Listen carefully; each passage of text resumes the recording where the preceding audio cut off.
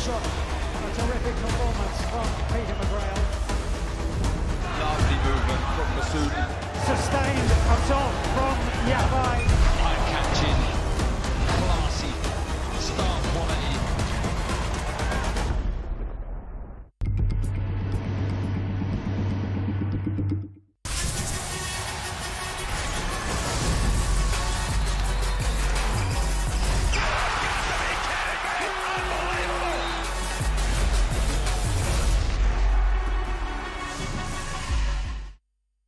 Real-time stats and scores have arrived on your DAZN app. Follow your favorite teams and competitions from over 500 leagues and cups with instant updates so you never miss a big moment. Get even more from your daily destination for sport. Strap yourselves in, everyone. Let's go! National League has a new home. We've got lots to look forward to here on DAZN. All of the matches, The early shot is a really good one. all in one place. It's a great ball. It's a super goal. Live or on demand. Fabulous! Available on any device. That's a goal. And scores majestically. It all starts here. National League TV now on DAZN. Sign up at DAZN.com/NLTV. Live golf on DAZN. Who will be victorious on the banks of Lake Manassas? Glorious shot there. From the 6th to the 8th of June, live on DAZN. The UEFA Women's Champions League final. Barcelona at their glorious best. Mariana Candete! Brutal from Arsenal. How fine will the margins be?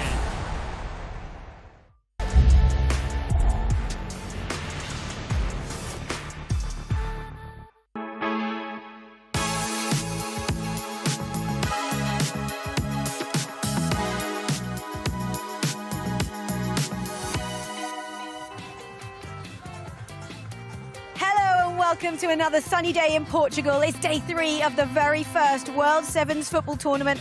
And at the end of the day, we'll have our very first champions. Over the last 2 days, we've had goals, we've had golden goals, we've had sudden death penalties, and some of the best footballing drama you could ever imagine. And the fans have loved every single moment of it. So yes, it is indeed day 3 of the inaugural World Sevens football tournament, otherwise known as Knockouts Day, from Estoril in Lisbon, live on DAZN, your global home of football. And it is indeed such a pleasure to have your company with us. Thank you very much for joining us wherever you are around the world. It's the final day. We are here, and I'm delighted to be joined by Laura George and the wonderful trophy that the winner will win. That's amazing, isn't it, Laura? It is, it is. It's different from what we used to see. And that's a really good word you use there, because the whole tournament has been different. It's been unique. It's been a standout tournament that the women's game has never seen. How much have you enjoyed it? I've been enjoying it. You know, it's like fast. We see a lot of technique. We see players having fun, but still serious around the game. Yeah, it is. And you know, I think that the players and the teams and the managers, we saw on day 1, everyone was a little bit tentative, didn't quite know what to expect. But then from the tactical changes that we've seen, from the managers taking it very seriously, and the players, these teams left in it want to win and go all the way. They want to win it. It's funny to see how they are celebrating, but at the same time, when they look at each other, they are so serious about it. And it's true that in the beginning of the tournament, we see coaches adjusting their team. Now we see more tactic, really well-organized team. And those teams who are like qualified for the semis are really well-structured.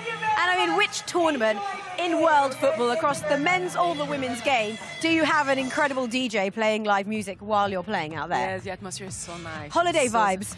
It seems holiday vibes, but still we have to remind everyone that it's serious. It is. It is serious. And yes. I think that goes to show how seriously the players have taken it with the teams that have made it to the semi-finals. But before we talk about that, just what have you enjoyed most about it so far? Wow, you know what I enjoy the most? It's like the atmosphere, to see players enjoying themselves like during the games, but also outside the games, because we see them talking to one another. And yeah, the vibe is good. I like the atmosphere with the music, and see so much tactics, so much goals. I enjoy it. Yeah, and you said goals. It's been goals galore, hasn't it? Is there a moment that's really stood out for you so far that you'll say, you know what, this has made the tournament memorable for me? Well, I like the shootout, the penalties. Yes. I like the doesn't? winning goals, the last minute. I like this. Do you know what? I get nervous watching penalty shootouts. But I also think that we came into the tournament saying, well, maybe this favours the attacking players more. But I think that the teams we've seen in general, from the goalkeepers to the defence, they've also had a great time and really delivered. Yeah, it's been really fantastic, especially to see the goalkeepers really being astounding. Usually during games we don't talk about goalkeepers. People are saying the goalkeepers are not so good, but they've been doing like some great saves. And then we are seeing some young players standing, leaving their zone of comfort and seeing really good football. It is, and it's almost a shop window and an opportunity for those new players that might not necessarily be first-team players all the time for their respective clubs to show themselves to the world and to show what they can do. Yeah, definitely. Some of the young players who don't get the chance to play during the season, we see them enjoying it, being supported by the other players. Because when I look at Bayern Munich, some of their stars players were watching the games and supporting the young players. Yes, and that's what it is. And it's about the future of the game as well. So these young players have had a chance to shine. But the more experienced players have also done their bit as well. Is there a goal that stood out for you so far, by the way? I like the goal from Eshegini. You will say she's from PSG, but she got this ball from the midfield and then she went to dribble everyone and then finish it in a nice way, and then she just walked through to see the teammates. But it's been outstanding. It has been outstanding, and the quality of football has been second to none. It's been really high quality. And for anyone that might think, oh, I've not heard of this tournament before, they're tuning in for the first time. They're in for a treat when it comes to the semi-finals we have to come. Yeah, it's going to be really exciting to see. PSG playing against Bayern Munich, Manchester City facing Manchester United. The quality of those teams have been incredible. Now, does this sort of tournament make you want to lace your boots up and go back out there again? Oh, yeah. I still want to play, but at the same time, I respect so much the game. It's so much fun because we don't see this, but the intensity is really high. And it's true that after we are over with the 30 minutes, they play 4 against 4. 5 against 5, so 4 on the field. It's really hard. It's a lot of intensity in the game. And how might, for anyone that's joining us for the first time, we've had this conversation a couple of times over the last couple of days, but preparing for a tournament like this, what would it be like in comparison to usual training? Well, I think they still keep the same focus because you have to understand that it's the end of the season and you still need to be really well prepared to avoid any injury. But you don't know how the team is going to play because the structure of the game is different. The field is small, but you have less players. So you have to adapt the tactic. You know that you will have to be defending really hard, but defending really hard and attacking really hard. So it's different intensity. And talking of intensity, how exhausted will those players be today that have made it to the semi-finals? Obviously, they've had the evening and a bit of the morning to kind of recover, but you still need that recovery time, don't you? Yeah, you still need that recovery. And I know that after the game, right away, maybe they went to take an ice bath, they went to eat a good food and then to have a good sleep. But what is interesting is that you need the entire team. This is what is really interesting because we see like key players who are on the bench supporting the others because they know they cannot play the entire games. So it's a team effort. It is a team effort, and what we've also experienced is a unique twist on the rules of football. So this tournament and these matches don't play out in the traditional format, and if you're joining us for the first time or you've missed any of the rules, this is exactly how it all works. The stage is smaller, but the stakes bigger than ever. Welcome to World Sevens Football, a bold new frontier in the women's game. 8 elite clubs, 7 players a side, 2 halves, 15 minutes each. It's fast, it's fierce, it's football without the filter. Unlimited rolling subs keep the tempo relentless. No offsides, no draws, just winners. If it's tied at full time, 5 minutes of extra time, 5 versus 5. First goal wins. Still level, sudden death penalties decide it. 1 shot each until someone breaks the deadlock. Under the sun of Estoril in Portugal, the world's best battle not just for glory, but for a $5 million prize pool. This is the game, reimagined for the fearless. Tickets on sale now at world7sfootball.com. This is not just another tournament. This is World Sevens Football. And that's exactly what I was talking about. A very unique way of playing football, and the twists and turns of this tournament. Well, we've seen it all happen, haven't we, over the last couple of days? And the rules have played a big, big part in that. Now, I'm delighted to be joined by two co-founders of this wonderful tournament. We have Jen Mackesy and Justin Fishkin with us. Lovely to see you both. Jen, Justin. First of all, Jen, from the moment that you obviously started talking about this tournament to seeing it come to fruition and to see it play out how it has, how much have you enjoyed it so far? It's been absolutely incredible. The smile on my face, it's not going away. And from the idea to the work, the hard work that's gone into putting this together, to seeing it in reality, and the joy on the players' face and the staff and the fans, it's just been magical. And what about for you, Justin? I bet you feel the same. If you're a women's football fan, this has been a delight. Just so excited to be here. Yeah, I bet you are excited to be here. We're excited to be here. And I think when the idea came about and it was proposed to us as a team that are broadcasting, we were like, oh, this is new, this is exciting. But it's been phenomenal. And the quality of football has been brilliant, Jen, as well. Yeah, for us, the quality of the football was primary. So when we started talking about the idea of sevens and creating a tournament like this, we thought the quality of play was key. So why not invite the best teams in the world to come and participate together in one place at one time? So that was. And we've seen, as we just showed our viewers, a very unique twist on the rules. Are there particular rules that you've enjoyed the most? Because there's so much drama that these matches have brought. Oh yeah, for sure. I mean, as you know, if it's tied at the end of 30 minutes, we go from 7v7 to 5v5, and those battles have just been so exciting to watch. So for me, it's like going two people down has been just electric. I just think it's also been great to see how the managers on day one, you know, there wasn't a lot of rotation. I think PSG were the team that the manager was like, right, we're going to rotate, we're going to sub like 6 players at a time. And now everyone else is sort of doing the same. They found their tactics and what works best for them, Jen. Yeah, so they're learning as we go. So whether it's the long balls played by the goalie or subbing all 6 field players at once, they're all sort of learning and trying to decide how best. We nearly lost the trophy, but it's okay. And this format, it's been great. And for me, I would say as far as the rules go, it's the ties. I'm a purist. I understand a draw in football, but having no game end in a tie and there being a winner for every game has been amazing to see, for the fans especially. Did anyone warn you it was going to be this windy? I mean, we nearly lost the trophy, but it's okay. I saved it. I'm holding this. But it's the conditions have been great, though. The sun is shining. It's been very windy, but it hasn't affected the quality that we've seen on the pitch. What about the future? What does it look like now for the women's sevens? We've had the first tournament. We're about to enjoy the finals. But what about the next step? Yeah, we're going to bring it all over the world. So, you know, next tournament's going to be in the Americas later this year. Amazing. And then you'll hopefully see us in your region of the world, if you're outside of Europe or the Americas, very soon.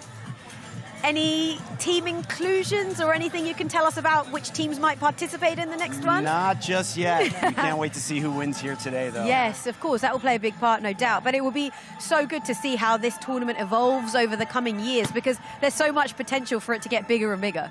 Yes, absolutely. The interest we've seen both from the clubs and from the fans tells us that the world wants to see this. They're enjoying it, so we're excited to bring it to everyone. I think that's the key there as well. It's been fun, it's been enjoyable, and we know that competitive sport, it's not always enjoyable because they're out there to win. But today they're out there to win, but you've got the DJ playing music, you've got that fun element of the fact it's 7-a-side. So you've kind of nailed it in terms of all of those elements, Justin. Yeah, I know as Jen and I discussed this, if we ended this tournament and we could say to each other that the players had a blast and that the football was good, that those were the 2 metrics that we would say would make success. And so I think I hope we've done it. I think you have, and I think the best people to ask are the players as well. We know the fans have loved it, but the players that have come to us post-match, receiving their awards or just jumping in to have a chat with us, every single one of them have said 10 out of 10, 100%, they've loved every moment of it and they've loved the fun. See, they've got skills as well, by the way. I don't know if you caught that, but we've got some skills there with them all. So what's your sort of, in terms of your football team that you guys support, like who is it? Is there a team that you support? I support them all. I will say that coming here and supporting us from day one, we see all of the teams as true partners. They believed in us, we believed in them, so I can't pick one. Hoping for good matches. Yeah, absolutely. And for you, Justin? Oh, I mean, look, I can't pick a team. I have my favorites, but I'm not going to tell everybody. You're not going to tell us, are you? Well, do you know what? I think you're right in the way you describe it, that it's it's such a fantastic tournament. We are here to support all of these teams, and they have all contributed, haven't they, in every way that they can. So thank you. It's been so nice to talk to you both. Excited for some Enjoy good football. semi-finals, the playoffs, and the final. Enjoy it all. Thank you so much. And let's take a moment now to show you exactly what you can expect today, because it's a jam-packed day of football. It'll be rolling from one to the next to the next. So there are 4 games to bring you. We've got Bayern Munich, who've, by some people's standards, have been the standout team of this tournament so far. They're up against PSG, so 2 European giants going head-to-head. And then we've got a classic. It's a derby. It's a Manchester derby, as the red half and the blue half go head-to-head. Man United against Manchester City. And then the loser from semi-final 1 will go against semi-final 2, and you can see how it all plays out until we get to the grand final later on today. What a treat we have in store. So much football to keep you entertained throughout the course of the day. And the fans, I mean, they've really enjoyed it, and you can see some Bayern Munich fans there in the stands. They're here in numbers, actually. There's quite a few of them we've seen, and I'm not surprised, because the quality of this Bayern Munich team has been second to none. They've been really, really great to watch. From Bayern Munich's perspective, they mean business, don't they? They've really, really impressed. They've been the standout team. I don't think any team wanted to face them in the semis. Yes, they have been outstanding. We see them like having fun, but the quality of their play has been so good. The combination, the technique, the dynamic, and the power that they've been using. Yeah, absolutely. And they've got the quality, they've got the talent, they've got a mix of players that have got experience versus players that are new to the game, but they had so much talent in their squad. Yeah, so much talent, but I've been really impressed by all the combination. It's true that they won everything in the league. Domestic league, the cup, the country, but now they're still, I feel like they're still like willing to win, and the way they play, they are changing so many players, but the quality is still there. Available for one another, making the runs, defending really hard and attacking really strong. Yeah, and one thing we do know is they come into this tournament full of confidence, because they've just won the double, haven't they? They've won the cup and they've won the league, and now they'll just want to add another trophy to the cabinet today. Yeah, exactly, and with fun. Like enjoying it, we see that there's like so much confidence in the team. So yeah, we know they are meaning business when they are coming to this tournament. Okay, well, let's take a moment now to hear from their manager, who's speaking to Alex. Oh, it's not, they're not ready yet. They're not ready, but they will be ready very, very shortly, because our Alex Aljo has been doing a fabulous job, actually, speaking to all of the managers, and she will be talking to him very, very shortly. I wonder how he reflects on his team's performance, because I'm sure he'll be really proud of what he's seen. That's for sure. I'm sure he's proud, because you don't know what to expect. You give like some tactic. I don't know if it's from the futsal, but from the experience that I see from the players, they are well organized. They know how to use the space to wide the field, like to play back in the corner and ask the players to play back in front of the goalkeeper. So I think it's really well organized, really well structured, and they have been applying this depending on the player. It's the same way of play, but they are adjusting, they are learning. Yes, I can see they have been observing PSG, because PSG was playing one team and a second, and now we see Bayern playing with one team and a second team. Okay, well, Alex is ready with Alex Strauss. Alex, right, it is semi-final time. You are up against Paris Saint-Germain. How are you feeling? Excited again. I feel like I'm saying the same things every time, but no, we play a great team, and we have had a good couple of days here, and we want to go one more day. Was it easy picking your 7 players who were going to start? Yes and no. Yes, because we have so many good players that it's many to choose from. Hard because you have to choose 7 to start. So, but we switch team all the time, so everybody will play approximately the same amount of minutes. Are you pleased with how quickly they've adapted to this format here, and are they loving it? Yeah, I think they play on pure joy, and it's it's like I said yesterday. Everybody feels like we are 12 years old again, and we're playing 7v7s. It's what we did when we were kids. We're enjoying it, and it's a lot of goals, it's a lot of situations, and a lot of touches on the ball. So it's great. Just how tough will this Paris Saint-Germain side be to play against, do you think?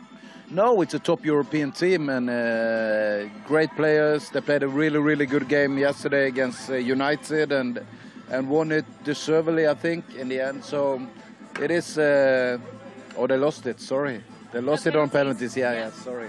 No, but I think maybe they deserve to win that game. So, but anyway, it is a great team. It's going to be a big challenge for us. Brilliant. Good luck. All the best. Should we do that? Should we do that interview one more time, just without the? Is that all right? Yeah, just.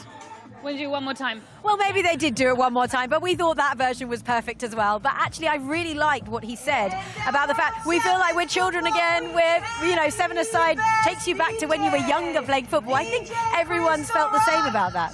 Yeah, I mean, it's true that it's a serious tournament, but you still know that if you want to play your best football, it's like when you start, you just want to have fun, enjoying it. You are with your friends, 7v7. It's what we started with. Yeah, exactly. It's where they started. So that's Bayern Munich. We know that they're a strong team to come up against. So it's going to be a big test for your former side, PSG, today. Yes, that's for sure. It's going to be a really good game for them. But I feel like during the competition, they have been playing teams who are getting more and more experience. Manchester United was just a reminder that this tournament is about team with really high quality. So now it's Bayern Munich. It's another step. But everybody's I won't say scared, but everybody's expecting to have a tough opponent. And for anyone that might be joining us and has not seen any of the tournament, who have been the standout players for you for your PSG side? I mean, we're seeing some of the highlights of their tournament so far. I would say, of course, Sakina Shkashawi. Everybody knows about Sakina, but in this tournament, the technique that she's bringing, the pace that she's bringing, it's amazing. Yeah, exactly. And I mean, the quality again, and the quality of the players that PSG have, I mean, second to none there. It's national team players, and they're all starting. So for them, they are really giving the best of what we can see during the domestic league or even during the Champions League. And so the quality is really high. We see the impact. Eshegini on this action is controlling it and shooting it. So, yeah, really high level. Well, that's what you can expect today. So it's Bayern Munich against Paris Saint-Germain in a cracking match to open up the World Cup tournament today. I mean, we've got so many more exciting matches to bring you, not just here, but in women's football in general, because let's not forget, there's just the small matter of Arsenal against Barcelona in the Women's Champions League final. That is tomorrow, and it's only 30 minutes from where we are. It's going to be taking place in Lisbon. As you know, we cannot wait for that. But to get you in the mood for it, we've got the preview show, which is available for you to watch on DAZN today. Right after the break, we are going to bring you some more action and more build-up to what is going to be a cracking semi-final as Bayern Munich are set to take on PSG. We're back in a moment's time.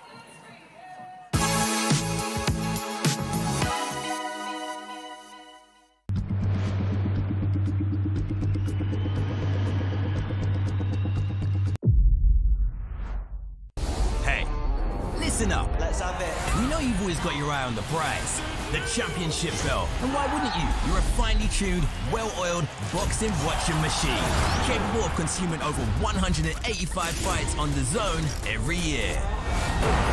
We've gone big, we've gone global. Churning through combinations, comebacks, and non-stop knockouts. Are you going to take? With big fights every week, you're the best in the world. So go on, get that belt, champ. DAZN, undisputed.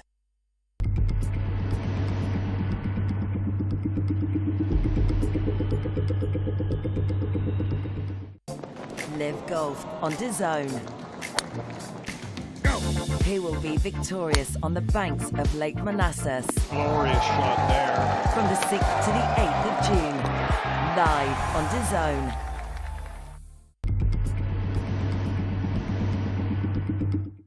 Greatness comes to DAZN this summer. The world's best players will be summoned together to decide the greatest club on earth. Vinicius, great chance to score. Goats will battle Wonder Kids. Fire will meet ice.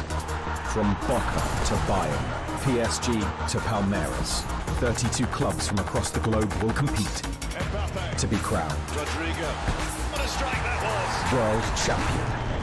And this summer, Haaland won't be watching from home, but you can, on DAZN. In every country in the world. FIFA Club World Cup. Watch on DAZN from the 14th of June.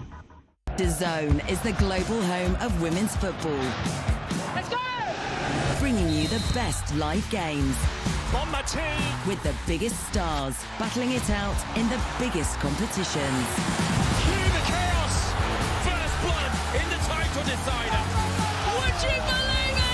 goodness me! Witness every season-defining moment. The Stafford champions! Live and on demand, only on DAZN. Strap yourselves in, everyone. Let's go! National League has a new home. We've got lots to look forward to here on DAZN. All of the matches. The early shot is a really good one. All in one place.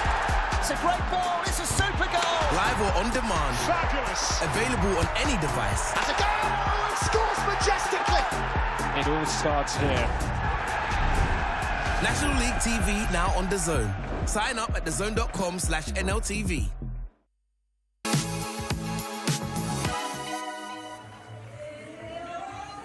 Well, it's all set up perfectly here in Estoril for day 3 of the World Sevens football tournament. The fans are in. They are eager and waiting to see their teams in action today. We've got 2 semi-finals. We've got a playoff match and, of course, the grand final to come. But first of all, your former club, PSG, up against Bayern Munich. What can we expect from this one, do you think, Laura? Tight game. It's gonna be a tight game. I mean, everybody saw the level of Bayern Munich. PSG has been improving each game. I don't know what to expect, but those two teams are really strong, and the top players are starting the games. They are. Oh no, I see PSG playing their young players, so I guess maybe they're starting with the young one in the second half. Oh no, they're starting with a strong team. No, well, actually, it's interesting. With the younger team? No, with the national team players. And the reason we know that is because you can't see us, but we're actually stood just where the players are about to walk out onto the pitch. And so we've had a good sight of who we might see today. So it's very interesting indeed. Lots of players to look out for, and you're going to enjoy every moment of this semi-final. So without further ado, watching this one in the commentary box for us is Courtney Sweetman-Kirk. But first, Flo Pollock. Good afternoon, everybody. The first semi-final of the day, then. It's the reigning German champions, Bayern Munich, up against Paris Saint-Germain. Our DJ has been bringing the vibes. And if you've not been watching the World Sevens so far, where have you been? It's been a fantastic tournament. 2 semi-finals coming up. This one, Bayern Munich, Paris Saint-Germain, and then a Manchester derby after this. The final later today. And here comes the Bayern Munich starting 7.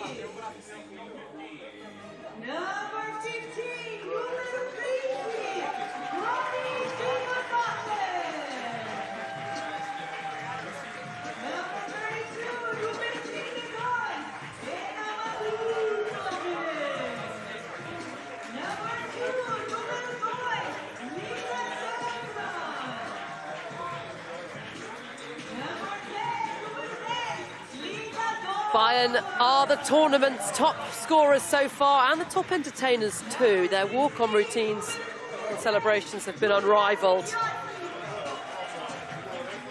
Let's see what they're going to do here, or maybe they've got their serious hats on now that they're in the semi-final. Out comes Pernilla Harder, a real star in women's football for this Bayern Munich team. And here is the little opening routine. I'll be hoping that they'll be riding on through to the final later this afternoon.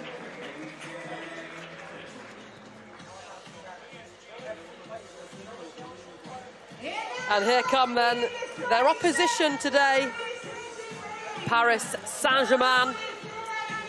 Aside from Paris, narrowly came second in their group after losing on sudden death penalties to Manchester United in the Manchester United game yesterday. They are a force to be reckoned with.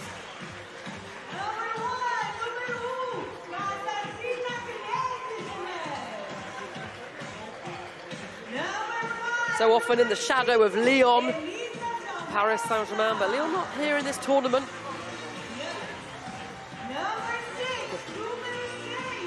There's wonderful weather here, sunglass weather for sure.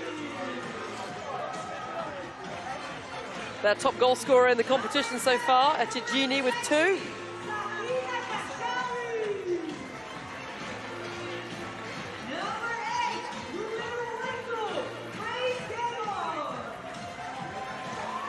Now comes Grace Gayoro, hit crossbar yesterday in that sudden death penalty shootout. Very unfortunate, and that was the moment which saw Manchester United get top of the group. And it might all be fun and games here, but there are some serious players here. Grigien Bock just coming out, a serious French international. The two players face off.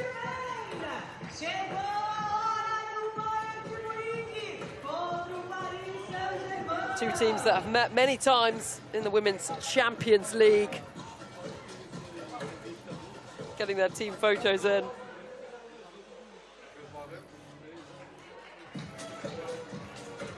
If Bayern Munich score, I wonder what celebration will be treated to. And here is the starting 7 then for Bayern Munich. Mamutovic in goal, Sembrant Vigastottir, the Icelandic player captaining the side, Simon Zigotti, Dalman, and Pernilla Harder.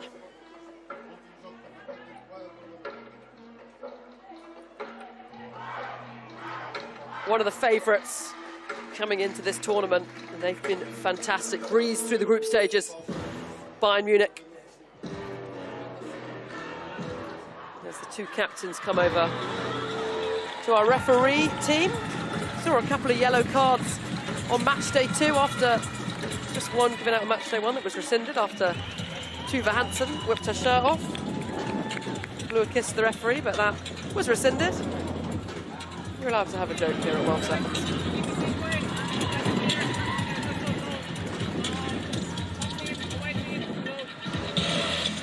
If you are just joining us, it is 30-minute matches, 2 15-minute halves. They're still level after that. 5 minutes of 5 aside to see if they can break the deadlock, if not sudden death penalties.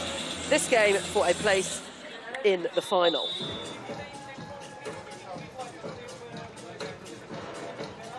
As the teams switch sides, and let's take a look at the starting 7 for PSG. Khidzinek in goal, Captain Dudek, Di Almeida, Mbok, Echengi, Kachawi and Gayoro. So 4 very experienced French internationals in that starting 7.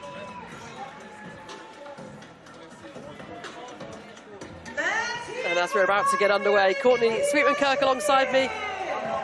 Good afternoon, and who's your favourite? You have to go for PSG, I think, for me. And more than anything, I'm just really excited to be here. It's great vibes already, and yeah, it makes me wish I hadn't retired as early as I did, actually. 7-a-side, a little more glamorous than a cold Saturday morning in somewhere like Leicester. Yeah, exactly. In the winter. And you can goal hang as well. There's no offside, so it'd have been right up my street. Bayern Munich's goalkeeper Mamutovic edging forward.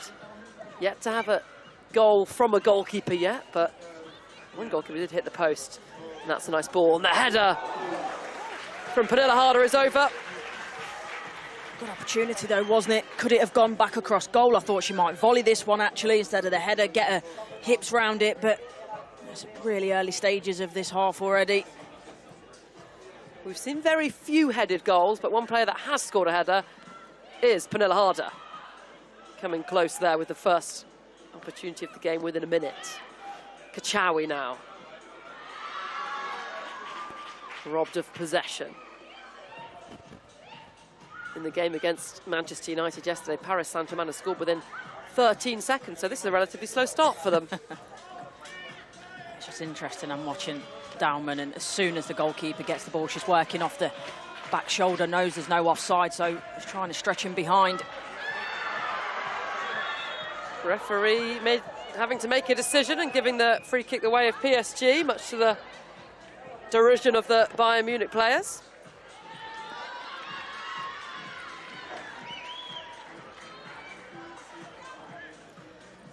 Bayern Munich off screen making a couple of substitutions. It is roll-on, roll-off subs, unlimited. So you really have to keep an eye because the team could change at any moment. Really early as well, isn't it, to be making them substitutes, but obviously got that planned again. You just see, I think they've definitely set that up, Bayern Munich, in terms of knowing set pieces, dead balls, they're going to make those changes, make it difficult for PSG. They did on the first day as well, change all their players on a set piece, on a corner, and score from it, so it obviously sowed a bit of confusion, but that is a poor set piece. Come back by Damjanovic. Testing her goalkeeper's touch.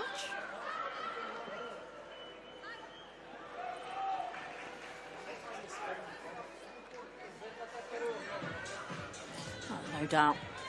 Bayern, they've had the better start, haven't they? Most of the possession, they've had that opportunity on goal already. Obviously, with these short games, it's about starting quickly.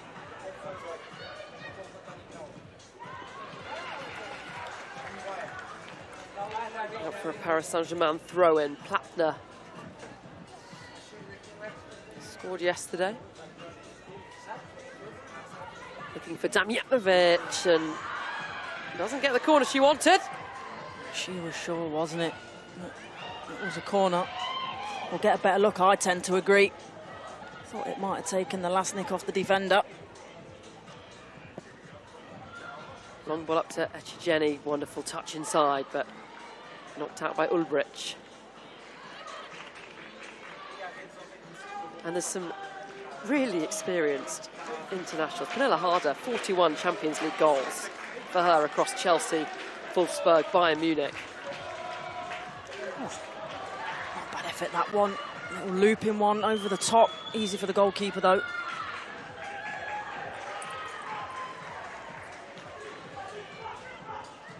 Guyoro pressing. And those two, Grace Guyoro and Sakine Kachawi, have been really excellent working together in terms of their partnership and their understanding as two players that play for the club and country together. I thought Damjanovic does really well a couple of times now since she's come on. She's got that strength to hold the ball up, bring others into play. Kachawi now. Franz Guyoro. Mbok. Into Echegeni.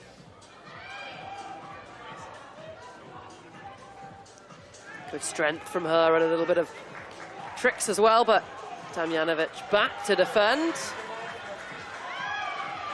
And it will be a goal kick. And as we approach the 5-minute mark, it has been a little different this game in terms of comparison to the group games. It looks a little more serious. Both teams are not messing around as much. Big money is at stake. Yeah, exactly. And, you know, once you get to these business end of whether it be tournaments or leagues, you know, you do look at it a little bit differently.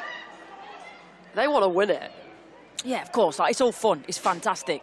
But at the end of the day, they're still competitive footballers. They want to win. And Bock with the effort, and that's the closest Paris Saint-Germain have come. Oh, she does everything right initially. She's going across the goal. She's looking for that top left-hand corner. But it just doesn't dip quickly enough. We know these goals are slightly smaller. And it's funny how that spatial awareness, when you're doing something week in, week out. Didn't spot the save, by the way. That is a brilliant save. Yeah, as you say, the goal's a little bit smaller here at World Sevens. So if that was a normal 11 side pitch, that's probably been top bins. Good catch from the goalkeeper. And as we were showing you that replay, PSG changed their whole 6 outfield players. So that's something they've been doing throughout the tournament. That's how they've been making use of the roll-on, roll-off subs. Yeah, that's the thing about this tournament, whether it be the size of the goals, the substitutes, the no offsides, it's the team that's adapting quicker that's getting the better joy. Harder overruns it.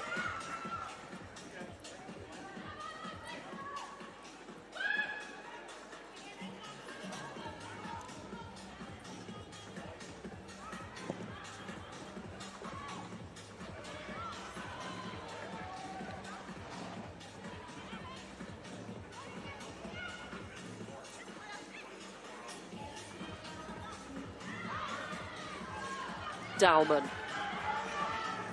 pokes it into Harder. The ball looking for Zigotti with the header, and Dalman was there. Looked like she was going to poke that in after the keeper spilt it. Dawson now for PSG, wonderful sliding challenge. Brilliant tackle. Let's talk about that passage of play. It goes out quickly. That head down, Zigotti, excellent. I'm just thinking, yeah, Dalman, go for it. Stick your leg out. Just hesitated for some reason. Whether it was, you know, the goalkeeper coming out, I'm not sure, but I thought that was going to be 1-0.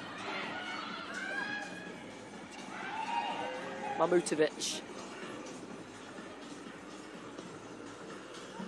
Up to Harder. Dalman collects the pieces.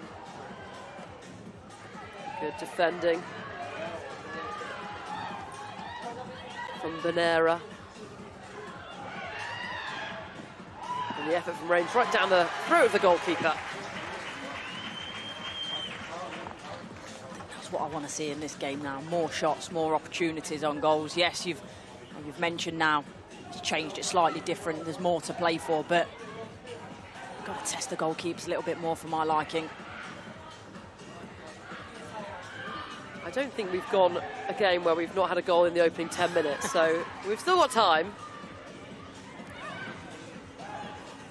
A little more cagey now we're in the semi-final stage. Good pressure from Bayern Munich and breaks for Fazer.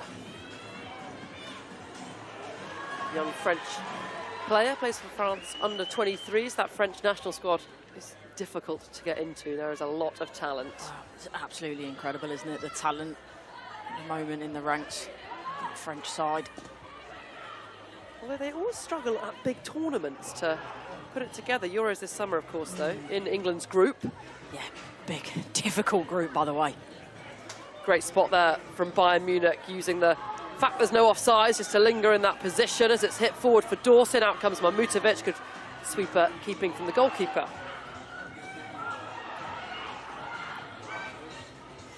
That ball forward was the right idea, but that's ideally where you want Damjanovic, I think, where she's got that little bit more quality on the ball in the setback.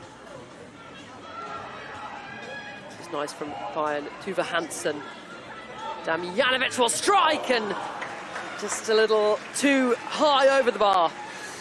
Good opportunity, though. You see her, she's trying to get her hips around it and whip it. Gets under it too much. Tanikawa, by the way, in a nice little position there as well. She's picked up quite a few good positions, but not got on the ball.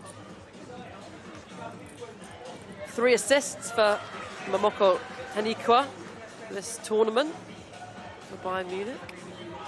Knitting things together for them. We are approaching the 10-minute mark, still goalless.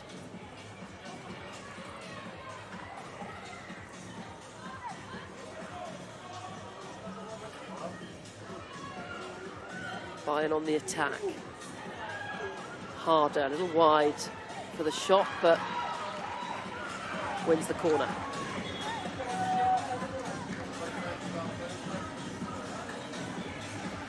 Always loved watching Pernilla Harder for Chelsea in the WSL. Such a talent. She's a forward player as well. Someone with a little bit of everything. Defenders must come up against her and think, not today, I'm going to be giving the run around big time. Just 1 goal in the tournament so far, though. Bayern have shared the goals around. As that's a little awkward for Kritsinek, but manages to smother it.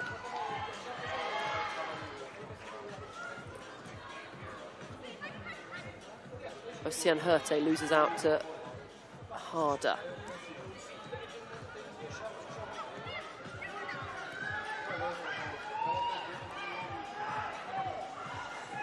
Harder making the run into the penalty area, and it's clear just before it can reach the Danish forward. It's a great run, though, because it pushes everyone else back, and that's when I think you can play the cut back to the players on the edge when the defence have dropped. Bayern Munich making subs when they're in key attacking positions.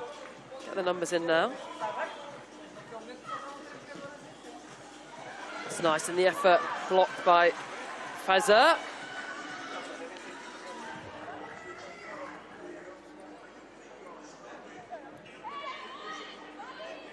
Simon into Damjanovic, holds it up well, that number 9. Classic number 9 player, isn't she? So strong, it's incredible. She's not the biggest, but she uses her body so well. Dalman went for goal, perhaps the option, the better option would have been the cutback, but they've won a corner. I think so, though. The flat one, I don't mind that. Maybe just got a bit more whip towards the penalty spot.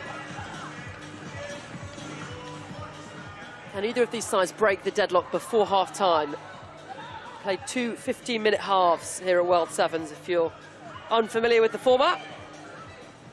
This is the semi-final. The other semi-final at Manchester Derby. That's nice, Dalman.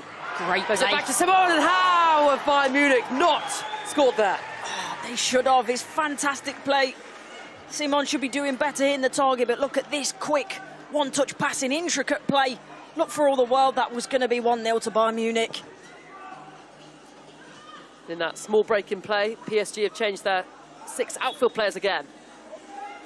They seem to have a more experienced 6 and a younger 6, and this is the experienced 6, Kachawi. Damjanovic, worth a try. It's worth a go. I think Simon did well in the middle, just taking the defenders away, which opened up that channel for the shot.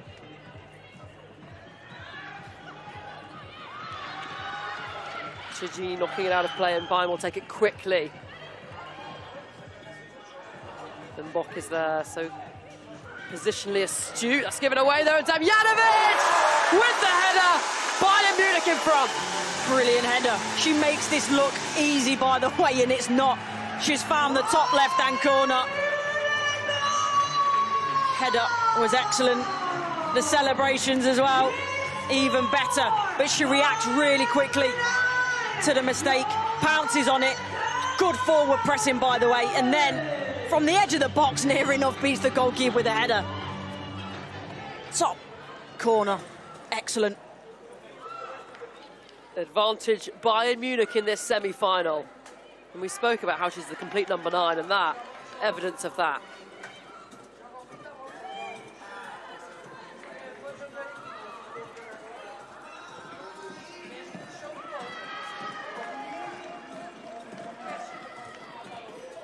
Bayern Munich in front.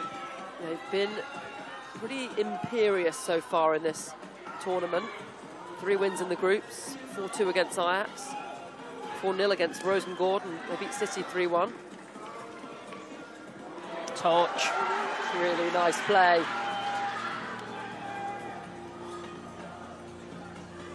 Back with Damjanovic.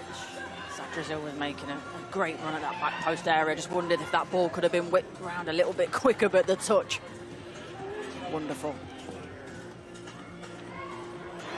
Damjanovic looks for Planner at the back post, who knocks it in. Bayern Munich have a second. This goal is perfect. I love to see it. There's the little dummy in there to start with from Dauman. Damjanovic now turns provider. Difficult skill, by the way, to wrap this round with the outside of your foot. It's on a sixpence. Doesn't get any easier than that.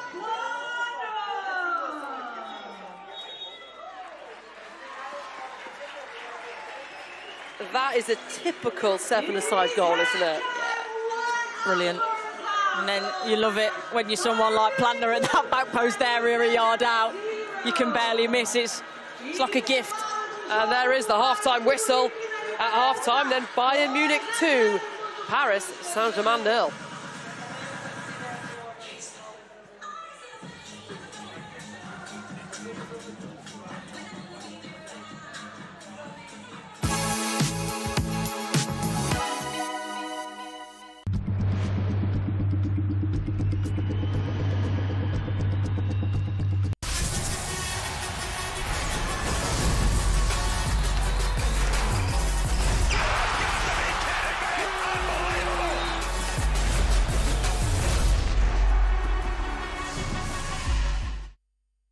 Let's knuckle up!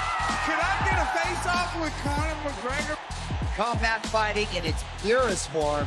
There is no show in the world like the BKFC. The UEFA Women's Champions League final. Barcelona at their glorious best. Mariana Candete! Brutal from Arsenal. How fine will the margins be? This isn't new. This is world-class sport at its peak. Witness football, volleyball, basketball and boxing. The biggest names. The biggest stages. Brilliant finish! The best in the world. Got a lot to celebrate. Unmissable. This is off the scale. This is where you watch. Written in the stars! DAZN is the global home of women's sport.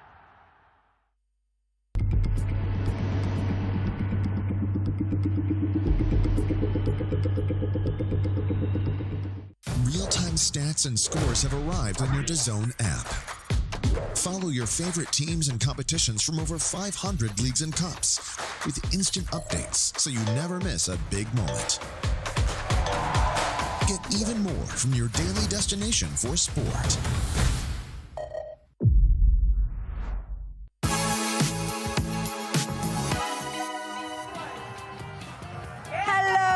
Welcome back. So we've reached the half-time point of this opening semi-final match between Bayern Munich and PSG. Goals from Damjanovic and Marta Platner to give them that 2-0 lead, and that's why they are in full force. And they've been the dominant side, haven't they? They have been dominant throughout the course of this tournament. I'm interested to know the thoughts of our commentator, Courtney Sweetman-Cox, who joins us for the first time, actually. So welcome, Courtney, from your view up there. What have you thought of the action so far? Yeah, I was expecting maybe a little bit more from PSG. They've got so much skill amongst their ranks, but again, Bayern, I love the way that they've moved the ball quickly. You know, that second goal in particular. But you saw they were threatening. You see the early chance here. You know, the fact that they go into the byline, cutting it back. There's been opportunities where they've really stretched it, making use of no offside. There's been that quick, intricate play there for me. That should have been a goal. But then you get the goal from Damjanovic. I think it's really good forward press there. Excellent header, by the way. She makes that look extremely easy. But then this goal, the last one, is the favourite for me. The way it's so quick, the little dummy, this ball with the outside of the foot and then the tap in, it's a proper seven-a-side goal for me, that. Well, a couple of fantastic goals there, and I'm sure Bayern will be hoping to build on their lead as we head into the second half. So, Courtney, is back to you and Flo. Thank you, Seema. Bayern Munich in front then by 2-0. Can the side from Paris react? Leah Schuler watching on there, a Bayern player, Julia Gavin as well. Not all the Bayern squad are in this tournament. No Georgia Stanway either. She's of course recovering from an injury.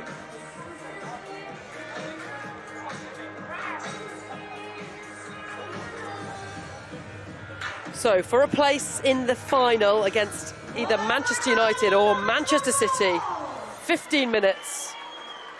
Bayern Munich 2, Paris Saint-Germain 0. Aside from Paris has scored every game in the group, so they get to fire a blank. They've got to find something, haven't they? PSG, now does that leave the door open even more for Bayern Munich? We'll see.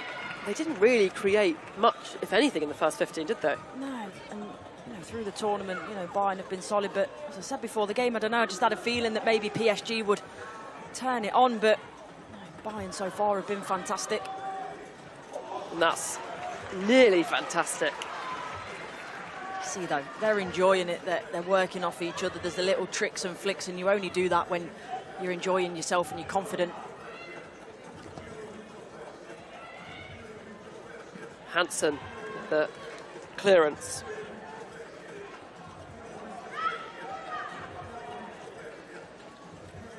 Lugili. Well won by Simon.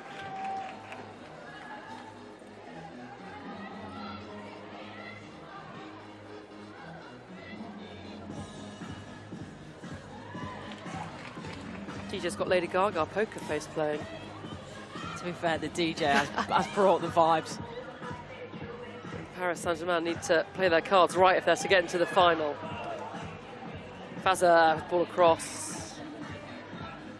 Harder doing her defensive duty. That's nice. Zigotti. Taniqua. Oh, leaves it for Simon. And now can PSG break? The effort from range wasn't a bad idea. No, but I think this is what we're going to see more now. The transition within the game you see there. Bayern go forward and attack, and then PSG straight away flooding bodies forward because they need, obviously, that goal. They need to find two just to equalise, but Bayern, for me, they've looked brilliant. They're so in sync with each other, although I've cursed it there. Curse of the commentator, but Mahmutovic with the comfortable save on Benera's effort. Scored in the first group game, baby Benera.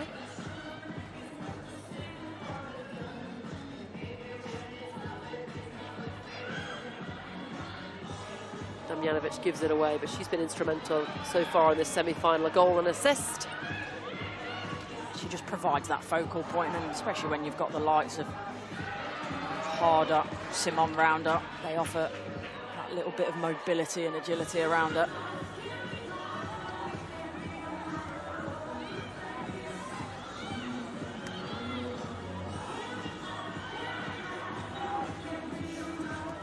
Mamutovic. PSG chasing shadows.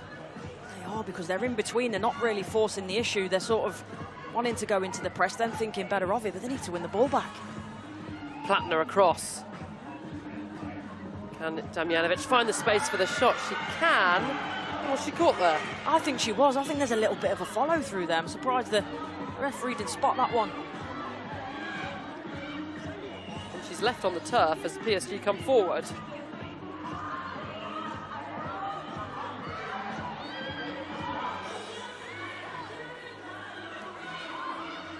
Gaetino. And that will be a free kick for Bayern Munich. Oh, yeah, it's a free kick there, but what they really wanted was the penalty earlier in the play. Damjanovic is not happy at all. The referee should probably go off and be substituted, looks like it, but I think it was the follow-through for me. When she takes the shot, it's a bit of a late challenge.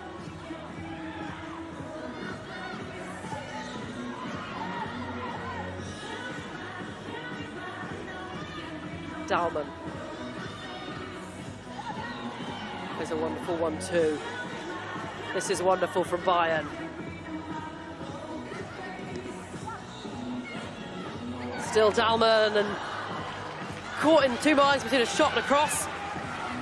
Did neither, but the tempo in which they're moving the ball is what is really causing PSG the problems as well. When Plattner gets on the ball there, initially in the box, can she turn and finish? She doesn't. And as you mentioned, this is neither cross nor shot. And a third goal for Bayern Munich, and you'd think that would be their place in the final secured. Yeah, especially with the way that PSG are playing, as I say. No urgency, not forcing the issue. Harder plucks it out the air. Linda Dalman with the nice little flick, didn't quite come off. She's been good to watch, Linda Dalman. This format appearing to suit her quite well. Yeah, she's got that energy, hasn't she? So I think that the fact that she can get up and down the pitch as quickly as she can. She also likes to be involved, so she could be involved in all areas of the pitch.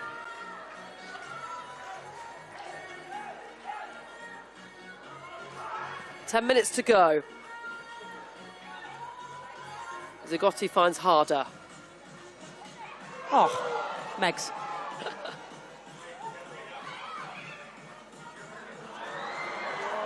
Taniqua, another nutmeg! And it's Bayern 3!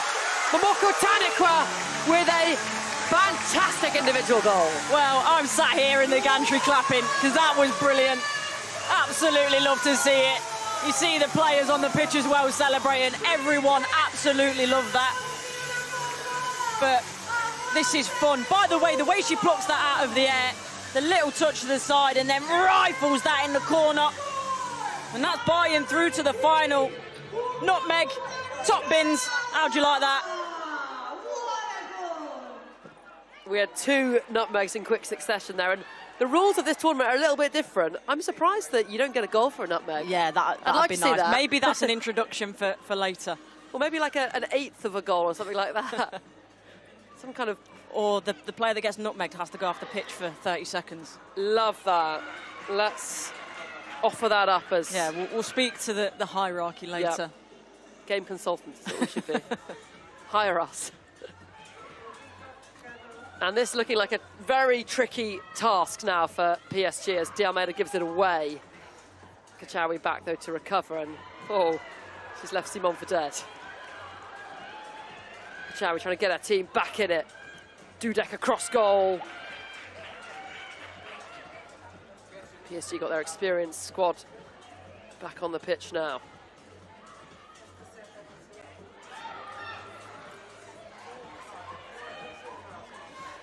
For Taniqua as well, the fact she's got that goal, because when she's been on the pitch, she's been really clever. Her movement's been intelligent, not always been found, but She's got the reward. She's kept doing the right thing. She's a really smart player, Japanese international. Echigini now, they've struggled to get in the game, PSG. Back to Kachawi. Tova Hansen. De Almeida. Kachawi from range. Close one, wasn't it, initially for Gross? I think she took a look at it, couldn't get down quick enough, luckily. From a Bayern perspective, it was off target.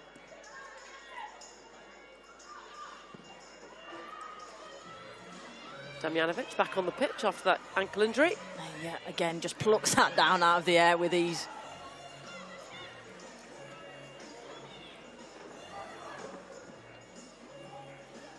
That needs to be a great escape now, doesn't it, for PSG? DJ's reading my mind. Cut out by Dudek. Kachawi. Trying to take on Simon, wonderful challenge. Bayern can now break. Dalman to Simon. Spreads it to Damjanovic.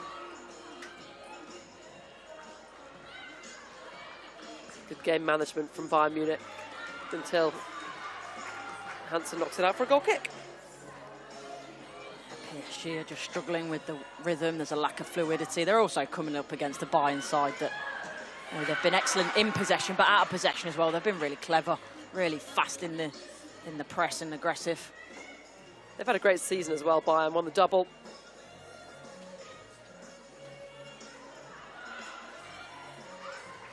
This would not be the end of PSG's tournament, though, if they lost the semi-final. There was a third place game. They will play either Manchester United or Manchester City. Damjanovic. Dalman.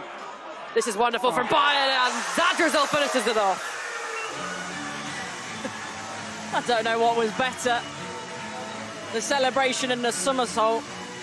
Very gymnastic with the end. I'd give it a 10 out of 10, but the goal, that's definitely an 11 out of 10. Quick play. There's a couple of back heels in there. Damjanovic, by the way, she's been absolutely unplayable today. Takes a touch, takes a time and slots it in the back of the net. Sarah Zadrazil, and that's it, game over. That's the 15th goal Bayern Munich have scored in this tournament across 4 games. They are the tournament's top goal scorers. And they look set to be in the final later today. Not just goals though, but a couple of beautifully crafted goals today already, and as we've seen throughout the tournament.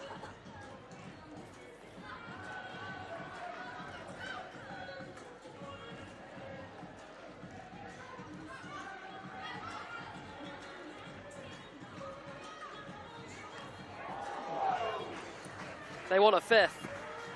Why don't you go for the overhead? You're 4-0 up, go for the spectacular.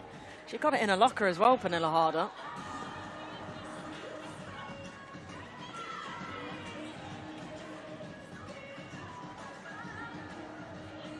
The goals all have had individual quality, but they've been real team goals, haven't they? Yeah, they have. It's the quick play for me that's really set Bayern apart.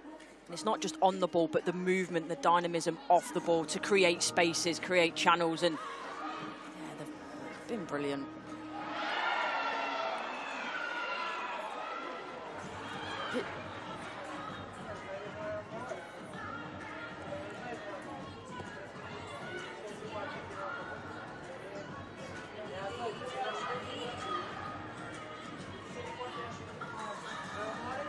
Final couple of minutes here. Paris Saint-Germain going out with a bit of a whimper. Yeah, and that's what surprised me more than anything. It's the way that PSG, there's been a lack of urgency. When going 1 or 2-0 down, just not looked at it at all.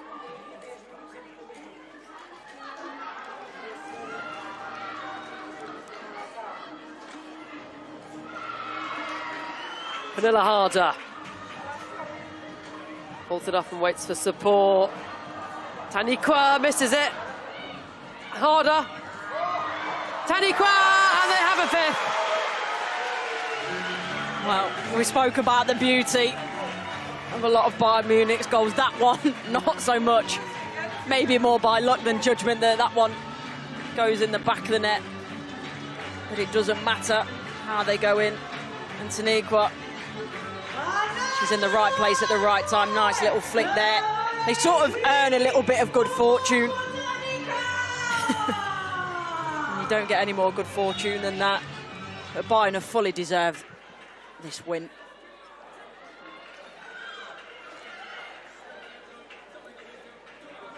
And after this performance, I think it's safe to say that they're maybe the favourites. I agree. I think, you know, Manchester City and Manchester United are looking on at this thinking, wow, you know, if we get to the final, we've got a job on our hands here. Down with the ambitious effort.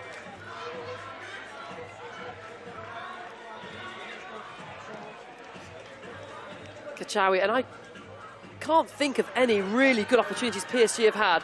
Might they have one now? No, they won't, because it's a fantastic slide-in challenge from Dalman. They've been limited, extremely limited, by the aggressiveness of Bayern Munich to want to win the ball back, to protect their own goal. I don't really remember Gross having a save to make. Called into action there, though, the Bayern Munich goalkeeper.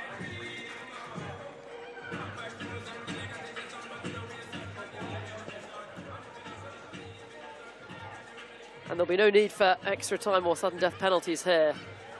Bayern Munich are cruising into the final.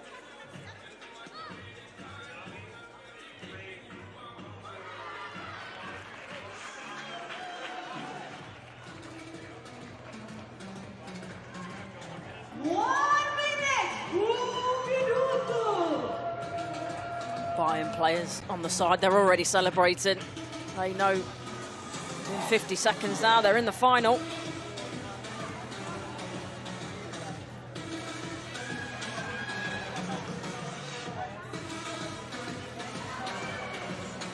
Kachawi into Gayoro. Can PSG at least get a goal back? Final 30 seconds. I think they know that it's done. Fazer. Probably the best chance of the game, right at the end. It is. Goalkeeper, though, like that, still staying alert.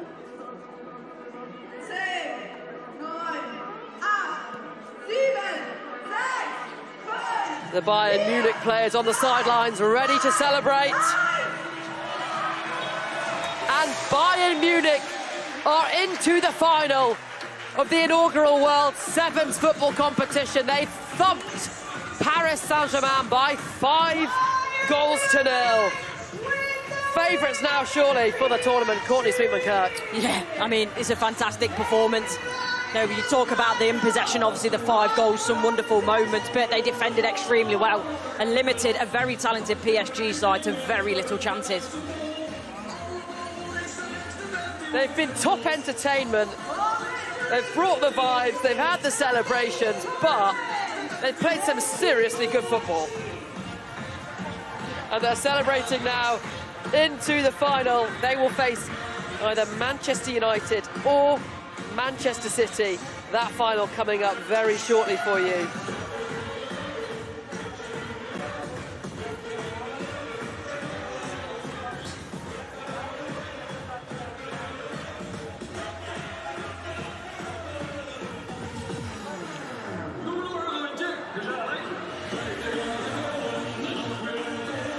Magdalena Eriksson playing the squad, but they had plenty of talent. Damjanovic on the score sheet, Platner, 2 for Taniqua, Zadrazil as well, sharing the goals around. And let's have a look then. This is day 3, so the first semi-final 5-0. The next one, the Manchester Derby at 4:30. We've got the third place game at 6:30 and the final, where Bayern Munich will face one of the Manchester sides at 8 p.m. And Courtney Sweetman-Kirk, let's get your moment of the match, please. Well, it had to be that Zara Zadrazil goal. Brilliant team effort. Obviously, she was the one to finish it off, but Look at this for piece of play. Damjanovic again holding the ball up. 2 little back heels. And then Zara Zadrazil slots that one in the back of the net to finish off. Fantastic team move for Bayern Munich. The moment of the match then presented by Invisalign. All those Bayern Munich goals that could have been it. It was a fantastic team performance.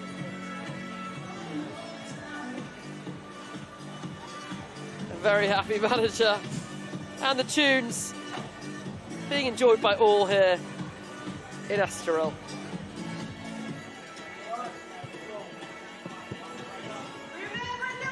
So they will face one of the Manchester sides, Manchester Derby in Estoril. Why not? Such a strong Bayern Munich side, such a strong performance. The tournament's top goal scorers.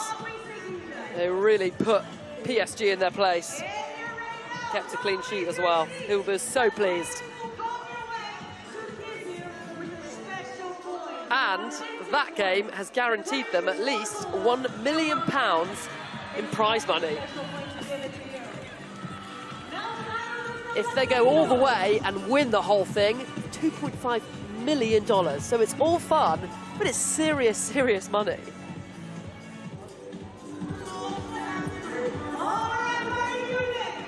Let's now get analysis on that game from Seema and our pundits.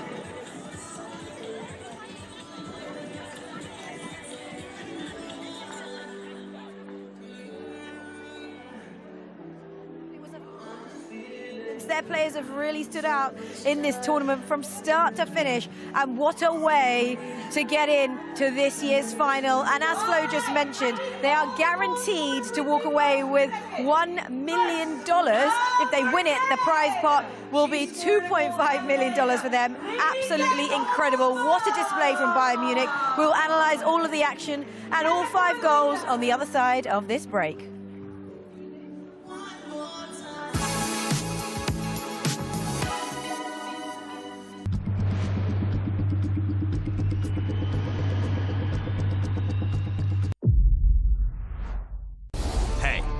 Listen up. Let's have it. We know you've always got your eye on the prize, the championship belt. And why wouldn't you? You're a finely tuned, well-oiled boxing watching machine, capable of consuming over 185 fights on DAZN every year. We've gone big, we've gone global. Churning through combinations, comebacks, and non-stop knockouts. With big fights every week, you're the best in the world. So go on, get that belt, champ. DAZN, undisputed.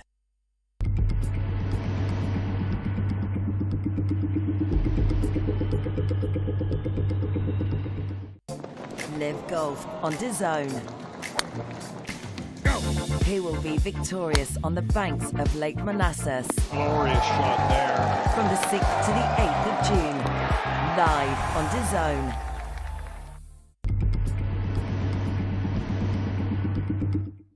Greatness comes to DAZN this summer. The world's best players will be summoned together to decide the greatest club on earth. Vinicius, great chance to score. Goats will battle Wonder Kids. Fire will meet ice. From Boca to Bayern, PSG to Palmeiras, 32 clubs from across the globe will compete to be crowned Rodrigo, what a strike that was. world champion. And this summer, Haaland won't be watching from home, but you can on DAZN. In every country in the world. FIFA Club World Cup. Watch on DAZN from the 14th of June. Strap yourselves in, everyone. Let's go! National League has a new home. We've got lots to look forward to here on DAZN. All of the matches. The early shot is a really good one. All in one place. It's a great ball. It's a super goal. Live or on demand. Fabulous. Available on any device. That's a goal. And scores majestically. It all starts here. National League TV now on DAZN. Sign up at DAZN.com/NLTV. DAZN is the global home of women's football. Let's go! Bringing you the best live games. On my team. With the biggest stars battling it out in the biggest competitions. Cue the chaos. First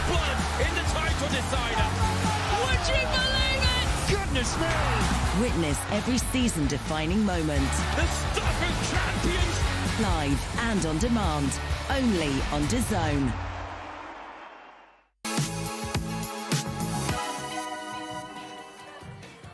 Well, the semi-finals are underway here in Estoril, and what a cracking start it's been for Bayern Munich. 5 goals scored, a 5-star performance. There were goals flying in from every angle, and they have got so much to be proud of as they've been pressed throughout the tournament, but they are our first finalists of the World Sevens tournament, and I am delighted to be joined by a lady who's been named the player of the match, Damjanovic. It's lovely to have you here. Courtney Sweetman-Kirk has joined us from commentary. She's Superwoman today, by the way. But first of all, congratulations. How much did you enjoy that out there today? It was such a nice game. We enjoyed it. We enjoyed this weather. We enjoyed the stadium. Our amazing fans, and I mean football as well. You know, like I think we're just playing nice football, and I think everybody can see how much fun we have. Yeah, you are having fun, and this is the crazy part. You look like you're having fun, but you're playing really decent football. What was your preparation like coming into the tournament? We didn't have any preparations, to be honest. We had one training on Monday where we played like just a normal game. It was a crazy game. I think it was like 5-4 at the end, so we were like, okay, let's just go to Portugal, have fun, and that was our last, biggest goal, to have fun, and now we have it. And we're looking at the goals, and Courtney, you were saying just how fantastic this team were from start to finish. Yeah, I think the all-around play, the tempo that you move the ball with, that made PSG not be able to live with you, and personally, why I picked you for player of the match as well, your hold-up play was absolutely excellent, and the way that you bring other players into play, obviously the goal as a forward, that's what you want, but your all-around play was excellent tonight. Thank you. It was brilliant, and we've loved watching you every step of the way. So, you're in the final. How does that feel? What were your expectations coming into this tournament? Sorry again. What did you expect, though, coming into the tournament? Because you've been the standout team, actually. Yeah, to be honest, we didn't expect anything. We know that we can play those type of game, and actually, last 3 years with our now almost ex-coach Alex, we tried to play football as much as possible. You know, that's his style of playing. That's what he gave to us in all those 3 years. And I think this tournament is a perfect place where we can actually show everything what he teach us. And just give us a sense of what it means to actually compete in a tournament like this for you and your teammates, because we've seen the celebrations. They look like they were having the best time over there. Yeah, it's such a fun thing, you know, every day before the game we're just talking in our dressing room or in a hotel, okay, what we're gonna do now when we score the goal. We don't really talk about tactic or anything. Our whole focus is now on scoring goals and finding crazy celebrations and things that can entertain us and entertain people as well, and promote this tournament. I just wonder, Courtney, when you're in a situation like this where it's a professional tournament, I mean the prize money up for grabs is huge. These teams want to go out and win and they want to get to the end, but do you almost feel like you can play with more freedom in a sense because you don't have so much pressure on you? I mean, for me, it reminds me of being a kid in the best possible way, where you play in the summer, you play the tournaments, you're having fun, and yes, look, these guys are ultra competitive, so they want to win, but also football's about entertainment, it's about enjoyment, and it's about having fun, and to see these guys doing that, it's a pleasure, it really is. And also, you've entertained us with your goals. By the way, there are a number of players competing for the Golden Boot, and you are one of them. And you're joint with your one of your teammates, Tanikawa. And of course, we've got Carolyn and Johannes as well. All of you joint on 3 goals. So it's competition all the way for that Golden Boot. There you go. You can see it right there on your screens. 4 players competing for the Golden Boot. But you were brilliant from start to finish, and that is why you are our player of the match. So, Courtney, if you could do the honours. Congratulations. And pass over the... Congratulations. Well done. So much. Go and enjoy the celebrations, and we'll see you in the final. Thank you. See you later. Bye. See you later. Bye-bye. I'll take that for you. See you later. So, do you know what? Let's take a moment now to look back at the highlights. Now, it's your first time at the tournament. Yep. You have been incredible, going from commentary down here to help me out, pitch side. But what have you made of the action so far? Yeah, I loved it, and I mentioned it briefly, saying it reminds me of those great summers when I was a kid, of playing tournaments, and it's the same vibe, obviously, in terms of the professionalism. It's a little bit different, but you see the players, they're here. They're really enjoying themselves. They're making... the most of it. They're scoring some wonderful goals, as we're seeing here in the match highlights, and it's really interesting because I think the Bayern, you see some of the goals and where it's come from and the way that they've adapted really quickly, the way that they're going off the back shoulder and using the offsides because there is no offside. So yeah, look, it's been a wonderful tournament already. The vibes, I would say, are immaculate. And yeah, everyone's having fun, everyone's enjoying it, but it is the professionalism in there as well. There's like that goal there in terms of Damjanovic, the way that she uses the outside of her foot. In terms of a skill level, that is so high and so difficult to do. So yes, there's the fun, but it's also great football and world-class footballers playing. Yeah, and they're playing with so much freedom out there, and they're really enjoying it. I mean, it helps when you're winning, but I feel like they have worked really hard to get here, or they've done a lot behind the scenes to get themselves in the right place to play in this, because 11-a-side is obviously very different to 7-a-side. Yeah, it is, and as I mentioned, I think you see it with Bayern Munich. They have adapted more quickly, and there's certain instances where PSG, there was a moment, I can't remember the player,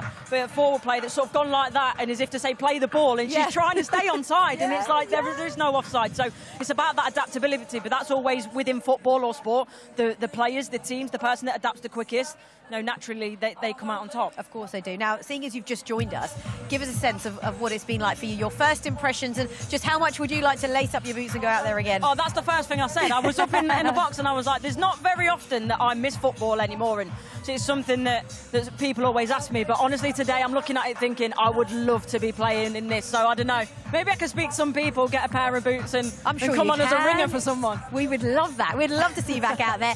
But actually it's been really, really good. It's been good for the players that have experience, but we've also talked about it, unearthing some new stars as well, because they didn't all necessarily bring their strongest squads across for various reasons, but this tournament could unearth some gems of the future as well. Yeah, it could, and you're right. It's a great experience for these young players to come to a tournament where I wouldn't say there's no pressure, because we've spoken about the prize money involved, and that's important. There is pressure, but there's maybe less pressure than what they're used to day to day. So, to be around probably the first team squad as well for those younger players, be interacting with them, be away. I think that's always a great thing when you go away with a team. You get to know people a little bit different. So, yeah, I think that hopefully we've unearthed some hidden gems. I'm sure we have, and obviously there's a lot of players, as well experienced players, that have just enjoyed playing football in a different way. And how much do you think you would have enjoyed playing football with a DJ?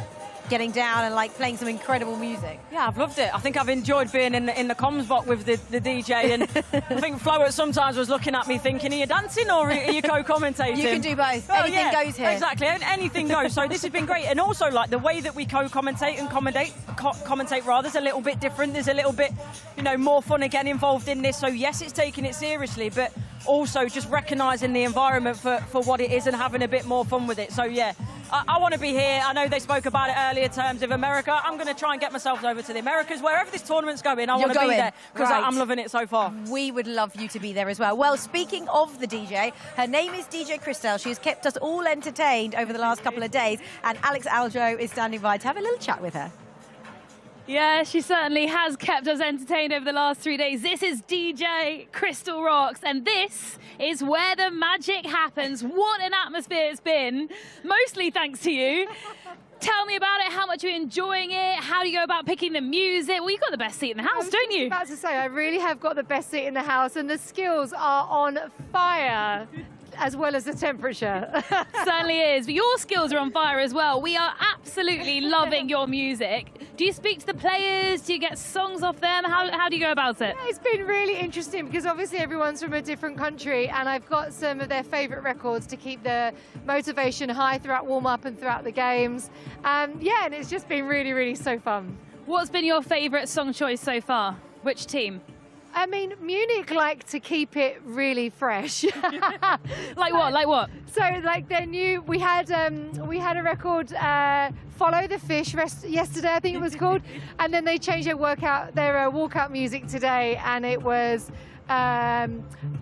more hip hop. They're very cool. They stepped up for the semi-finals. Exactly, they stepped it up, and they had an amazing piece of choreography at the beginning. It was so fun. Have they put in a request for the final yet, or are you waiting on that? I'm waiting on that. I'm a cold spring. I'm always ready to go. Always ready, born ready.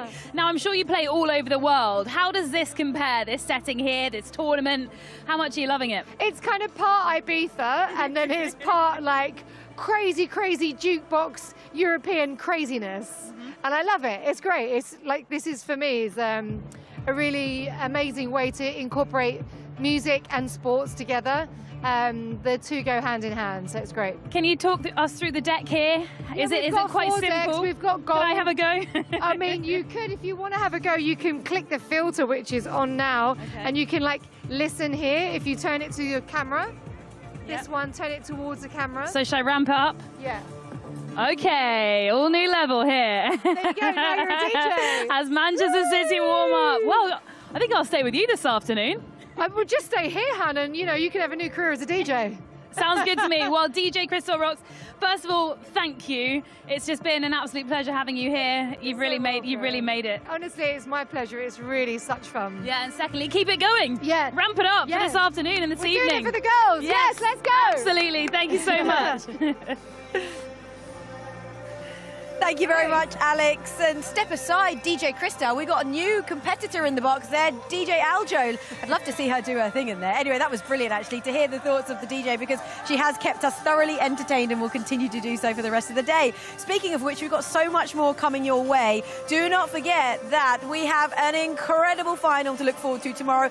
Arsenal taking on Barcelona in the final of the Women's Champions League. It's taking place in Lisbon, which is only half an hour from where we are right here. And to really get you in the mood, we've got the preview show which goes out today for you to enjoy all of the build-up to what will be an epic final, and that's taking place, of course, tomorrow. So it's time for us to take a break, and we'll be back shortly for the next semi-final. We'll see you soon.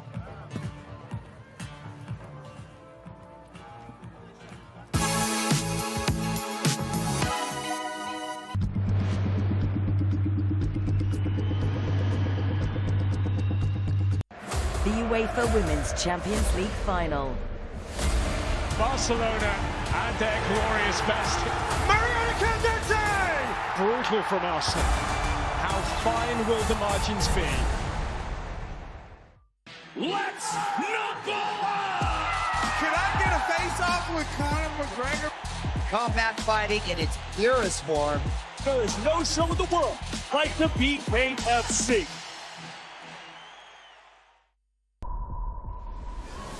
Shot. A terrific performance from Peter McGrail. Lovely movement from Masoudi. Sustained a top from Yabai. Eye-catching, classy, star quality. This isn't new. This is world-class sport at its peak. Witness football, volleyball, basketball and boxing. The biggest names, the biggest stages. Brilliant finish! The best in the world. Got a lot to celebrate. Unmissable. This is off the scale. This is where you watch. Written in the stars. DAZN is the global home of women's sport. Sport never stops on DAZN's live channels. The biggest names and moments streaming 24/7. NFL Network, the plays, the stars, the drama. Red Bull TV, extreme sports, extreme action. Matchroom boxing. Knockout after knockout all day, every day. PDC darts, precision under pressure. That and so much more with dedicated live channels on DAZN. Live golf on DAZN. Who will be victorious on the banks of Lake Manassas? Glorious shot there. From the 6th to the 8th of June. Live on DAZN. Strap yourselves in, everyone. Let's go! National League has a new home. We've got lots to look forward to here on DAZN. All of the matches. The early shot is a really good one. All in one place. It's a great ball. It's a super goal. Live or on demand. Fabulous. Available on any device. That's a goal and scores majestically. It all starts here. National League TV now on DAZN. Sign up at DAZN.com/NLTV.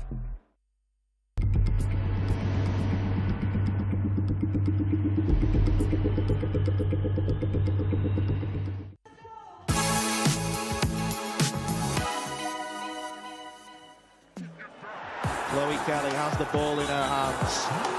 Caldente scores. Arsenal are on the way to Lisbon. Well, it might work out for them here. 4! Strap yourselves in. Arsenal return to a Women's Champions League final for the first time in 18 years. Hey, Leanne. Hello, mate. How are you doing? Lovely to see you. Lovely to see you. Last time we were here, we were training together. Training in there? Yeah. And you call Chloe Kelly? Oh. Now look at you. Grown up. Lioness legend, scoring winning goals in European Championships? Going off a little bit. I know. So, Chloe, here we are back at the Arsenal training ground. It wasn't too long ago, not 10 years, I don't want to age myself, but we were training over there in the indoor facility with Arsenal. Now you're back at the club, European winner.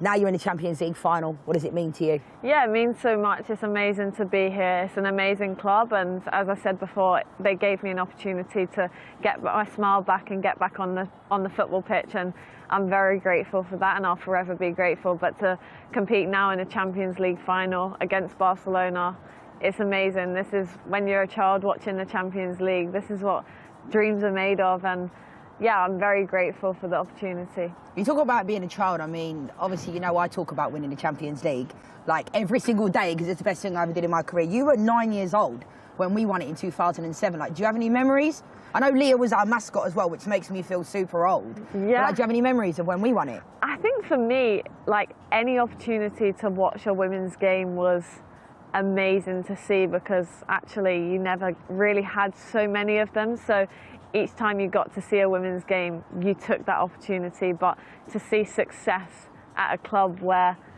it's an English club, and success for any English club is success for any English person, really, no matter what team you support. And I think for me, seeing a women's team win is incredible. Like, an English women's team win is incredible. And then to train with the likes of you, Rachel Yankee, Kelly Smith, Alex Scott, I think that was an opportunity where I was living my dream, really. I was trying to learn and sponge so much information from those players, and I think that allowed me to then go and push on in my career from just learning little things from each player. Talk to me a little bit about after the Lyon game in the changing room, because, you know, going over there, we spoke about in 2022, the girls went over there and won 5-1, and everybody kept saying, you know, they can definitely do it. But what was the scenes like? What was the feeling like before the game won? Because obviously it was a big task ahead. But after the game, it just must have been so exciting. Yeah, it was incredible. I think there was a lot of belief within the whole group, whether that was the kitchen staff, whether that was the coaching staff, the players on the pitch. There was such belief within, and I think to feel that belief, you go onto the pitch then and you have that mindset. I think the mindset was really strong going into the game, and I think as soon as the whistle went, we were showing what we was capable of. We did in the first leg, and we wasn't able to put the ball in the back of the net. And I think for us, we knew going to Lyon we had to have a big performance, and we did just that. And I think the talent in this group is incredible. Well, the whole squad is incredible, and I think we knew that going into the last stages we could change the team around a little as well. So I think it's great to see use of the whole squad, and I think you never realise how big that moment is until after you go to bed at night and you're like, wow, we've actually done this. But in the moment it's an incredible feeling, but it's when you go to bed at night and you're like, we're in the Champions League final now. And I think the changing room was incredible. I think everyone, you dream of these moments as a child to get to a Champions League final, and now we're there. It's one more step to doing it. Yeah, and you speak about players, you know, like the dressing room, that type of stuff. Since you've come back to the club, like, which players have you kind of like, you know, I know you know a lot of them from playing for England, like Alessia Russo and those types of players, but which players have like kind of surprised you to a certain degree on and off the pitch and took you under their wing? I wouldn't say surprised me. Of course, me and Katie have always been friends. I think everyone thinks there's a huge rivalry between us, but she's one of my good friends, and I think our relationship's amazing, and Caitlin as well. Great players and ones that I can learn from a lot. I think mine, Beth, Caitlin's relationship of learning from each other and pushing each other every day to be at our best is incredible. But I think Kim she's just amazing, everything she does. I think when I sit and watch her, whether I'm on the bench or I'm playing alongside her, I'm just amazed by the talent that she has, and I think for Kim to be in a Champions League final is incredible. A lot of people speak so highly of Renee. When I met her after the Bayern Munich game, when I interviewed her, I said, nice to meet you. She said, I actually met you when I was at the Arsenal Academy, which I wasn't aware of, that she was at the club. And we are like in similar age. But how much does it mean to have somebody that's been at the club before? You know, we know she was the assistant under Jonas, but like actually played for the club in the academy.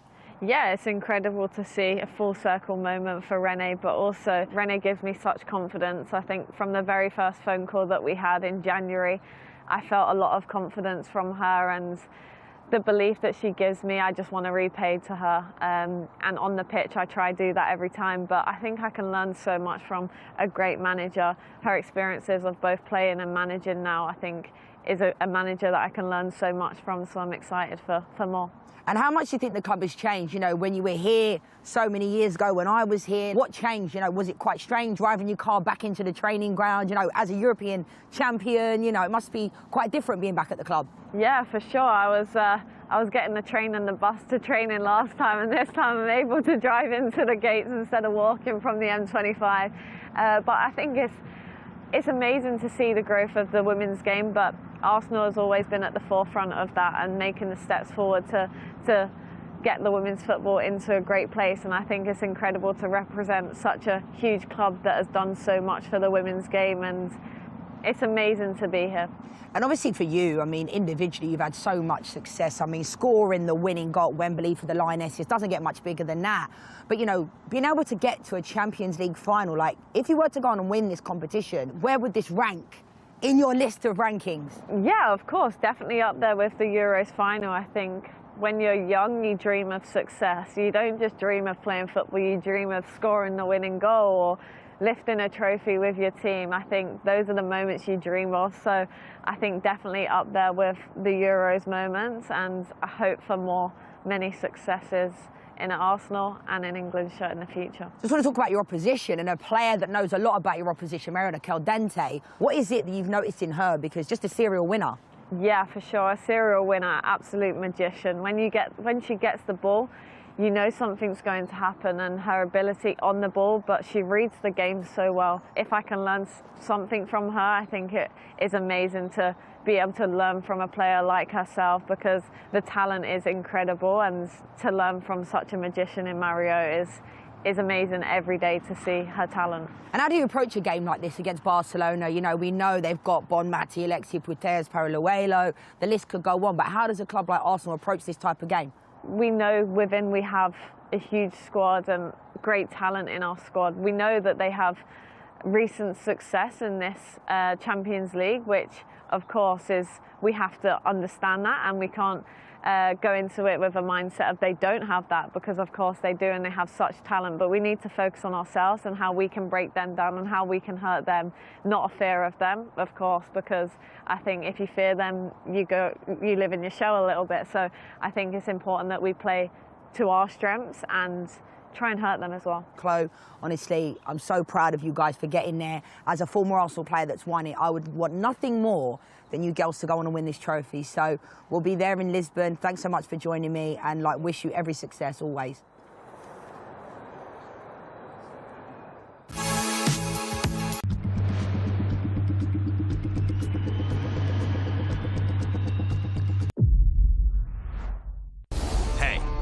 Listen up. Let's have it. We know you've always got your eye on the prize, the championship belt. And why wouldn't you? You're a finely tuned, well-oiled boxing watching machine, capable of consuming over 185 fights on DAZN every year. We've gone big, we've gone global. Chanting through combinations, comebacks, and non-stop knockouts. With big fights every week, you're the best in the world. So go on, get that belt, champ. DAZN, undisputed.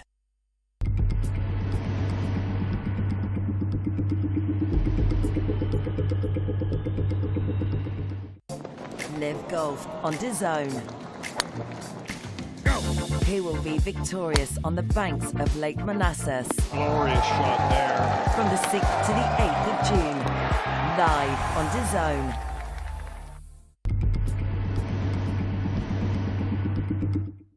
Strap yourselves in, everyone. Let's go! National League has a new home. We've got lots to look forward to here on DAZN. All of the matches. The early shot is a really good one. All in one place. It's a great ball. It's a super goal. Live or on demand. Fabulous. Available on any device. Has a goal and scores majestically. It all starts here. National League TV now on DAZN. Sign up at DAZN.com/NLTV. DAZN is the global home of women's football. Let's go! Bringing you the best live games. On my team. With the biggest stars battling it out in the biggest competitions. Cue the chaos. First blood. title decider.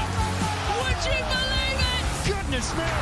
Witness every season-defining moment. The Stafford champions! Live and on demand. Only on DAZN. Greatness comes to DAZN this summer. The world's best players will be summoned together to decide the greatest club on earth. Vinicius, great chance to score. Goats will battle Wonder Kids. Fire will meet ice. From Boca to Bayern, PSG to Palmeiras, 32 clubs from across the globe will compete to be crowned Rodrigo, what a strike that was. world champion. And this summer, Haaland won't be watching from home, but you can on DAZN. In every country in the world. FIFA Club World Cup. Watch on DAZN from the 14th of June.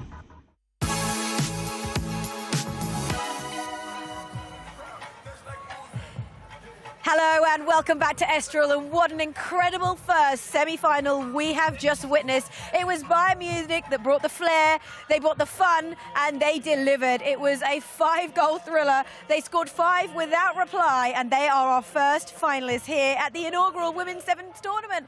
And I'm delighted to be joined by Kelly O'Hara. Kelly, what did you make of all of that? It was just so good. Oh my goodness, it was incredible. What a great first semi-final to kick us off today in day 3. But I'm not surprised that Bayern won. My money is on them. If I was a betting woman, I'm not. But if I was, it's on them to win the whole thing. So the fact that they won the first semis against PSG, not surprised. By 5 goals, a little surprised by that. Yeah. I think many people would have thought PSG would have brought a little bit more, but it felt like Bayern were just so dominant from start to finish. Yeah, they really were. There was no stopping them, but I wanted to see PSG, take advantage of the fact that there isn't any offside and go for it. When they were down 3-0, I wanted them to be pushing for some goals, because you lose 5-0 or you lose 10-0, it doesn't matter. You're not going through. So I wanted to see a little bit more from them in those final minutes. And who was your standout player, by the way, when we were watching that? I mean, there was so many. Too many to choose from. So many players to choose honestly, from in that. I think that Bayern is bringing it across the board, and that's why they're being successful here. They're having fun, their celebrations, their entrance, you can tell by the smiles on their faces that they're just having the best time. So I feel like their success here is team success. Yeah, it is team success. And I think that from the very start, I think many thought that they would be the team to get to the final, and they are confirmed as our first finalists. By the way, the winner of this tournament takes home $2.5 million. That's right, baby. The runner-up takes home $1 million. Not bad either. And by the way, third place takes $650,000 and $350,000 for fourth, and the rest of the 4 teams is $125,000 each. That's right. That's pretty insane. It's incredible. When we built World Sevens football, the idea was to provide a format for players to come have fun, compete against top teams from around the world that they don't always get to compete against, but also bring the money, bring the investment. These players deserve that kind of prize, and we want to also be able to invest in their football club. So, that was a big reason why we created this. Okay, and the teams that you can see out there on the pitch now, they're actually behind us as we speak. Manchester City taking on Manchester United in a derby. 2 teams that know each other very, very well. It's hard to pick a winner in this one, is it, or not? I'm going with Man U. Are you really? Yeah. Why? Tell us. I just think that they have played better team football. I think Man City has been more interesting on the tactics and leaning into what World Sevens offers them to do, right? Their keeper has been playing super high. They've been playing and getting in behind. However, I think if Man U can take advantage and have scouted Man City and how they've been playing, they can get a quick shot off of transition. I think they might catch the keeper. And again, I think that Man U is my team that's going to go through to the finals with Bayern. Yeah, and they've had a really good season, actually, when you compare them to what happened with Manchester City. For sure. They made it to Champions League for next season. They've had a really good domestic season as well. So they're coming into this with a bit of confidence. They are coming into it with a bit of confidence, but they also are coming off of a loss in the FA Cup final. So I think that if I'm a player on Man U, I'm going into this being like, listen, there's something to win here. There's money on the line. We're here to have fun, but also let's win something. Let's end our season on a high, and I think that we're going to see it from them. Yeah, we are. And we're looking at some of the goals now that have been scored I from Manchester United over the course of the tournament. Yeah, and they've been impressive, as you said. Very impressive, very impressive. I think that they've brought the energy, and they've scored the most interesting of the goals between Man United and Man City, and I think that they also have a balanced attack, right? They have Araujo, they have Bizet, they have options and they have weapons, and I think that they're going to be able to rely on those players to get them the win. Yeah, it's really interesting, actually, because when you think of a traditional Manchester derby, there are some players that might get an opportunity to start today that maybe wouldn't usually get an opportunity. Seema, that's a great point. And so that's a big moment for 100%. them. I think that the players who can take the opportunity to show their stuff and show their skill on this format, on this pitch today, in this, this is a semifinal. There's pressure on the line, so if you can handle the pressure, if you can come out and show how well you are as a player and show your skills, I think they should do that. And I'm sure that their manager will be delighted about the fact that they have made it through to the semi-final. So let's hear from him now. Mark Skinner's talking to Alex Aljo. We've come all the way to Estoril, and you're up against Manchester City in the semi-final. A Manchester derby in the sun. What could be better? I'm looking forward to it. It's obviously a great game. We played them, I think, 4 times this year. We've beat them twice, drew 1 and lost 1. So it should be tight. It's always good. Got a lot of respect for Nick as well as a person. So yeah, it'll be a good game. And look, if it brings some of that sprite and spirit, then it'll be great for the fans, I'm sure. They've been very good in this tournament so far. What do your players need to do if they want to come out on top and get to the final? I think their front line is obviously very, very kind of expressive with the ball. They move it well. So we've got to nullify that. But I think we can score. So I think it's about balancing the game. They have a strong first team, and then it kind of dips off a little bit. So we've got to manage the whole game. If we can do that, then we'll give ourselves chances to win the game. Just how motivated are your players? I've seen them watching on. Are they hungry to get to that final? You're telling their body language. I mean, if you look at them now, they are incredibly close. They are excited, energetic. So I think if those are good signs, then hopefully it leads into the game and we show that we can win them. A lot of money to win as well. Of course, and you know what? It's, as much as this is a fun tournament, it's serious time, and I think they know that. But the reality is, I'm not going to delineate between those two. They've got to have fun, and I think it's about that. If you play with fun, then or not chase the money, I think it'll a totally different game for us. So play with fun, play with aggression, bring your competitive side, and then if you do that, hopefully you win the money. Talking of fun, we loved the cartwheels yesterday. Anything else in store today? They are planning their own things, so I asked them the same thing, and they keep it a secret from us too, yes. You don't know then? You don't have control over it? No chance. I can't do a cartwheel myself, so I've got no chance to know. I said, as part of the pre-match meeting, I said, what are you trying to do? And, well, we'll wait and see what they're going to do. Looking forward to it, Mark. Can't wait. Thank you. Thank you. The celebrations and the walk-ons that they're doing are second to none. I can't wait to see what they bring out today. But Mark made a really good point there that actually they're up against Manchester City and we know how much of a threat they are moving forward. So how much will United be tested today from that perspective? I think that they have to be aware of Caroline's speed. I think that in this format, we've already seen her score, a transition goal where she got in a breakaway and she put it away. Caroline is known for that. That is what she is good at. So I think that they have to be aware of that, but also across the front line for Man City, they are strong. So I know I keep saying Man U, Man U, Man U, but Man City, they still got an opportunity. They have, and you mentioned Caroline. I mean, she's brought her Brazilian flair to this tournament. Oh my God. She's only 25 years old, and she's just brilliant. Oh, this is built for her. I was so excited when I was like, we get to see her play in this. Yeah, and I think she's really excited the fans as well with the variety of goals that she's scored here. 100%. And you also have Park on that side. You have Ioba. So they have a very, very strong front line, and I think this is going to be a chess match, baby. I can't wait. It is, and I don't think we ever need an excuse to look back at some of Caroline's goals. So let's have a look now, because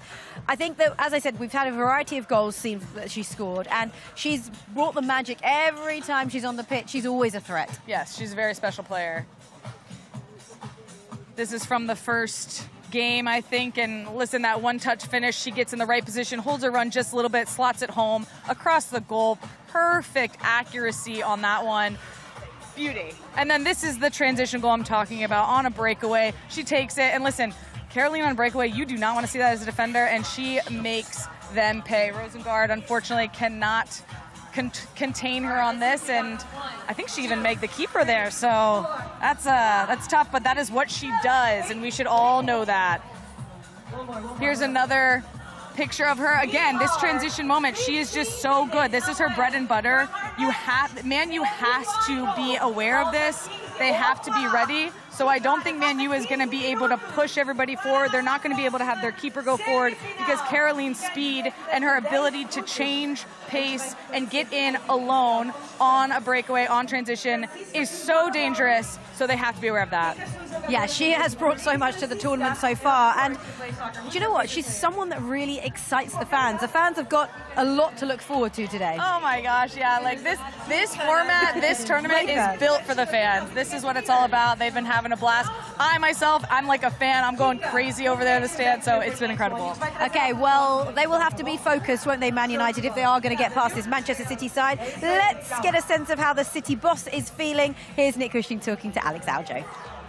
Nick, 1,500 miles away from Manchester, we have a Manchester derby here in Estoril, semi-final. How are you feeling? What are you expecting?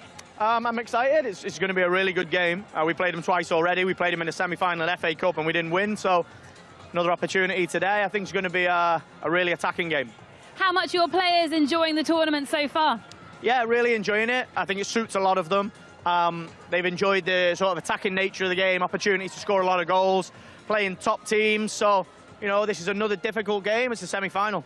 Lost to Bayern Munich yesterday. How much would you like a chance to beat them in the final with a lot at stake? Yeah, you know, it's a semi-final and the players are competitors, right? They want to get to the final. They want another opportunity to go up against Bayern.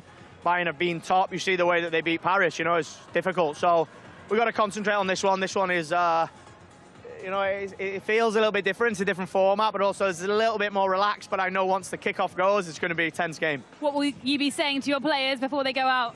Yeah, it's an opportunity for them to win, right? I think whether it's 7v7, 11v11, whether it's postseason, it's an opportunity to win. And if you're a competitor and you get close to winning a trophy, you got to give it everything you've got, right? So now we play Man United, our rivals. So today is no different. We got to give it all we got. Thanks so much, Nick. Good luck. Thank you. And you know, it's not just points that are at stake. Of course, they want that point to get through to the final, but it's pride as well. It's a derby after all. Absolutely. You know, I think that World Sevens football, it is about fun, but there's a lot on the line here. And as competitors, these players, they step on the field, they want to win. And we have seen that intensity, we've seen that physicality, we've seen that grit come through. And I think we're definitely going to see it here because, like you said, Manchester derby, it's going to get intense. It will get intense. And we talked about Caroline, and, you know, a lot of their attacking players have really shown up. But Jess Park has been another one. Jess Park, she's actually shining on the international stage as well for the Lionesses, but also here out at this tournament in Estoril, she's been phenomenal. Oh, she's been so good. I've loved watching her play here. This movement on the ball, getting free, and that finish there with the outside of her foot, so cheeky. I mean, she started out this tournament so strong, and she's continued that strength throughout. She's been such a fun player to watch here. I've loved watching her skills. See, boop, see you later. I'm going to open up again, beat another player, 1-2, bye. Puts it in the corner, and, you know, Ajax can't do anything about that because Jess Park is just too good. She is too good. And I remember actually when she was at Wembley playing Spain, of course, the world champions, and she scored the one goal that separated the two on an international level. And she was unbelievable. She just went from strength to strength. She's full of confidence now. Oh, yeah. But then you have Ioba on the other side. You know, again, these Man City players, their front line is so potent. And so now that I'm watching these replays, honestly, I'm like, did I make the right decision? Did I choose the right team? But I do think that Man U is still going to win. And I think that you've summed it up well there, because it just goes to show how hard it is to pick a winner in this one. For sure. And I think that these games are so close. Anybody can change the course, change the direction of the game at any point because of this format. And it's just so electric. It's so fun. It's so exciting. You can't miss a minute of it. You have to be watching the entire time. You do, don't you? And yeah, exactly, because you look away for a moment and there'll be a goal scored. Exactly. How have you enjoyed the rules, by the way? I love it, but you know what's interesting is I keep talking about it on broadcast, but these players, I think, and I know this from being a player, you create these habits, right, of how you play 11 aside, right? Hold your run, don't go offside, where you're positioning on the field, if you're being aware of the clock, that sort of thing. And you can see some of these players having a difficult time breaking those habits, being like, I can go stand offside, I can run on beyond this player, I don't have to time my run. So I love it, and I think that as World Sevens, you know, we get another tournament going, I think we're going to see more players take advantage of the unique roles that are here. I think you're totally right there. And also, as the tournament evolves over the years, and I'm sure it will just go from strength to strength, we're going to draw in a lot of fans. Oh my goodness. The excitement level is just second to none. Oh yeah, I think that the engagement online that we've seen already has been blowing up. People are so excited. I have players that I played with in the NWSL texting me being like, how do I get over there? I want to play. How do we get in this? I'm like, just tell your ownership that you want to play in it and we'll make it work, you know? So people are chomping at the bit. I know fans are super excited about it too. So it's really, really fun to watch. And actually, as a former player, but also as somebody who loves the game, as a fan, how much would you have loved to have come along to a tournament like this and not only played it, but watched it as well? Oh my God. Like, that's why I came on board as a player advisor here. You know, for me, I was like, this is exactly the format that I would have died to play in as a player. So a little sad I retired a little too soon, but it's fun to be a part of it on the other side, developing it, creating it into what we want to see and what we know players will enjoy playing in. How proud are you to see how much it's evolved? Genuinely, I texted my dad this morning. I said, I'm so proud to be a part of this. So it's really, this is a really special thing. And again, it's just the beginning. Here's a thought. Let's reunite the players that have retired and do a tournament just for you guys. Listen, I would if I could still play, but that is off the table for me. But I will be there as a coach, maybe a keeper, I don't know, something like that. Well, you say that because actually, 7 aside, I know it's half the pitch, the goal's slightly smaller, but it is fast, it's intense, isn't it? Yeah. There's not a chance that I could still be out there doing it. Look at this. I like See? the move. They're into it. They're having fun. I know. I think I've been dancing this entire time. I know. But no, it would be so fun to get some old guns out here playing and showing our stuff. I love the fact that the fans have really enjoyed it, but also the players. You can see they're so relaxed. Before a Manchester derby, when would you really see that? Right. I know, it is. It's nice to see them enjoying, and I've heard from the players that they are having so much fun, but they do care. They are, like I think the Man City coach said, when the whistle blows, it is all intensity, it is all focus, and there is something on the line here. That's pride, that's winning, and that's money.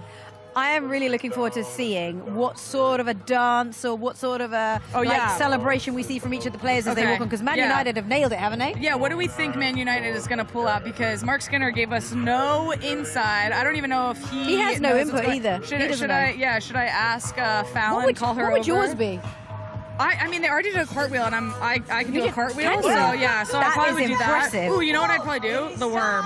Oh, I can do the worm. Do you know what I do? Let's hear it. The microwave dance. What Have you seen is it? that? I'll show you. I'm so glad we're not in vision because otherwise you'd make me show you. But no, it's a thing. It's a thing. But like the Man United players, we can actually see them. You can see the refs on your camera now, on your screens now, and they're all set and ready to head into this semi-final between Manchester United and Manchester City. The players do look very, very relaxed, and they are just about to walk onto the pitch. So now's the perfect time to head up to the gantry and our commentators, Courtney Sweetman-Cook, who we've kept very busy today, alongside Jackie Oley. Good afternoon to you both. Thank you very much, Seema. Yes, I'm fresh and ready to go. And so too are the Manchester United players who are being ushered onto the field. And what do they have in store for us? It's like a walk-on in darts, all part of the entertainment. And the fans are getting involved too. They cheated, they lifted it up for her.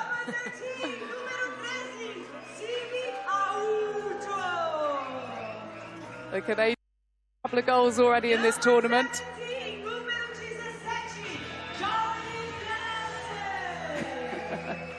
There's some lack of flexibility in this team, I can tell you.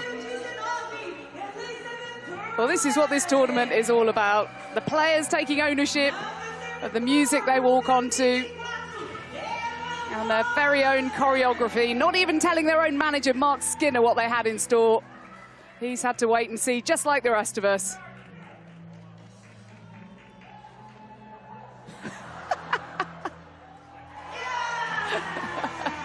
A bit more practice for the final. If they were to get there, one of these sides is going to join the German giants Bayern Munich. We've seen the Manchester United players walk on.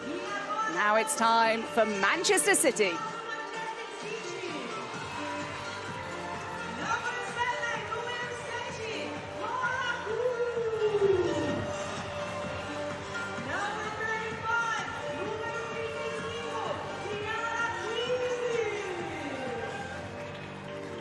So this one a little less choreographed. Courtney, for the more straightforward, slightly more focused approach, or maybe they have something afterwards? Yeah, that's what I'm thinking. Are they lulling us into a false sense of security with maybe a bit of a slow start? Saving their energy for the match itself. Bayern Munich gave it some welly before they walked out, and my, did they produce in their semi-final, whooping Paris Saint-Germain by 5-0.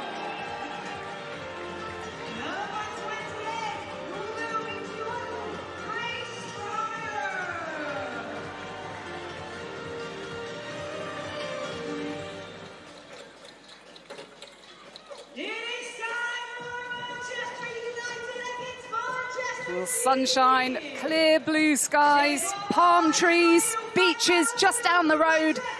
It's a standard regular setting for a Manchester derby. It is United versus City for a place in the inaugural World Sevens football final here on DAZN, the global home of women's world football. They're not going under again, are they? They've tightened those knots a little bit more, haven't they? Oh, my goodness. Well, Chiara Keating had an eventful day yesterday. She's in goal again for Manchester City. Lara Wienreuter, Gracie Pryor, Laura Coombs, the captain, and Caroline in there as well. Jess Park playing a key role, so too Aoba Fujino. Fallon Tullis-Joyce made an error yesterday in one of their victories, but they have made it this far.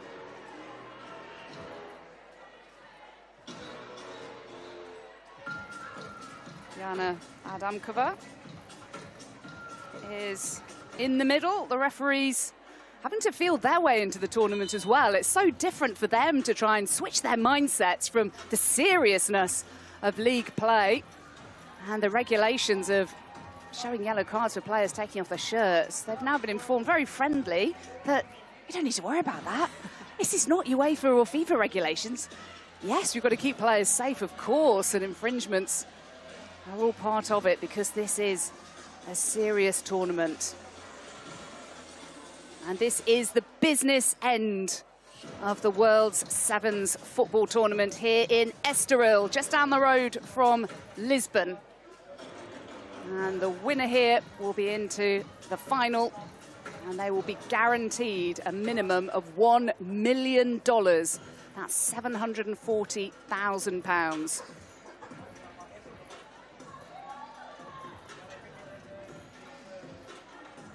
Seconds away from the Manchester derby in the sunshine of Estoril. And we're underway.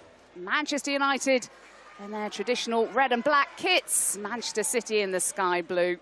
What on earth do we have in store? Courtney Sweetman-Kirk? Hopefully a lot of goals, a lot of drama. I don't think it's going to follow the script of a normal Manchester derby. We've seen it throughout the season. Manchester United at the Etihad, by the way, they were excellent in the WSL, but this is a completely different ball game now. Aoba Fujino has been one of the stars of the show here. Close skills, really coming to their own. She's partnered Caroline so well in attack, and Jess Park as well. Not a surprise to see all those three starting. If you're unfamiliar with the rules and regulations here, it's 7 aside for 30 minutes, 15 minutes each way. Rolling subs on and off. No stopping play for that to happen. Here's Aoife Mannion. Turlen, the Norwegian. Is she going to get the shot away against Fujino? Be interesting to see with Janssen and Turlen, because they've both got fantastic power in the shots. If they get anywhere in and around that box, they should be letting fly.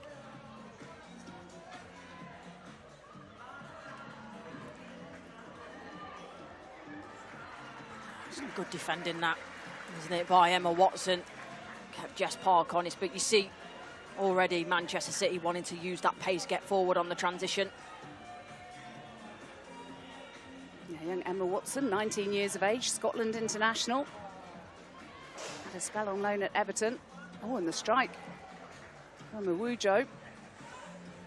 He scored a couple of goals yesterday against Benfica. Hasn't scored in the first team as yet, the 21-year-old Canada international.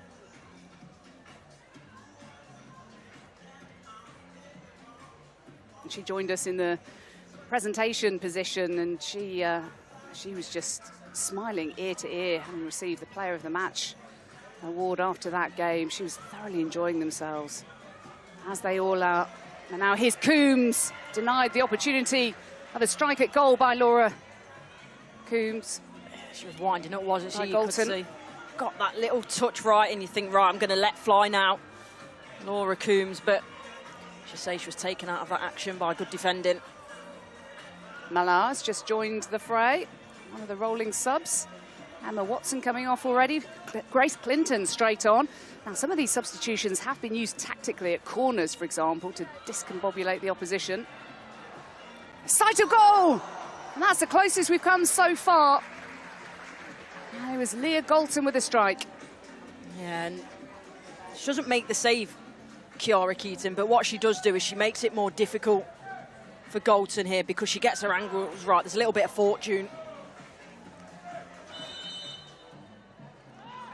There's an issue here for Keating.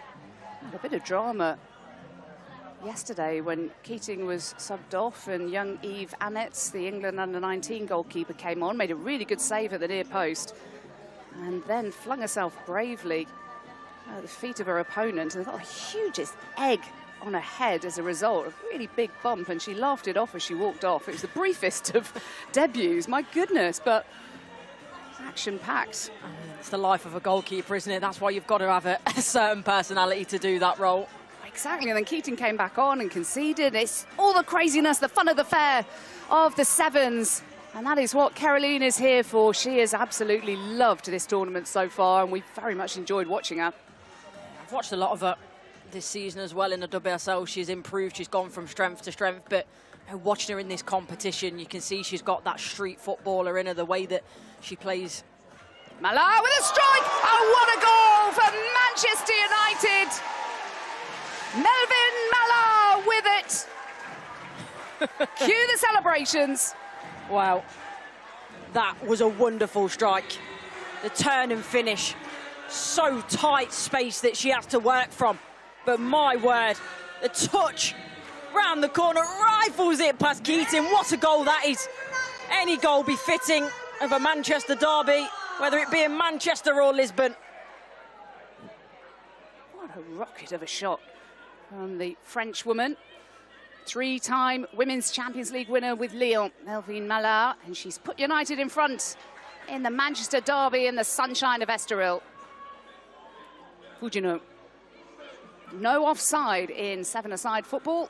The pitch is half the size of a regular pitch. It doesn't necessarily look that way, but it is. It's just the way they've structured it here, with the VIP cabanas straight ahead of us. They've really filled up on finals day. Caroline trying to turn Clinton, who now wants the ball long from Tullis Joyce. More rolling substitutions. Mannion coming back on. Janssen too. Here is Mannion.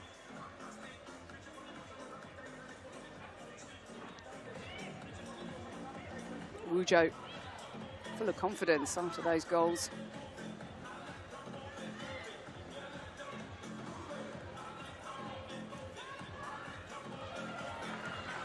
Now here's Clinton. She's already scored a fine goal.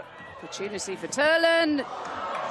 Saved by Keating. I don't know how much Keaton knew about that, but it was vital. She got herself in the right place at the right time, and that's half the battle sometimes as a goalkeeper. It's just about getting your positioning right, and does really well with her reaction.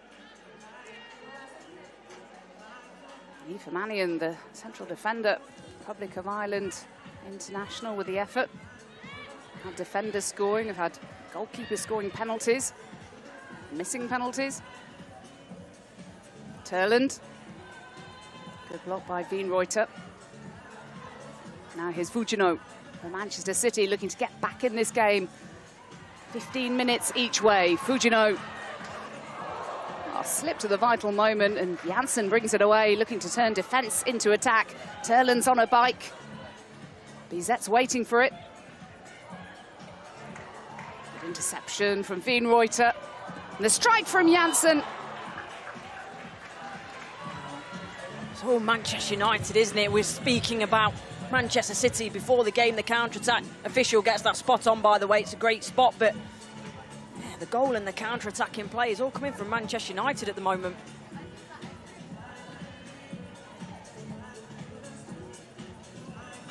Kelly O'Hara, the USA superstar, feeling Manchester United are going to come out on top. So far, so good. Turlen just got that all wrong, and here's Mannion.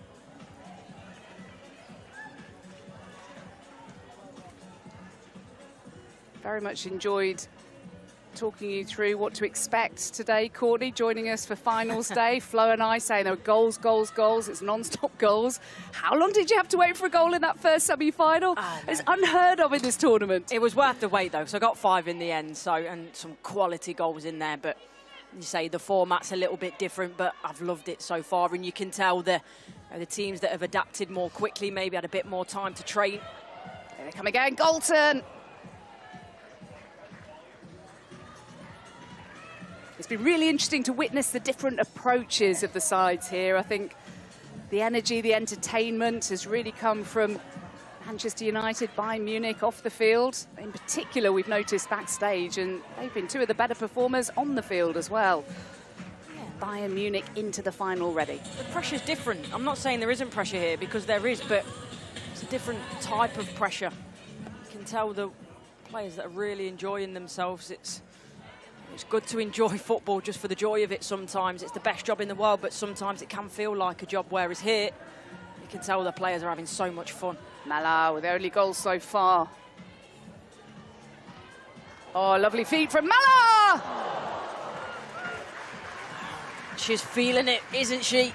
That first goal that she rifled in the top right-hand corner there, a little bit of skill, finds herself half a yard, and that wasn't far away.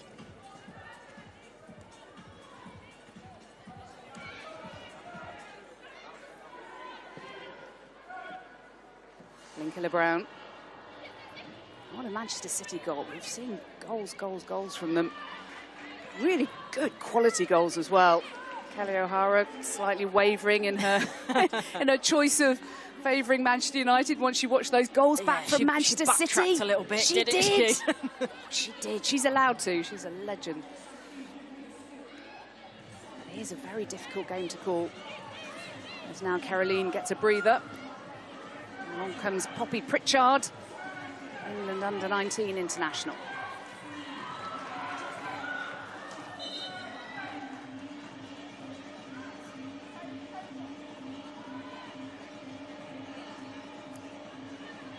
Fujino trying to find a way through. Chance just for a moment. Greenreuter loses out, and Clinton strides away for United. This is the type of play that suits Grace Clinton. Very much reminds me of it. A street footballer. The way that she plays. She loves to be on the ball. She loves to conduct the play. Got the skills as well. Just that ability to find something out of nothing.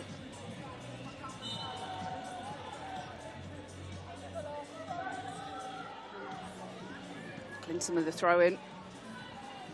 Bizek battling away, trying to find a way through. Mala looking to fashion an opportunity. Bizet.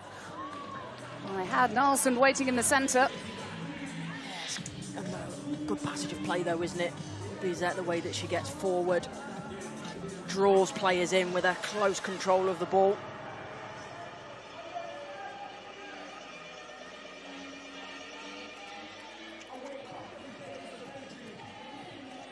Letitia scored a fine goal yesterday. Pritchard just closed out of it.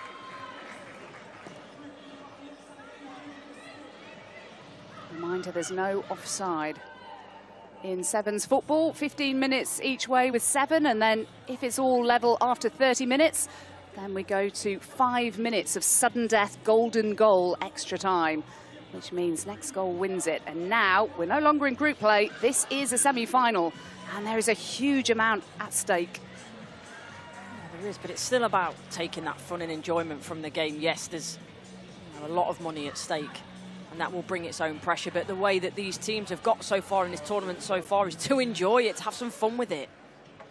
BZ needs some support. Here's Letitia.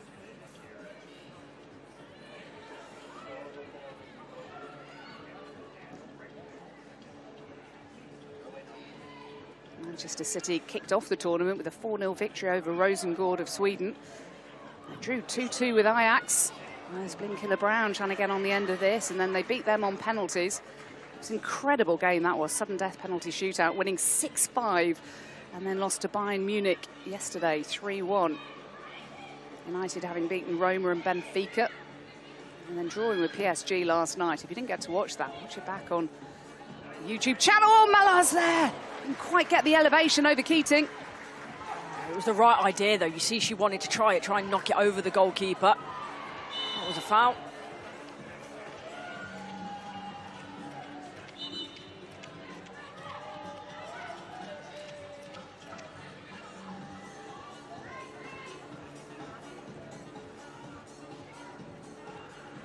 Pryor. Gracie Pryor's seen a lot of minutes. 20-year-old English talent in defence. Oh, there was a little pull back there. In the shirt of Park. Blinkiller Brown. And now Pritchard. Malar so positive whenever she gets the ball. Janssen. Bizet now, the Norwegian.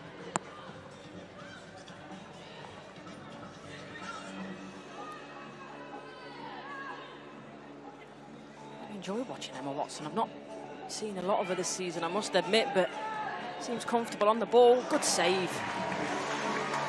Keating not happy with the defence there, the lack of closing down. And Wujo again looking to add to a goal tally. It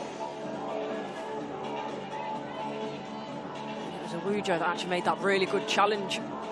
So long back when Jess Park, like she was about to strike one, goes up the other end and strikes one herself. Watson. No offside, remember. Galton now. Mannion. Former Manchester City player.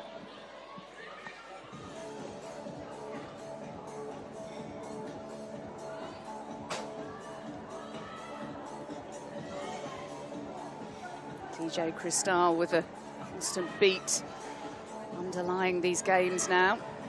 Started the tournament without the DJ playing during the game, and then she just cranked up the vibes in the middle of a match, and it really worked well, and we've enjoyed it ever since. One of them didn't get told off, so she thought, you know what, I'll keep doing it. It is a bit like that here. The rules change all the time in that regard. Fujino up towards Caroline. That's a pretty tight game. We didn't expect one side or the other to run away with it, that is for sure. What I will say, though, is I think Manchester United have had the more clear-cut opportunities. Solis Joyce in that Manchester United goal's not had a lot to do. Wujo.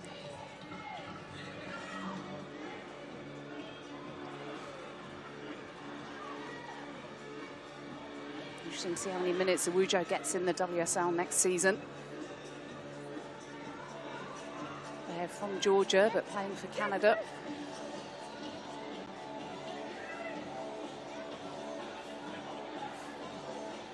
This is definitely one of the cagiest games we've had, perhaps predictably. Certainly not the flair that we're used to seeing from Manchester City. Perhaps it's because we're at the really serious end of this tournament. It has been fun. There's been a little bit less of the party atmosphere amongst this Manchester City squad. They've got their business heads on today, and it's just the one goal in it so far. It is tight as you like. Analysis to come in just a moment.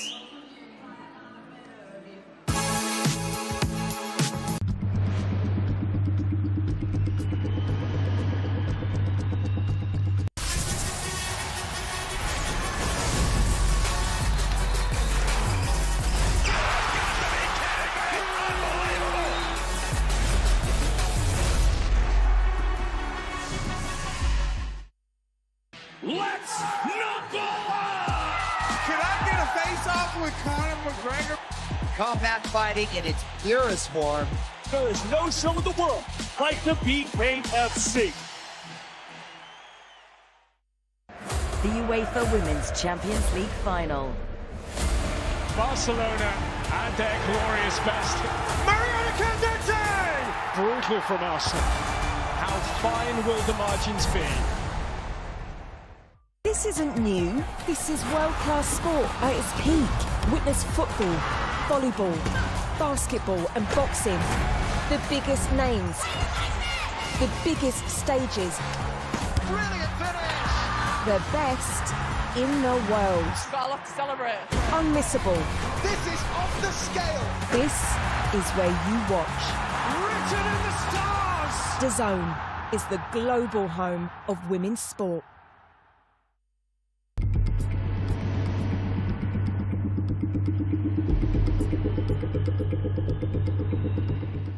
Real-time stats and scores have arrived on your DAZN app. Follow your favorite teams and competitions from over 500 leagues and cups with instant updates so you never miss a big moment. Get even more from your daily destination for sport.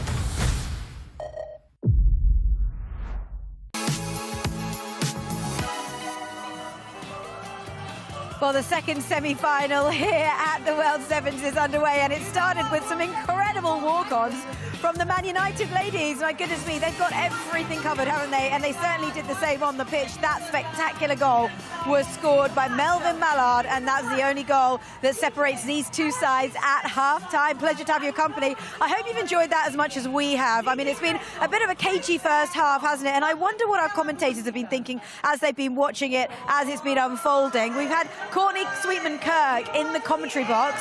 Courtney, your thoughts on what we've seen of our Manchester derby so far? I feel like, you know, Manchester City have maybe clammed up a little bit. You see Manchester United even now, they've got smiles on their faces. You know, they come out with the big opening, the makeshift skipping rope with the bibs, and they certainly look more comfortable. This is a fantastic goal, by the way that Mallard just arrows this in the top right-hand corner. And yeah, they just seem a bit more relaxed to me, Manchester United.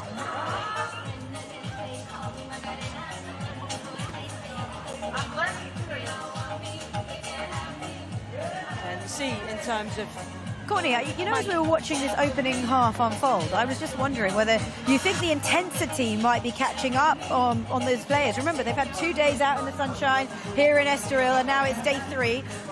Do you think that could be playing a part? Could well be, but I think Manchester United as well, they're so defensively solid. So we see throughout the tournament the way Man City have played on the counter-attack, whereas what Manchester United are doing, they're denying that space, so they're not really allowing Man City to do that. But again, to me, it just looks like a more comfortable team, Manchester United, just having a bit more fun with it, so we'll see what the second half brings. Well, Courtney, seeing as the second half is moments away, I can see the players on the pitch all ready to go. Some of them getting involved in the Macarena. Why not? It's a gorgeous day here in Estoril, and let's see what sort of a second half we can expect from both of these teams. Courtney, all yours, and of course Jackie as well. Thank you very much, Seema. Yes, these sides are just 15 minutes away Can you let from me know the camera final, where they will meet Bayern Munich, side who have been so impressive and blew away Paris Saint-Germain in the first semi-final this afternoon. It took a little while to get the first goal of the game, but then they were absolutely flying. Plenty of time in terms of sevens football for City to get back into this, but they have been uncharacteristically low-key in this game so far.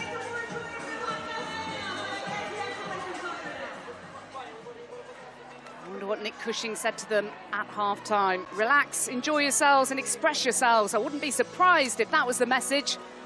They need to come out of their shells a little bit and create chances. Here's Keating.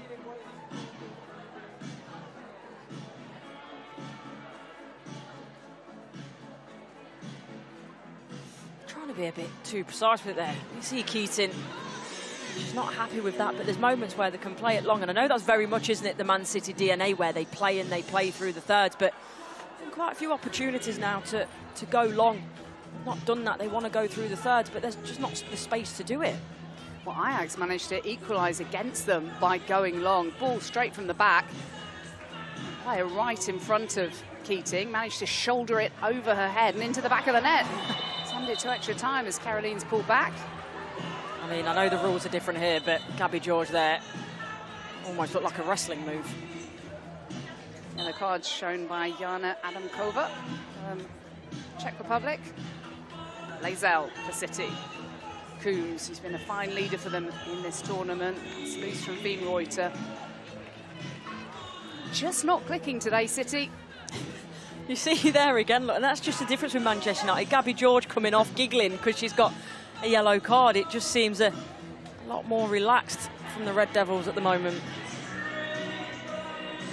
It is an interesting balance between taking it seriously, thinking you want to win a tournament, you want the enormous prize pot, $2.5 million, but the sides that are enjoying themselves the most and are relaxing the most seem to be playing the best football. Particularly Bayern Munich. Turlen, what about the shot? Plays it off to Galton. Still can't find a way through. Nelson with that effort. Le Tissier, by the way, does ever so well there. See what Caroline wants to do. She wants to drop in and take the ball with her, whereas can you maybe go a bit longer? Can Caroline actually stretch the play and go direct into her?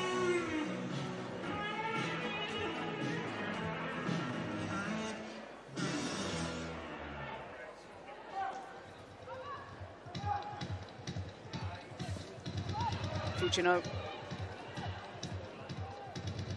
Well, whoever wins this semi-final is going to have to step up a gear tonight when they face Bayern Munich, who have been fantastic in this tournament.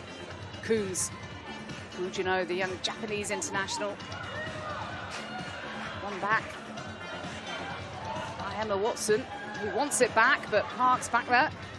She's been good. Really enjoyed watching her today. She's comfortable on the ball, happy to do the tricks and the step overs, but there you see as well, she's got that tenacity and aggression.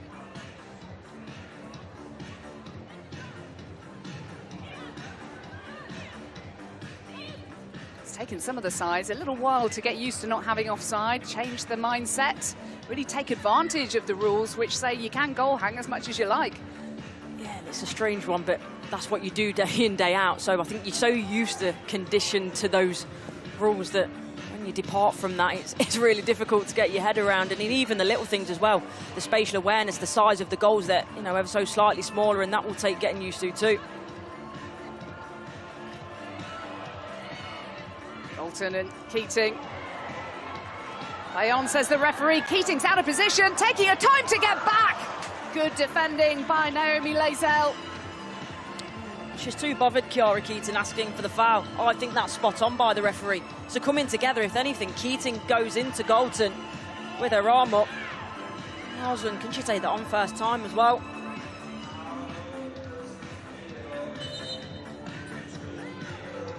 Watson with the corner. Bizet. So the young Scotland international.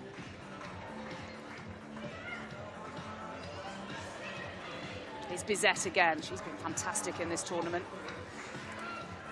She's got a good profile in terms of the way she plays. Again, she's strong, aggressive. She's fast over the first couple of yards as well, and she's not afraid to track back and help out defensively. Keating looking for Caroline. Ujo's back there, defending. Caroline gets away from her. Still the Brazilian.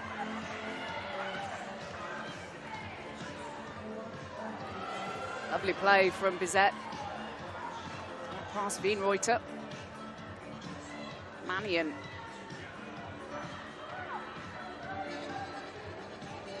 Ujo. She wants the foul. She's not going to get it. But look at this from Bizet. See you later. Former Tottenham forward, Norway international. In the WSL this past season, United won one and drew one. United went 3-0 up away at the Joy Stadium. Ella Toon coming away with a hat-trick in the end. She's not involved today, by the way. Rumours swirling around that might be a little niggle there, not worth risking. Nothing confirmed on that front. Here's Park. Jess Park's been quiet today compared to how she's been in the last couple of days. Yeah, she has, and you know, she's such a magician normally on the ball. Got and for a size as well, got a rocket of a shot on her, but we've just not seen it today, have we, so far?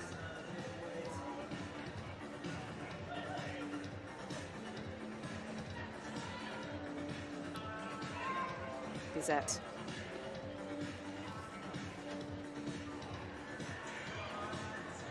Grace Clinton, always positive. Oh, Millar was in there. Lazell doing enough to just put her off. It's a nice little run though, across that front post area, but there you see likes of Jay Riviere, Latoon, Millie Turner coming to support the team. Keating, Coombs.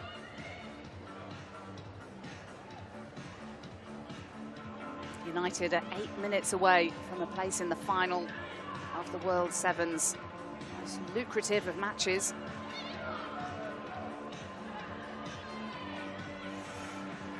It's the first time they've really tried that, Manchester City. Doesn't come off, but makes the Manchester United defenders think, because they know so far, all the play's been in front of them, they've not really had to think about going backwards. Keeper to keeper. Millar was the target. Manchester City would love to win this trophy. They don't have any European football to look forward to next season, having finished 17 points behind Chelsea and a point behind their big rivals United. Such are the fine margins in that particular part of the table. United coming off the back of a FA Cup final defeat 3-0 against Chelsea. And winning here would certainly help them feel better about life. Keating, like an outfield player, she might get an assist here. Fujino, and against Janssen.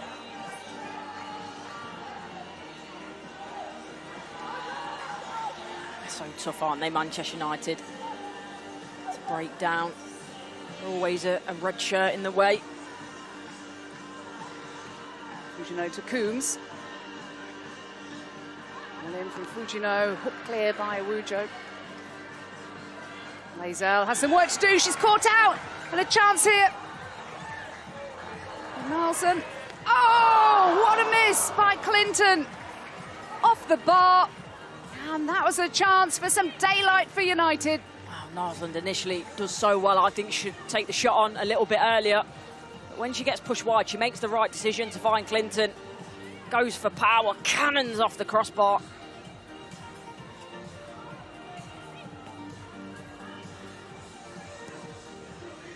This game's so in the balance. Just not seeing the trickery, the energy from Manchester City on this third day of this tournament. Oh, and it's gone all the way through. And it's Gabby George, the defender, who's put United 2-0 to the good against their City rivals. And that could be a killer blow in the race to reach the final. That's brilliant work, the way that she pushes past Lazell. And then the cute little finish at the near post area. Gabby George is a fullback that loves to get forward, and that's why, because she's got that ability. Now the urgency from City. Park going direct, trying to do it all herself. Away by Letitia. Just over 5 minutes for a City comeback. They need something quickly. Goals have been flying in this tournament, but they've looked anemic so far today. Alice Joyce, as far as Fujino. They have to wake up now, City. They have to show up. Bizet. And it is corner to Manchester City. Now the urgency.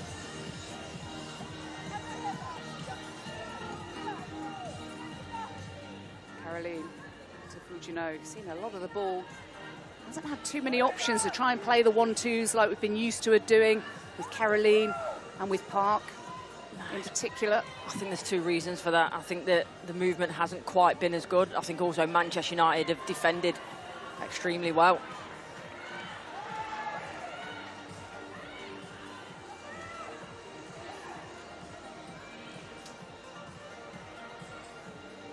Well, there's no denying that United have been the better side in this second semi-final.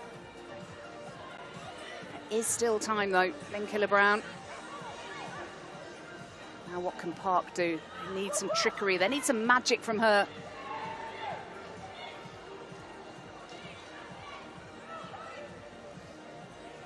look a little tired, City, if anything. Yeah, they do, and reluctant in like these type of areas. Get your shot off. Caroline back to Park. They're just not clicking. Those clever 1-2s, the free-flowing movement we've seen in the past couple of days from them. A 4-0 win against Rosengård. 2-2 draw against Ajax. That was an epic game, going to sudden death penalties. Oh, and the effort from Malar. Now, that would have been spectacular, and that would have made the highlights reel. Yeah, it would have, but you know, she's got a smile on her face. She's enjoying herself. Scored a great goal to start the game off for Manchester United, and been a big focal point and integral to everything they've done today. I have to say, there's some big City players who aren't here. Lauren Hemp has been injured for a lot of the season. Alex Greenwood, a key central defender. Bunny Shaw, still finishing top scorer. And then Mary Fowler with that really serious and unfortunate injury towards the end of the season. No Viviana Miedemar, but they've got Jess Park. And she needs a score, denied by Wujo. Excellent defending once again by the Canadian. Awareness of Wujo defensively to be in the right place at the right time today has been immaculate. I wonder if she's in the thinking for player of the match, just bearing in mind how busy she's been at both ends. She hasn't scored, but my goodness, she's put herself around a lot. There's a few players in the running I would have thought for player of the match. Malar, one of them, scoring that opening goal. Gabby George with a second one. Who would you give player of the match to out of interest? It's not over yet. No, 2 minutes. Not, yeah, a lot can change, but Wujo was the one that I was thinking about in the back of my mind, to be honest. As I say, her awareness out of possession has been excellent, but also added to in possession. And Malar, she's very close in there as well, so if she scores that, it would have been her, but she's got another minute or so to change my mind. She has. Wujo's already got one player of the match for those 2 goals that she scored against Benfica when United went 3-0 up. Came away 3-1 winners. And they beat PSG late last night on penalties. It was very late, 9:30 kickoff here in Portugal. Same time as in the UK, no time difference. The clock is ticking. They need something here, and that had to go in from Poppy Pritchard with just over a minute on the clock, and that would have given them something to go for. But they have a corner. They need to take it quickly. What's going to relax his team's 2-0 up is bopping to the music.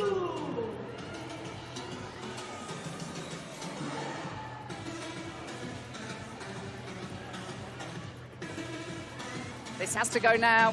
This has to go now. United defending brilliantly. Wujo again back there. As Coombs tried to break all the way through. Mannion defending valiantly, but there's only 35 seconds left on the clock. Pryor's up there. Oh, and that's not where Fujino was. And surely now it's going to be Manchester United joining Bayern Munich in the final of the Sevens. They'll be in no hurry to get this ball back in. Fujino. And the countdown clock, and it's United on the attack. Nielsen going for a third. Clinton. It's Manchester United who have reached the final of the inaugural World Sevens football tournament in Estoril. It'll be Bayern Munich against Manchester United tonight. Let the celebrations commence. Look at that. Glory, glory, Man United. Estoril is red right now. They fully deserve that, Manchester United. Some good performances in there. I think you could maybe argue, you know, Manchester City were disappointing. You know, not the fast counter-attacking play we've seen from them, but Manchester United have been excellent.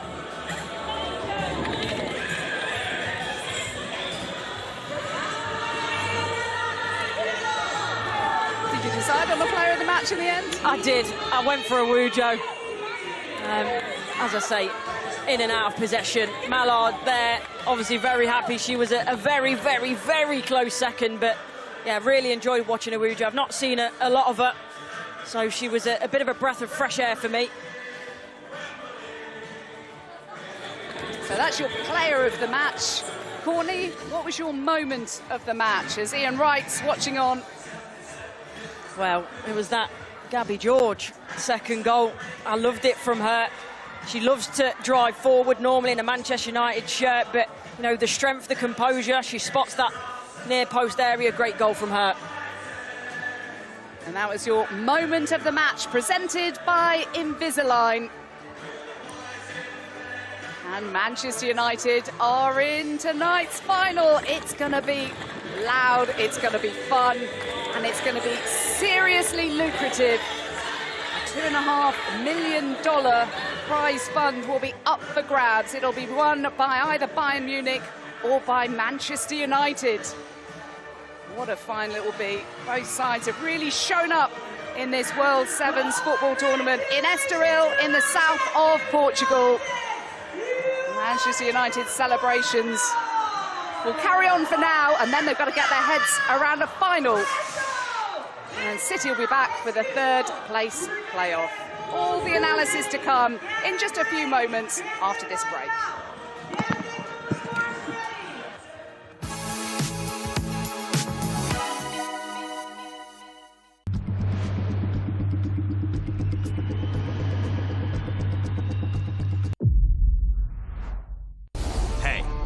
Listen up. Let's have it. We know you've always got your eye on the prize, the championship belt. And why wouldn't you? You're a finely tuned, well-oiled boxing watching machine, capable of consuming over 185 fights on DAZN every year. We've gone big, we've gone global. Churning through combinations, comebacks, and non-stop knockouts. With big fights every week, you're the best in the world. So go on, get that belt, champ. DAZN, undisputed.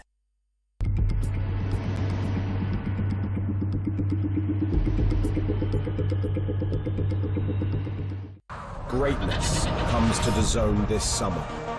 The world's best players will be summoned together to decide the greatest club on earth. Vinicius, great chance to score. Goats will battle Wonder Kids. Fire will meet ice. From Boca to Bayern, PSG to Palmeiras, 32 clubs from across the globe will compete to be crowned Rodrigo, what a strike that was. world champion. And this summer, Haaland won't be watching from home, but you can, on DAZN. In every country in the world. FIFA Club World Cup. Watch on DAZN from the 14th of June. Strap yourselves in, everyone. Let's go! National League has a new home. We've got lots to look forward to here on DAZN. All of the matches. The early shot is a really good one. All in one place. It's a great ball. It's a super goal. Live or on demand. Fabulous. Available on any device. As a goal, and scores majestically. It all starts here. National League TV now on DAZN. Sign up at DAZN.com/NLTV. DAZN is the global home of women's football. Let's go! Bringing you the best live games. On my team. With the biggest stars battling it out in the biggest competitions. Cue the chaos. First blood in the title decider. Would you believe it? Goodness me. Witness every season-defining moment. The stuff of champions. Live and on demand. Only on DAZN. Live golf on DAZN. Who will be victorious on the banks of Lake Manassas? Glorious shot there. From the 6th to the 8th of June. Live on DAZN.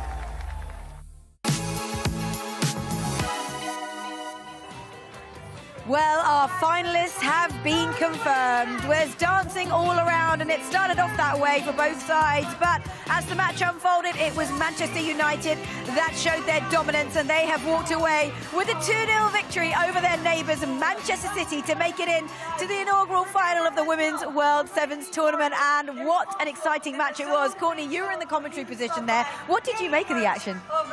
I think Manchester United were very, very good, and I know this is different, but I've watched them a lot this season in the WSL, and what they've been built on is that defensive solidity, and that's what they showed today. They didn't give Manchester City that opportunity where we spoke about before the game of how good they are on the break, using Caroline, using that pace, but they nullified the threats of Manchester City so well, and obviously a couple of great goals. Mallard one, obviously arrowed in the top corner, and then one of my former teammates as well, Gabby George, turned into a winger down here, just sort of the way that she pushes past Lazel and then just spots that near post area, really good finish. So yeah, Manchester United thoroughly deserved to be the winners today for me. Let's look at the story of the match in terms of the goals and how it all played out. And do you think it almost worked well for them, the fact that they know Man City so well? Yeah, it probably did. Look, these players have faced each other. Now, a lot of them will play together internationally as well, so they know each other really well. But that for a goal, by the way, the initial touch by Mallard, and then, wow, look at that for power, striking in the top corner. Keaton was never going to get anywhere near that. And yeah, for me, I would say disappointed with Manchester City. That's maybe the wrong word, but I was expecting a lot more from the things that I've seen from them throughout the tournament. And I do wonder whether maybe the pressure, the occasion got to them, because I felt like before the game we saw Manchester United, they were so chilled out, they were so happy, and the sort of build up to it, whereas for Manchester City it all looked quite, I wouldn't say somber, but very serious. And I thought, right, was that Man City with the game faces on, or was they maybe a little bit of nerves? And maybe it was a little bit of nerves looking at this. Maybe you're right, because Manchester City haven't had the best season by their own standards. It's been underwhelming. They've missed out on Champions League football. They finished 4th in the end, didn't they, in the WSL? And to end the season where they had high expectations at the start, maybe they felt the pressure of coming out here and walking away with the trophy. Yeah, maybe it did. And look, they're missing some massive players in Alex Greenwood, Lauren Hemp, Bunny Shaw, Mary Fowler. The list it seems endless. So look, they're missing big players, but that doesn't take away from Manchester United how well they've performed. And maybe it was just maybe a bit of tiredness. I just say it's been a long season, a tough season. Psychologically, and I think maybe that's shown in this game for City. But you're right, the Manchester United players, look, you can see them there in a huddle. They've just had a really good time. They've enjoyed it from start to finish, and it almost feels like that's really worked well for them. Yeah, it's funny, I saw Mark Skinner a little bit earlier, and I know Mark, so I went up to have a chat with him, and I said, look, how do you feel about the tournament? What are the feelings? And he was just like, look, we're here to have fun, enjoy it. They get everything around it, they're taking it very seriously, but they didn't have a lot of time prepared. Obviously, they're in the FA Cup final, so it's been a short turnaround, and maybe that's good because they were really fresh in one way. But yeah, look, they're enjoying it, and that's the most important thing. They are enjoying it, and I can tell you that standing by is our player of the match. Congratulations. Come in the middle, why not? Well done. Sylvia Woodrow, you've won this now twice during the tournament. That's incredible. Talk us through how it feels to have made it through to the final, first of all. It's so exciting. Like, we came here to get to the finals, and that's exactly what we've done. We've done it with a smile on our faces every game, with new celebrations every game. So we're just enjoying ourselves and excited for this last one. Okay, before we talk about the football, talk us through, these celebrations. How long does it take to plan them, the preparation, what's the process? Like, how do you come up with these incredible ideas? It's amazing. Honestly, it's a bit spontaneous. Someone has an idea, they pitch it. We tweak it around a little bit, a panel of judges? A bit of a think tank, No, but we just kind of feel it out, see what we're looking for, and go with it. It plays into the fact, though, that you are really enjoying it, and I think that's definitely helped with what we're seeing on the pitch as well. Yeah, I think so. I think when you can play with a smile on your face, you remember why you play the sport, and it just makes it so much easier to do what you do, and it's so much fun. And that kind of sums it up, right? Yeah. And Simi, talk to me about your energy. This is why I gave you player of the match, because yes, you got forward, but you were everywhere. You were making blocks, you were making tackles, you were driving forward, you're having shots, and it must be difficult still. It's been a long season. So the fact that you've still got that energy now coming into this, is it because you're enjoying it so much as well? I think so. I think when you can find that, it just makes you want to do everything so much more, 100%. And we try to do that every game, but especially when you have a smile on your face, it just makes it so much more enjoyable. And on the back of, obviously, you get to an FA Cup final, wonderful achievement, but lose out on that. So is it maybe nice to approach this, have a little bit less pressure? Yeah, I think so. It's nice to be in another final. I think we're looking forward to what this next game's going to have to offer, and Sevens has been a blast for us, so we're just having a good time. What have you enjoyed most about this tournament? It's unique, of course. We've never seen it before, but what's the standout for you about this tournament? I think we quite like the atmosphere. It feels very close in, and the fans are enjoying it when we're having fun, and it just makes it feel a lot more kind of intimate in a sense, and just enjoyable for everyone around. Are you feeling the pressure when you're out there? I don't think so. I think we all kind of take the pressure off and just enjoy ourselves, because this is what we did when we were young. I bet you wish you could translate this into the WSL and all the other competitions, because if you could play with this much enjoyment and freedom all the time, then God knows what could happen, Of course. If only we're that easy. No, I mean, I think throughout the season, we're a very close-knit team. We tried to have fun in every game, but of course, there's that serious aspect as well. And, you know, the WSL is a very tough league. So, you know, we try to come up with joy every single time. But here it's just so much easier, I guess. Well, you've got the final to enjoy now. Yes. How much are you looking forward to it? It's a big one up against Bayern Munich. I think we're all super excited. I think like Bayern, just like us, has been enjoying this tournament, and like we've both come up with cool celebrations. And I just think that it'll be a very fun, competitive final, and something hopefully the fans will enjoy watching. And a big prize pot, hey? Yeah. At stake. That's massive. Is that something that you as the players are thinking about, or are you leaving that to your manager and all the hierarchy? Yeah, you know, it's definitely there in the back of the mind. But yeah, we're just gonna keep going with the way it's going and see how that ends up. Well, you are our player of the match. Courtney, again, tell us why she's your player of the match. She was everywhere. I would love to see in a heat map, because I think it would have been all over this pitch. Just the pitch is slightly smaller, but still a fantastic game from you, so congratulations. Thank you. Congratulations. Thank you. Enjoy the celebrations, and we look forward to seeing you later on. Thank you. Thank you. Bye-bye. Simi Arujo there, player of the match. And it was a really, really impressive performance from Manchester United all round. And considering it was a derby, there was a little bit more spice in this one. Yeah, there was, and it doesn't matter where you are. Manchester, Estoril, I mean, the weather's definitely a lot better there. Here, rather, we can certainly say that. But look, when you play for that badge, when you have that on your shirt, there's a certain responsibility that comes with it. And you know, Manchester United have took that very seriously, taken it very seriously throughout the season as well, actually, in terms of, you know, in the Manchester derby, they've acquitted themselves really well this season. So that's another one off the tick list and that they can have over their rivals. Now, you've seen all of the teams now in action. We've got our finalists, Man United against Bayern Munich. Thoughts? Look, I think with my heart, I'm a Manchester United fan. And obviously some of the girls that I know I've previously played with, and you know, for me, I'm batting for an English team as a, you know, as an English person. But equally, I looked at Bayern Munich. They look very, very good. They're enjoying it, but equally, the way I've seen them play today, they are going to be a tough team to be reckoned with. So, heart says Manchester United, head says Bayern Munich. And PSG against Manchester City, I mean, that's another massive game. Both of them will want to end this tournament in the third place, right? Because remember, there's prize money at stake in this. Yeah, exactly. And I think both teams will be actually disappointed with their semi-finals. I don't think they showed the best of themselves. And sometimes, look, you can go into a game and play really well and lose, and you can take that. But when it's the way that I feel that PSG and Man City lost, where they probably thought we've got a bit more in the tank, we've not shown the best of ourselves, they'll certainly want to go into that third place game thinking, right, we've got a point to prove here. And we can't underestimate, I think we touched on it already, that it's very intense out there. Even though it's 7-a-side and the pitch is smaller and the goals are smaller, it's still very, very intense. So they've already played a match. They're gearing up for the big final and the third and fourth place playoff.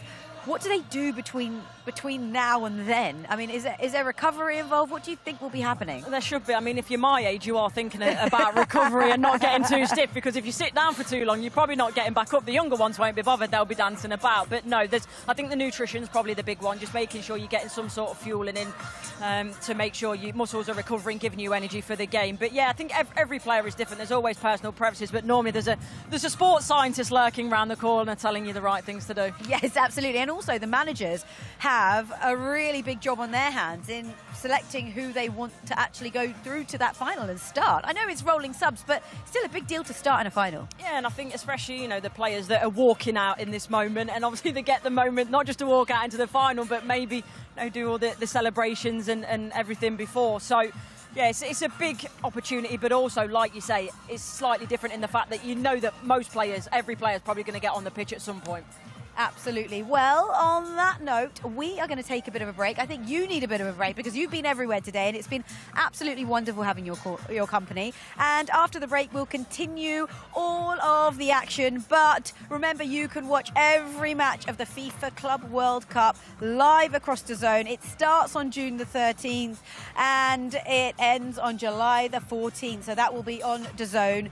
And it starts with Lionel Messi for Al Hilal, and it's absolutely amazing. So lots to look forward to, and we'll see you very soon.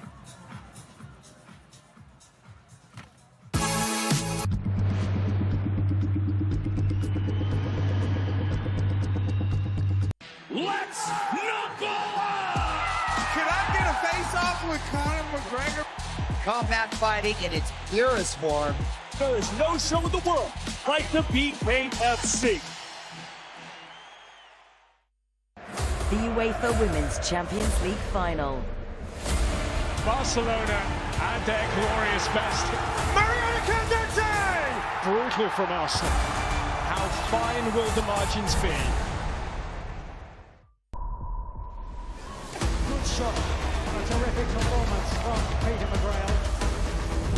Lovely movement from Masoudi. Sustained up top from Yabai. Eye-catching, classy, star quality. This isn't new. This is world-class sport at its peak. Witness football, volleyball, basketball and boxing. The biggest names, the biggest stages. Brilliant finish! The best in the world. Got a lot to celebrate. Unmissable. This is off the scale. This is where you watch. Written in the stars! DAZN is the global home of women's sport. Sport never stops on DAZN's live channels. The biggest names and moments streaming 24/7. NFL Network, the plays, the stars, the drama. Red Bull TV, extreme sports, extreme action. Matchroom boxing, knockout after knockout, all day, every day.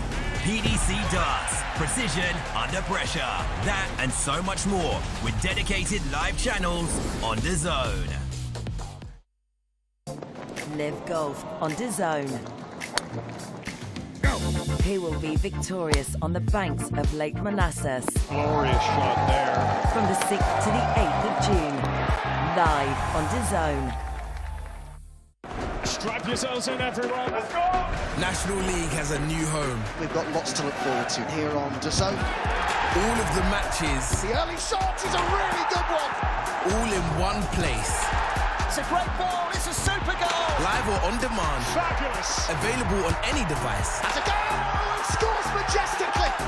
It all starts here. National League TV now on DAZN. Sign up at DAZN.com/NLTV.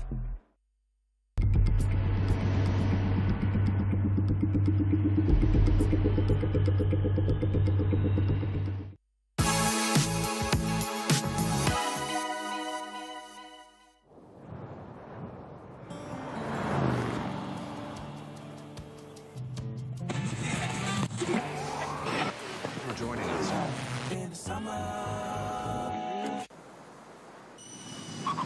The FIFA Club World Cup is coming to the USA. This is how legends are made.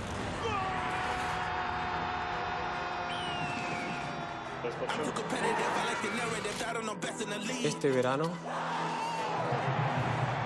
la crème de la crème.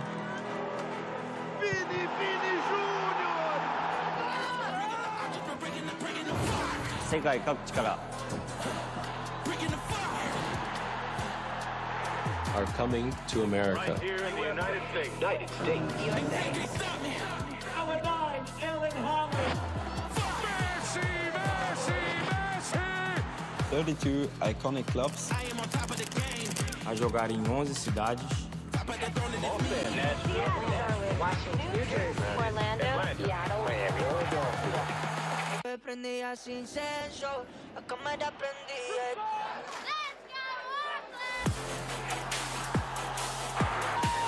Por troféu novo em folha.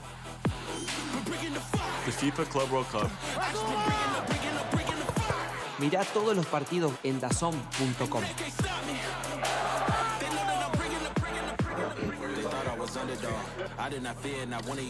Aló, aló.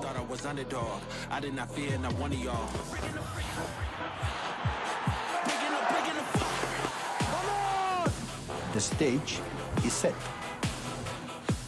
Estamos listos. ¿Y tú?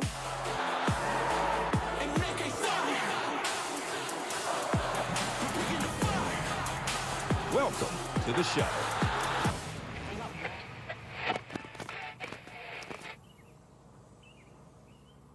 Hello, welcome, I'm Ewan, and this is Chasing the Trophy, the only show that brings the FIFA Club World Cup Trophy Tour to you. Today we're at the mighty Manchester City, but before the trophy touches down, let's take you on a tour of the historic site of Manchester. Let's go.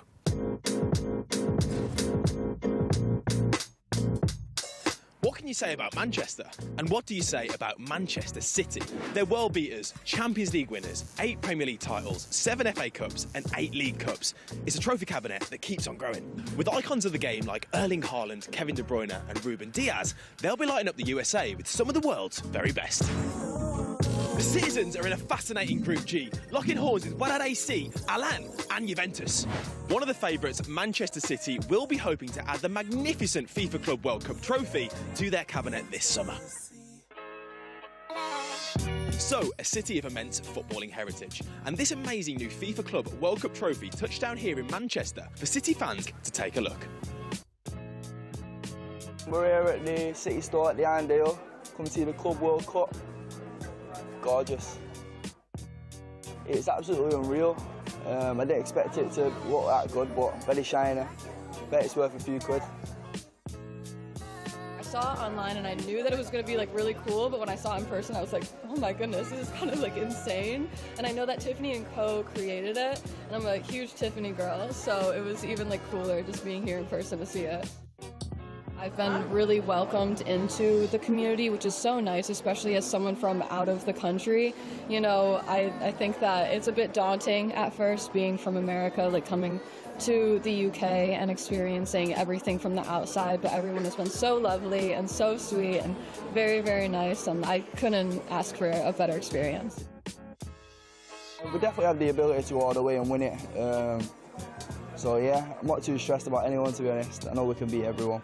This is an opportunity for Manchester City to go out there and add an incredible trophy to their already bulging cabinet. Who wouldn't want to be a part of this and win that trophy and bring it back over to Manchester? It's a huge opportunity for City on a global scale, with millions of fans watching, thousands of fans being a part of it in America. It's so exciting, and it's just an honour for City to be a part of it. It's match day, Manchester City versus Chelsea. Now, both teams are competing in this year's FIFA Club World Cup. Now, this could be a good chance for both teams to assess where their squads are at ahead of this summer's tournament. Let's go chat to fans and find out what Manchester is feeling. Let's go. If I say the city of Manchester, can you sum it up in a word for me? City. It's blue. Amazing. Golden. Insane. Love it. Brilliant. Stupendous. Awesome. Historic. Manchester City. Oh, that were 2 words really, that were, weren't it? Who's your favourite football player from Manchester City? All-time Aguero. Right now, probably Foden. Phil Foden look-alike? Yeah. First game, you excited? Yeah. Think Haaland's going to score loads of goals this summer in the tournament? Yeah. How many goals do you reckon he'll score? 6,000, you said? 6,000 goals. That sounds amazing. So, you've come from Japan today. Yeah. Why Manchester City as your football club? I like Pep Guardiola. Tiki-taka, position soccer. I very like. The best player, Foden. I love Foden. So I started watching them in the reserves after they won in '68. But Dad used to take me because you used to have a paper season ticket and you could go to watch the reserves free. So once I got hooked, then I've been a City fan ever since. So 50-odd years. And what's been your favourite moment in that 50-odd years? It's got to be Aguero. Aguero, love it, love it. Kind of the moment you know someone else is a City fan, you've got that kind of immediate connection, and yeah, you just kind of stop talking, just kind of breaks those barriers. Well, we've seen the lows and we've seen the highs. Yeah. You know, and I want to go back to the highs. Yeah. Celebration if you score the winner in the 95th minute of the Club World Cup final. If I'm a Man City player, I'm going to the other team, to the other fans. I'm probably going to give them a little shush, tell them to keep quiet, take off my shirt, do a little like Messi celebration, show them my name, show them my number. Oh, I love that. Love it. Look at that, look at that, look at that. Oh, look at that. Come on, City! Come on, City! What's the next best thing to being at the game? Being at the pub. Watching the match and meeting friends at the local is a centrepiece of British footballing culture. Now, we're at Box Deansgate to watch the game and sit in with the Man City and Chelsea fans. Let's see what happens.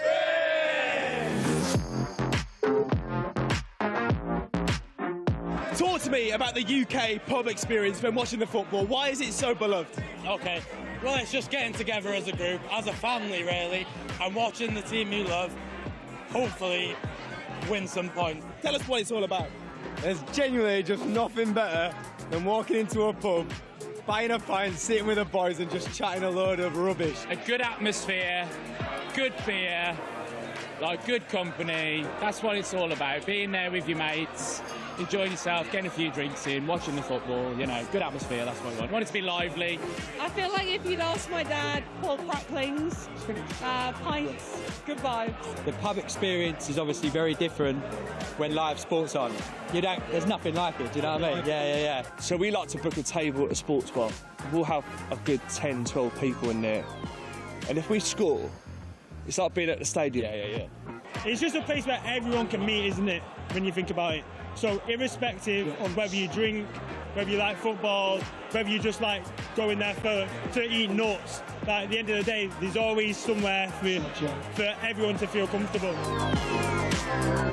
So, an evening at the pub wraps up our episode of Chasing the Trophy, but Manchester City's FIFA Club World Cup campaign kicks off against Wydad at the Lincoln Financial Field. You can watch every game free on DAZN.com. See you next time.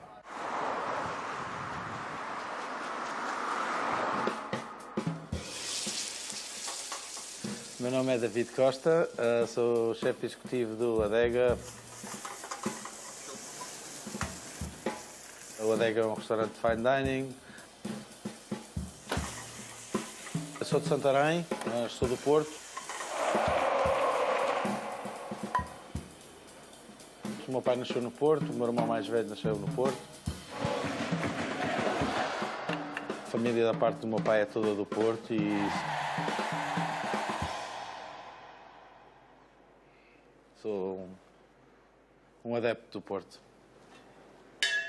And for finish, the fried egg on top. Every spots in the Porto City have this in the menu, and you can eat everywhere. Enjoy. Vim para São José há 10 anos. O Carlos e a Fernanda convidaram-me para vir abrir um restaurante português.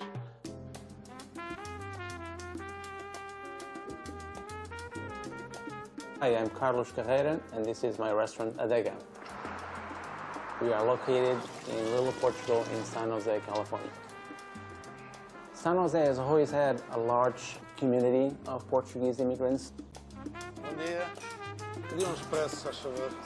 And this particular neighborhood, Little Portugal, has always had a high concentration of Portuguese people, Portuguese businesses, and they still prevail. The Portuguese community here, it's very close, very tight, and anytime there is any celebration that involves Portugal, the community really gets behind it. You know, there's always a place that you find people dressed up in their colors and supporting their team.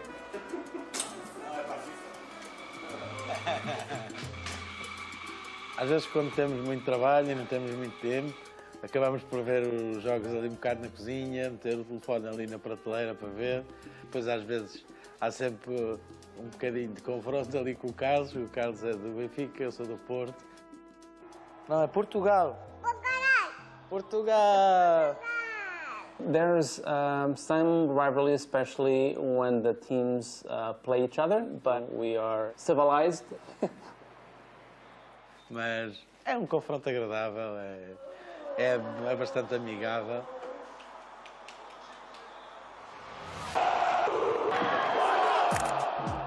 Porto, ultimamente e nos últimos anos, ver o Porto a ganhar uma Liga dos Campeões, ver o Porto a ganhar 2 taças UEFA, e isso para mim foi muito bom, foi muito orgulhoso disso, e eu posso dizer que vi a minha equipa ganhar tudo. Estou muito animado com o Campeonato do Mundo de Clubes nos Estados Unidos. Espero conseguir ir pelo menos ver um jogo. É um bocadinho longe, mas vou tentar ir. Espero que o Porto ganhe o máximo possível e que, se puder ganhar, melhor. Os adeptos no Estádio do Dragão são muito exigentes. Em qualquer lado que vão, querem sempre ganhar. E isso acho que é uma coisa que se nota no estádio. Acho que vamos conseguir fazer coisas muito boas no futuro próximo, e acho que a equipa vai estar ao seu mais alto nível novamente.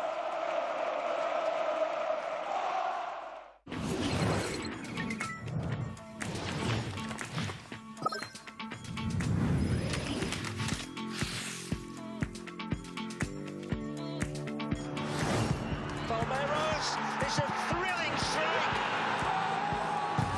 Oh boy, are they happy.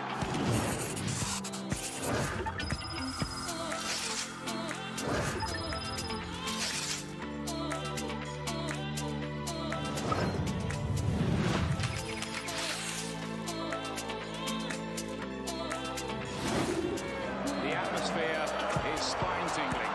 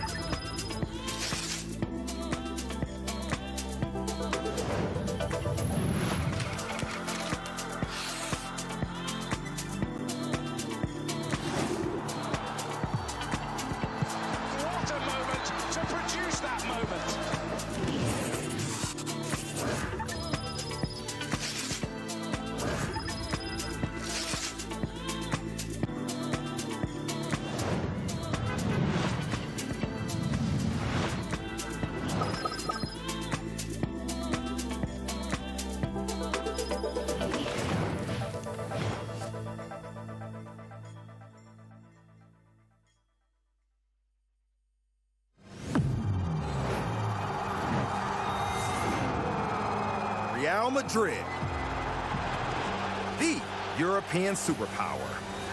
Vinicius! Wonderful goal from Real Madrid.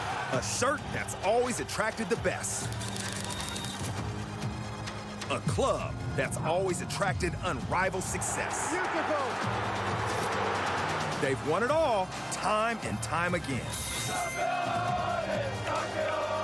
They've been crowned kings of Europe 15 times, more than twice as many as anyone else. They are a winning machine. 123 trailblazing years behind them. Absolutely remarkable. A future that looks as bright as their all-white kits. Oh, wonderful goal. A bulging trophy cabinet that's forever being extended.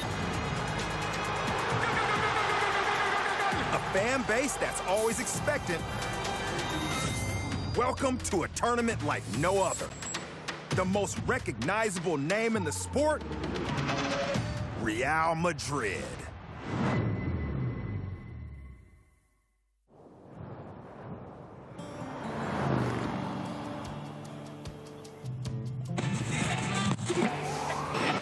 For joining us.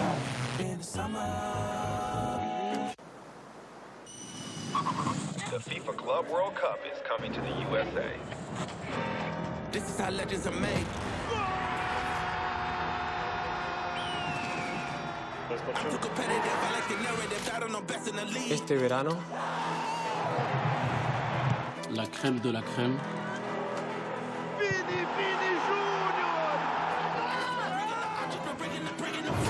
세계各地から are coming to America. Right here in the United States. United States. USA. Our nine, Ellen Howard. Messi, Messi, Messi. 32 iconic clubs a jogar em 11 cidades. Orlando, Seattle, Miami.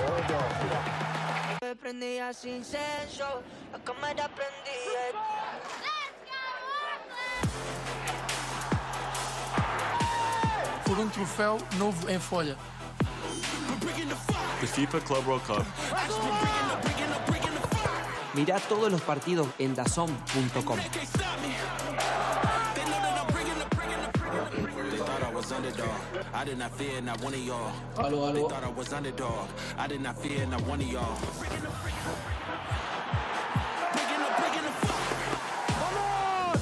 The stage is set.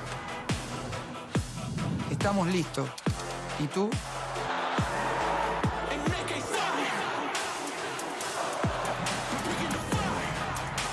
Welcome to the show.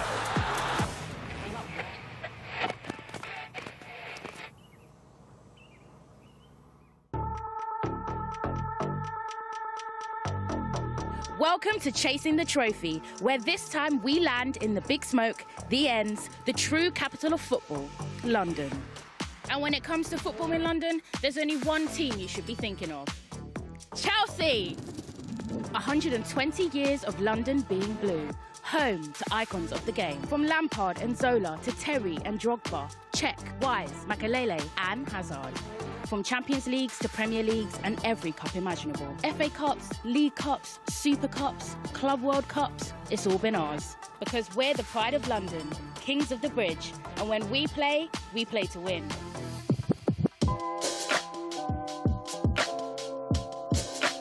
This man behind me, club legend John Terry, is no stranger to the incredible atmosphere at Stamford Bridge, and we asked him the hard questions on the mind of all FIFA Club World Cup fans. Hi, I'm John Terry, and this is DAZN Would You Rather?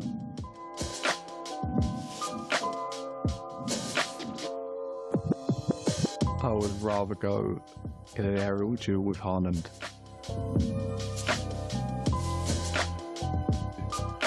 Both unbelievable. Cole Palmer.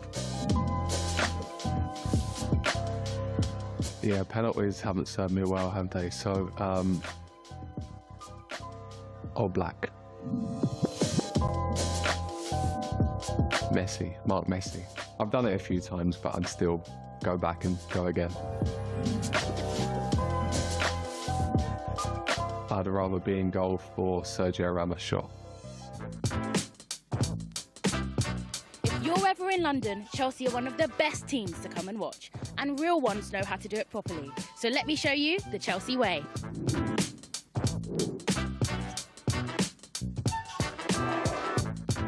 First stop, a pint at the Tommy Tucker to talk all things blue. Cheers! And if you're hungry after your pint, come and grab a British classic before you head down to the bridge. It's time to go to the stadium. You go down Fulham Road, away from Craven Cottage, to here, Stamford Bridge. Best seat, without doubt, is right here. Picture this on a match day, a sea of blue, heaven. But now it's time to get stuck in for 90 minutes. Chelsea! Chelsea! Chelsea! Chelsea! Chelsea! Chelsea! Chelsea! Chelsea! Chelsea! Chelsea! Chelsea! Chelsea! William Gallas, Chelsea legend. You're here, welcome. Thank you very much. We're going to play a game called Baller Builder. You have to build your all-time Chelsea player. Are you ready? I'm ready. Left foot. Ashley Cole, one of the best left foot defenders. Right foot. Right foot, right foot, right foot. Frank Lampard. I don't know how many goals he scored with his right foot, but I think he scored a lot. Heading abilities. Who's got a good head? Drogba or John Terry? I will go to John. Stamina. Wow, wow, wow, wow. Michael Essien. The Bison. Bison. And last but not least, football IQ. Claude Makelele. If you put all that player together, you know. No one stands a chance. This is coming home. I don't think so. I don't think so. Chelsea fans are some of the most passionate fans in the world. They love their club, but how well do they know it? I'm going to ask you 5 Chelsea questions. If you get them all right, you win a DAZN prize. Are you ready? Yeah. Perfect. First question, what year did Chelsea win their first Premier League? 2004, 2005. Correct. Who is Chelsea's all-time top goal scorer? Frank Lampard. Name one team in Chelsea's group at the FIFA Club World Cup. Flamingo. Smashing it. Besides Jose Mourinho, who is the longest-serving Chelsea manager in the Premier League era? What's the guy's name, Joe? Claudio Ranieri. That's the one. And the last one, 4 out of 5. A lot of pressure on this one. What is the city in which Chelsea will play their first FIFA Club World Cup match?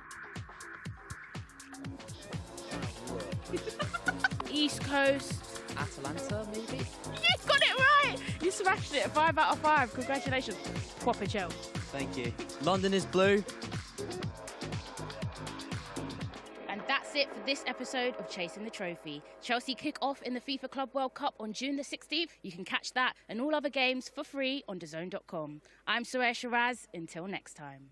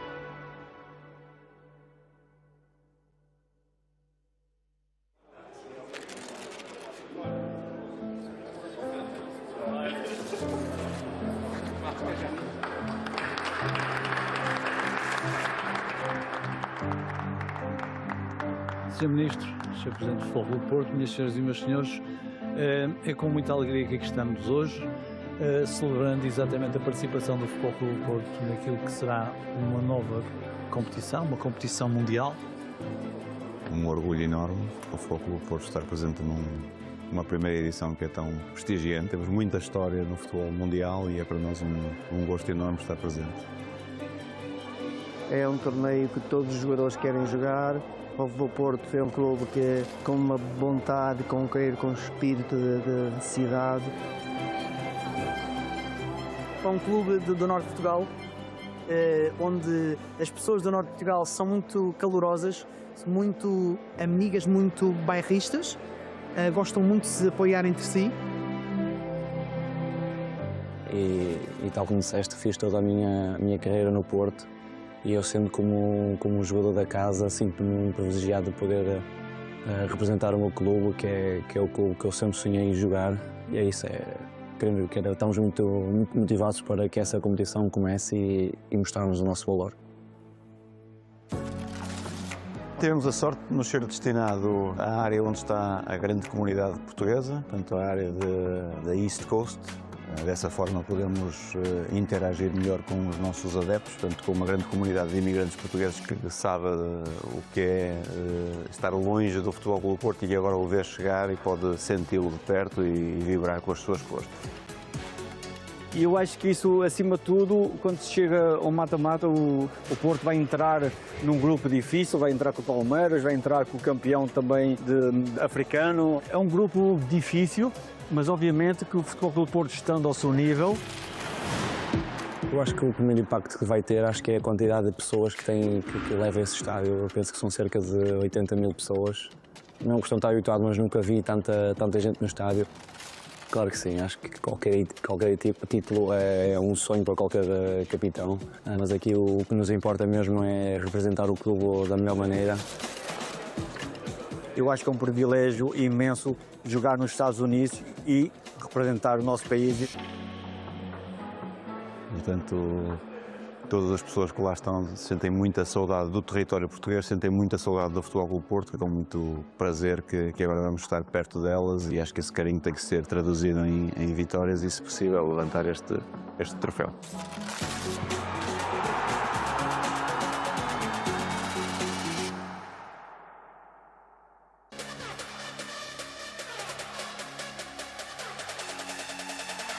Welcome to Washington, D.C., the capital of the United States, the seat of power, and now, host for the biggest tournament in club football history. Wedged between Maryland and Virginia, D.C. is more than monuments and politics. This city's got soul, rhythm, and a fire that runs deep. And now, D.C. brings that energy to the global stage because the FIFA Club World Cup is coming and Audi Field is ready. It might not be the biggest, but it's tight, intense, and alive. Home to D.C. United.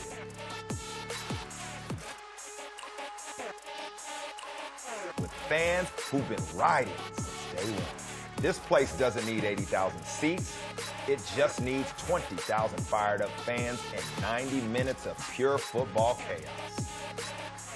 This is a city that knows pressure, that knows pride, and now it's ready to show the world how DC brings the noise.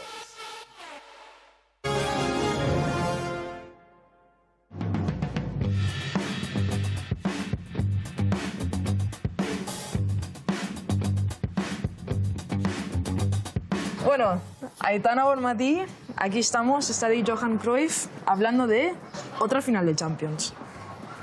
¿Cómo se siente? Pues la verdad que muy bien. La verdad que siempre lo digo, nos hemos, creo que mal acostumbrado a llegar a casi todas las finales de últimamente, de los últimos años. Y me gustaría que no se normalizara ya por nosotras mismas y por la gente, porque no es algo fácil. Claro, y mentalizar eso, mentalizar a... Claro, es que al final es normal que el Barça llegue a final de Champions ahora mismo, consecutivas, ya títulos consecutivos, ya lleváis una dominancia en Europa. ¿Cómo es mentalizar eso a llegar a otra Champions? ¿Cómo llegas a otra Champions y estando motivada aún? Yo creo que la Champions es el título que más nos mueve y cuando empezamos la temporada nuestro objetivo principal, digamos que es la Champions, ¿no? Para mí es la competición que te hace mejor equipo, que te hace competir más, que también creces individualmente como jugadora y eso ya es suficiente motivación, ¿no? Sí, evidentemente cada final ha sido distinta, igual que cada partido es distinto. También crecemos como equipo, también cambiamos como equipo. Se han ido muchas jugadoras, han venido nuevas. Hemos cambiado también de entrenador varias veces, desde la primera final que ganamos. Y aquí hay jugadores que seguimos aquí, ¿eh?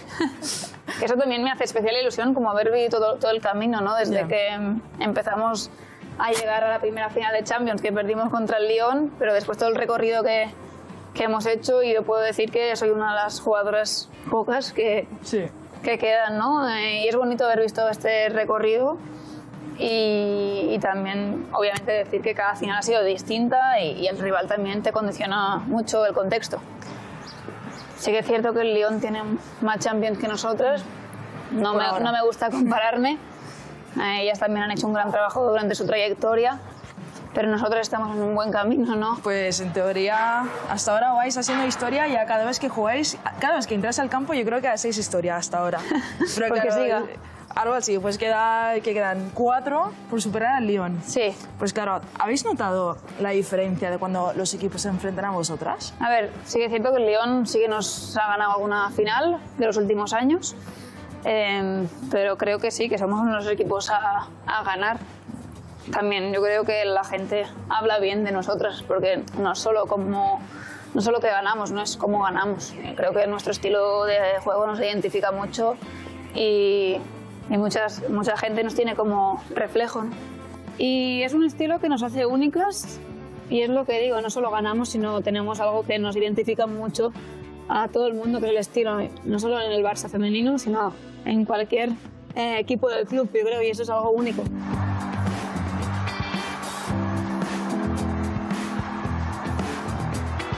Pues el recorrido de esta temporada ha sido un poco diferente. En Champions también, contra el City ha habido complicaciones.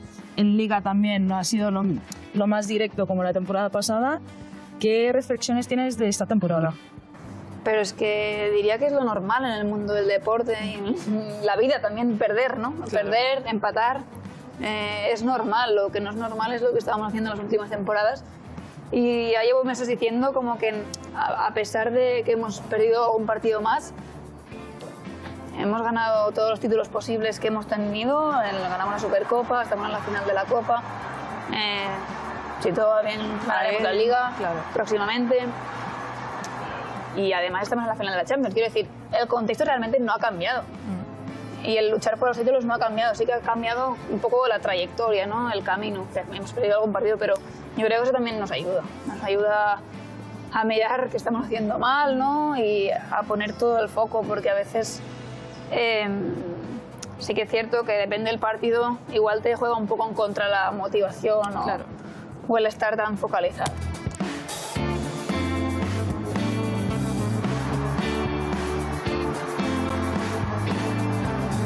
Bueno, 2 balones de oro, Champions, Liga, Copa, Mundial, Eurocopa pendiente.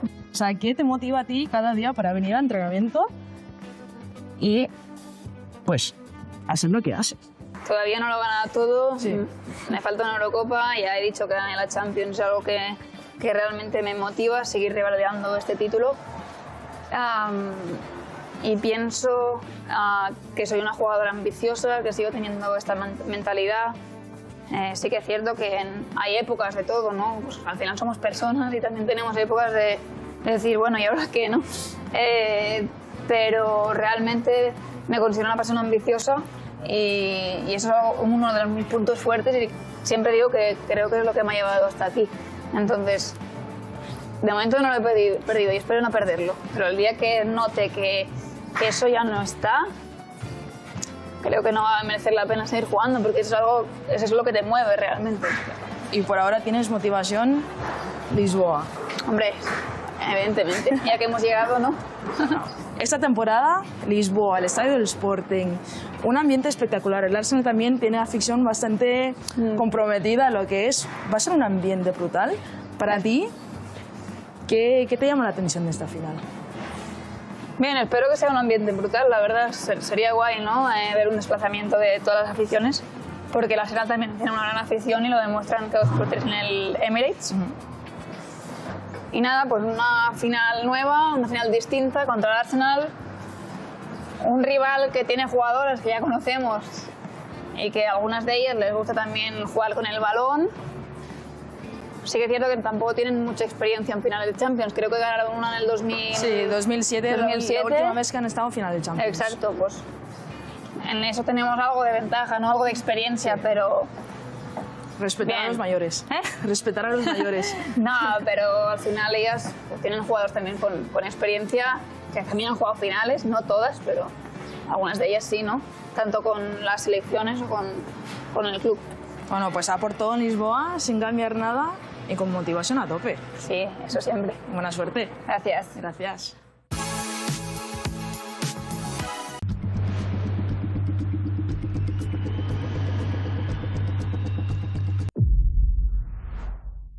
Strap yourselves in, everyone. Let's go! National League has a new home. We've got lots to look forward to here on DAZN. All of the matches. The early shot is a really good one. All in one place.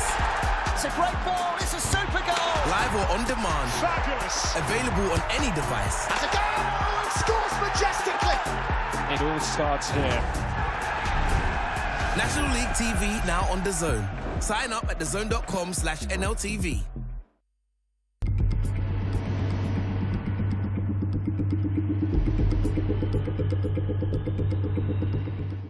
Greatness comes to DAZN this summer. The world's best players will be summoned together to decide the greatest club on earth. Vinicius. a chance to score. Goats will battle Wonder Kids. Fire will meet ice.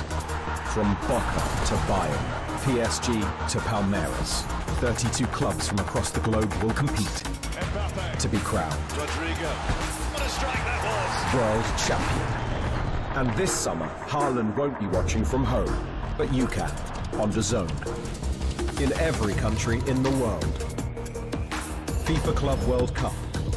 Watch on DAZN from the 14th of June. DAZN is the global home of women's football. Let's go! Bringing you the best live games. On my team! With the biggest stars, battling it out in the biggest competitions. Cue the chaos! First blood in the title decider! Would you believe it? Goodness me! Witness every season-defining moment. The stuff of champions! Live and on demand, only on DAZN. Live golf on DAZN. Who will be victorious on the banks of Lake Manassas? Glorious shot there. From the 6th to the 8th of June. Live on DAZN. Hey, listen up. Let's have it. We know you've always got your eye on the prize, the championship belt. And why wouldn't you? You're a finely tuned, well-oiled boxing watching machine, capable of consuming over 185 fights on DAZN every year. We've gone big, we've gone global. Churning through combinations, comebacks, and non-stop knockouts. Are you going to take? With big fights every week, you're the best in the world. So go on, get that belt, champ. DAZN, undisputed.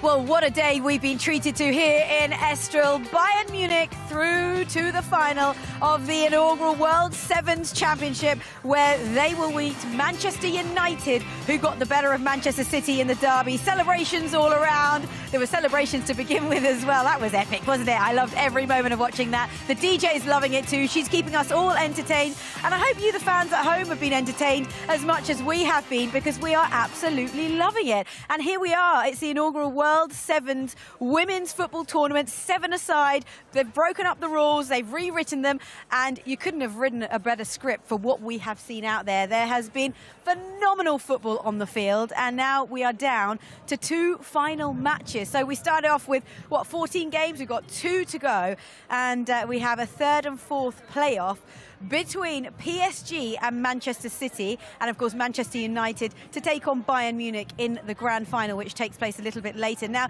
let's not forget, this is a huge prize pot that is up for grabs. For the finalists, they walk away with $2.5 million. The runner-up will walk away with $1 million, and then 3rd place will take home $650,000, and 4th place will take home $350,000. So it's not a small amount of money, and that is why we're seeing the best of these players. They've enjoyed every moment of it, and I've absolutely loved talking to them pitch side. Now here you can see confirmation of what we can enjoy today. Day 3, the grand final, the moment we have all been waiting for. PSG against Manchester City, and then Bayern Munich against Manchester United in the grand final a little bit later on. There's so much talent on display everywhere you look, and there's such a feel-good factor around the place as well here in Estoril in the south of Portugal. Now, as I'm speaking now, we have got some incredible players on the pitch ready for this 3rd, 4th place playoff. And I am delighted that I'm also joined by one of the women that is absolutely pivotal to the fact that we are here, Ali Wagner. It's so amazing to have you here. How'd you like that surprise? I love that surprise. That's the best surprise I could have had. Welcome. Lovely to see you. Lovely to see you. So we're finally here. I know. The moment we've almost been waiting for, the culmination of this incredible tournament. You've played such a key part in it. How are you feeling right now? I mean, I'm buzzing. I am buzzing. This has been everything that we had hoped for and more, I would actually say, because you're watching the way these players are embracing this platform. That's gold. And what we wanted to build was something for the players, something to get back to the way that they fell in love with football in when they were a little kid. And you're seeing that on full display. So I don't think we could be happier with the passion and the performance of these athletes. It's been incredible. What's really lovely is I don't think there is one player that stopped here that hasn't said 10 out of 10.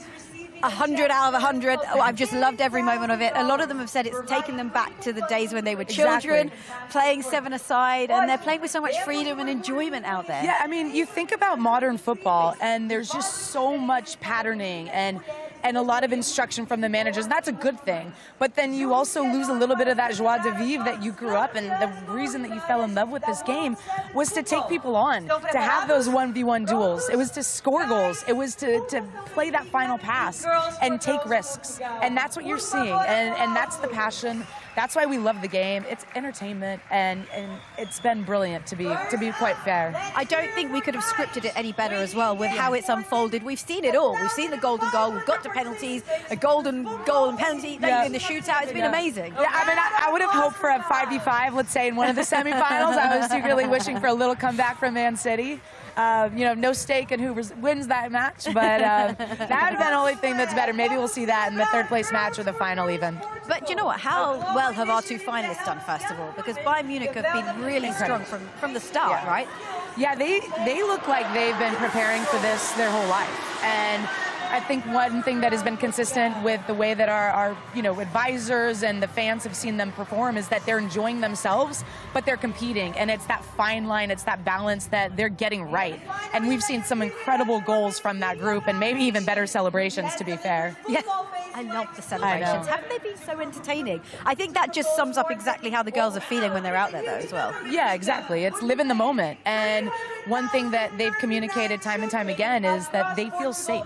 And they feel like they can express themselves. And what's better than being a player and showing your personality on the pitch? Sometimes you don't get to do that in some of those, in other stages, in other competitions. This is that format where they can be themselves, fall back in love with the game, and then share that with the world, share that with the fans. I bet you would have loved to have played in a tournament. Oh my God, you have no idea.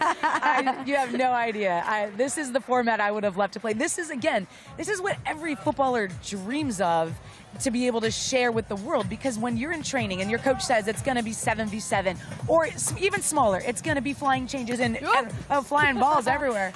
A ball just came flying, but you know what? Ali handled it like the pro she is. Well, I'm not a goalie, so I let that one get through. But you Sorry. handled it well. But the reality is, you love the small-sided format, the small-sided competition in training, and now we're showing, what these players can do in training to the world, and that's special. Well, Ali, we were just talking about the rules and how this is just a different tournament following a different format. So if you've missed any of it at all and you're just joining us, you're in the right place. And here's a quick reminder of the rules for this incredible tournament. Stage is smaller, but the stakes bigger than ever. Welcome to World Sevens Football, a bold new frontier in the women's game. 8 elite clubs, 7 players aside, 2 halves, 15 minutes each. It's fast, it's fierce, it's football without the filter. Unlimited rolling subs keep the tempo relentless. No offsides, no draws, just winners. If it's tied at full time, 5 minutes of extra time, 5 versus 5. First goal wins. Still level, sudden death penalties decide it. 1 shot each until someone breaks the deadlock. Under the sun of Estoril in Portugal, the world's best battle not just for glory, but for a $5 million prize pool. This is the game, reimagined for the fearless. Tickets on sale now at worldsevensfootball.com. This is not just another tournament. This is World Sevens Football. So that's all you need to know ahead of this next match, and it's the one for 3rd or 4th position. And we have to first say that usually in football, I don't think players want to be involved in it, let's be honest, because they want to go all the way and win it. But in this case, huge incentive, because 3rd place will take home $650,000. And 4th will take home $350,000, which is huge. So the incentive is there. You said it. I mean, I played in 2 World Cup 3rd place matches, the rubber match. You don't want to show up. Today, I guarantee they are going to be battling for that prize pool. And that's one of the value propositions that this format is providing these players. But I think there's pride on the line, too. I mean, Bayern put on a show going out 5-0 this morning. So. Absolutely. Really well said there. Actually, who's impressed you most out of these 2 teams then? I would say, if you look between PSG and Man City, PSG, they have been an interesting side. I don't know that it was as tight of competition with the other side, with Man City, Man United, and that group. Sorry, but I do think that PSG with Karshawi, she's been really bright. I think this is a format there she can excel. You've seen a lot of that flair come out. I know that they got spanked this morning, but I do think that they have the opportunity to take this one. They do, and I mean both teams are brimming with talent. They have everything that it takes to take that third place. But it's just about, I mean, I don't know if fatigue plays a part, by the way, in what we've seen so far. You know, that's one of the, it's funny you say that, that's one of the interesting things where you're watching the two teams that are in the finals, Man U and Bayern, they're doing the full line changes. We've seen that a bit with PSG, but I'm wondering if some of those squads are not using their full depth of their rosters, and that will take hold, and that's what we saw this morning, maybe with some fatigue in the legs. I would say one other point on the competition for this third place match is Jess Park has been phenomenal. I mean, she has been, I think, really crafty on the ball. We're getting a good look at some of the goals from this morning, and you know, I think the reality is Bayern has set the standard in this tournament, and I think they are the team to beat. I do. But in this match, I think, you know, Man City with Jess Park, that might be one of their ways through. Caroline's been exceptional as well for Man City. Oh, she has. She has. She's been one of the standout players. The Brazilian flair has been brought to the tournament by her. How did PSG then react? Because, of course, as you mentioned, rightly so, they suffered from that 5-0 defeat earlier on. What are you expecting to see? I think it's about pride. And I do think that sometimes when you've got a little bit, you're on your back foot a little bit, it takes a second to regroup, but the energy is going to be there. And I don't expect anything less. As you mentioned, there's prize money on the line.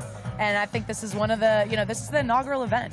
They want to get their name on one of those trophies. Absolutely. And seeing as I have you here, Ali, talk to me about what happens after this, because I know you're going to take a moment to absorb it, soak it all up, and just reflect. But what's next? Because this is going on the road, is it not? It is. I mean, we're scaling this up to 4 events a year. You know, we're going to have another event later this year in that fall window. And we want to bring this to the global market. We want to travel the world with this series. Again, women's football is still in this incredibly, you know, young growth phase. How can we take this event and bring other fans into it in North America? Go to Asia. I mean, this is where we start to bring together women's football. Women's football has always been a global community. That's been one of its strong foundations. We support each other. We bring people together.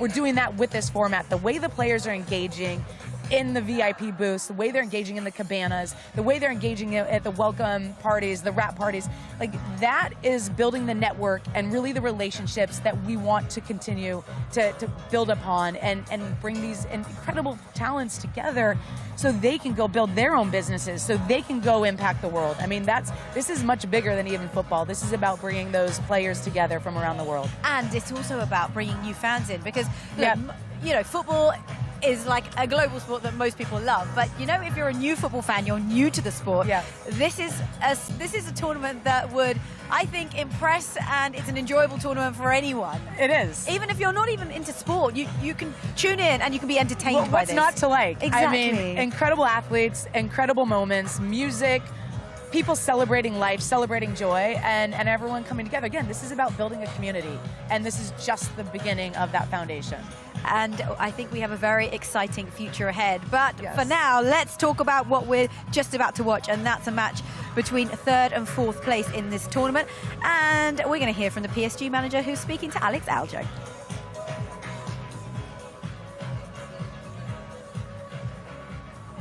Okay, você quer ver no jogo do World Sevens? What do you want to see in this final game here at the World Sevens? Continuar no mesmo estado de espírito, né? Que as jogadoras possam ter prazer em jogar junto. E, claro, conseguir a vitória, que seria importante a gente ficar entre os 3 primeiros. Não conseguimos passar para a final, mas vale a pena. Eu acho que a gente tem que parabenizar não só o Bayern, mas todas as equipes que estão agora nas finais. E a gente espera fazer bom jogo. We want to keep going as we have been all tournament. We want to play well. We want to play a good game. We obviously want to finish in the top 3 here, but it hasn't been easy. It's not just Bayern that have been outstanding. Every team has been so good. Apesar do resultado, você se sente orgulhoso desse time? Despite the results, you still feel really proud of this team? Parece contraditório, né? Mas independente de qualquer coisa, eu tenho muito orgulho dessas jogadoras, que elas estão mostrando, a imagem que elas estão deixando aqui como Paris Saint-Germain, acho que ela é muito importante. Eu acho que o espírito é esse, né? A gente joga, a gente enfrenta adversários fortes e a gente tem que estar preparado não só para a vitória, mas também para a derrota e aproveitar e tirar do positivo todas essas coisas que vem acontecendo. Yeah, we're so happy with the players, whether we're winning, whether we're losing. I'm so proud of my team and we've done really, really well in this tournament. So whatever happens, I'm still going to be delighted with my players. E para terminar, o que acha de experiência em geral aqui no Estoril? What have you made of this experience here in Estoril? A experiência foi incrível. Acho que a estrutura, a organização, foi tudo impecável. O conforto que eles deram para as jogadoras foi de uma grandeza muito grande. E eu espero que esse evento não só seja o primeiro, mas como seja de muitos que a gente possa participar. It's been an incredible experience. I hope this is the first of many of these World Sevens tournaments. I want to congratulate everyone that has been involved because the organisation has been absolutely impeccable. Good luck. Boa sorte. Obrigado. Obrigado. Perfect. Yeah, smiles all around because you know what, everyone's enjoyed it and so is the PSG manager as well. Despite not being able to make it to the final, there's still a lot to look forward to in this one. Yeah, absolutely. And look, he's a new manager. That's an interim manager. So he probably might feel a little bit like we want to go prove something and getting his squad behind him. That will stay a lot for if he's putting his hat in the ring to be the permanent manager. Well, Ali, it's always lovely having you here. Know. It's lovely being with you. Oh, it's lovely being with you and soaking up the sunshine. I'm not quite getting my outfit right because 1 minute it's warm, then it's breezy, then I'm cold, then I'm warm. But anyway. No, I'm sorry. You got it right. You got the W7 I love swag it. I love it. I'm taking it home with me. Anyway, as you can see, the fans and the players are really soaking up the sun and they're gearing up for the next match, which is taking place very shortly. But after the break, we'll bring you more build-up. We'll see you in a moment.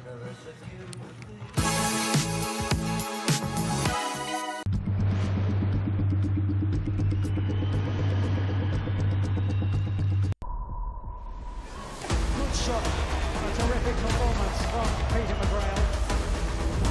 Lovely movement from Masoudi. Sustained a top from Yafai.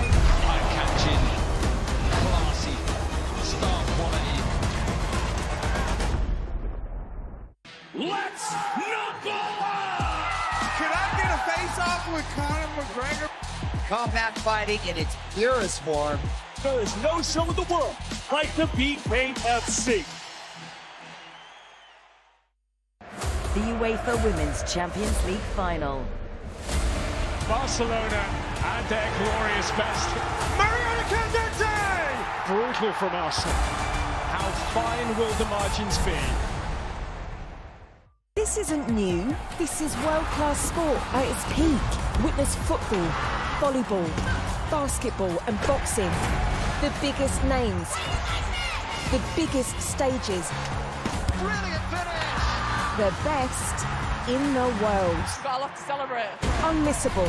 This is off the scale. This is where you watch. Written in the stars. DAZN is the global home of women's sport. Sport never stops on DAZN's live channels. The biggest names and moments streaming 24/7. NFL Network, the plays, the stars, the drama. Red Bull TV, extreme sports, extreme action. Matchroom boxing. Knockout after knockout all day, every day. PDC darts, precision under pressure. That and so much more with dedicated live channels on DAZN. Live golf on DAZN. Who will be victorious on the banks of Lake Manassas? Glorious shot there. From the 6th to the 8th of June. Live on DAZN. Strap yourselves in, everyone. Let's go! National League has a new home. We've got lots to look forward to here on DAZN. All of the matches. The early shot is a really good one. All in one place. It's a great ball. It's a super goal. Live or on demand. Fabulous. Available on any device. Has a goal. And scores majestically. It all starts here.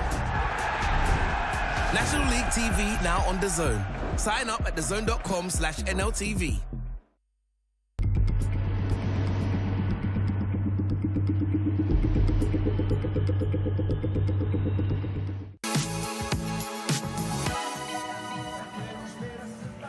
Welcome back, where we're moments away from the penultimate match in this wonderful World Sevens tournament, and we're really looking forward to it. It's the third, fourth place playoff between Manchester City and PSG, and now we're getting soaked, and it's lovely. I mean, it was bang on cue, wasn't it?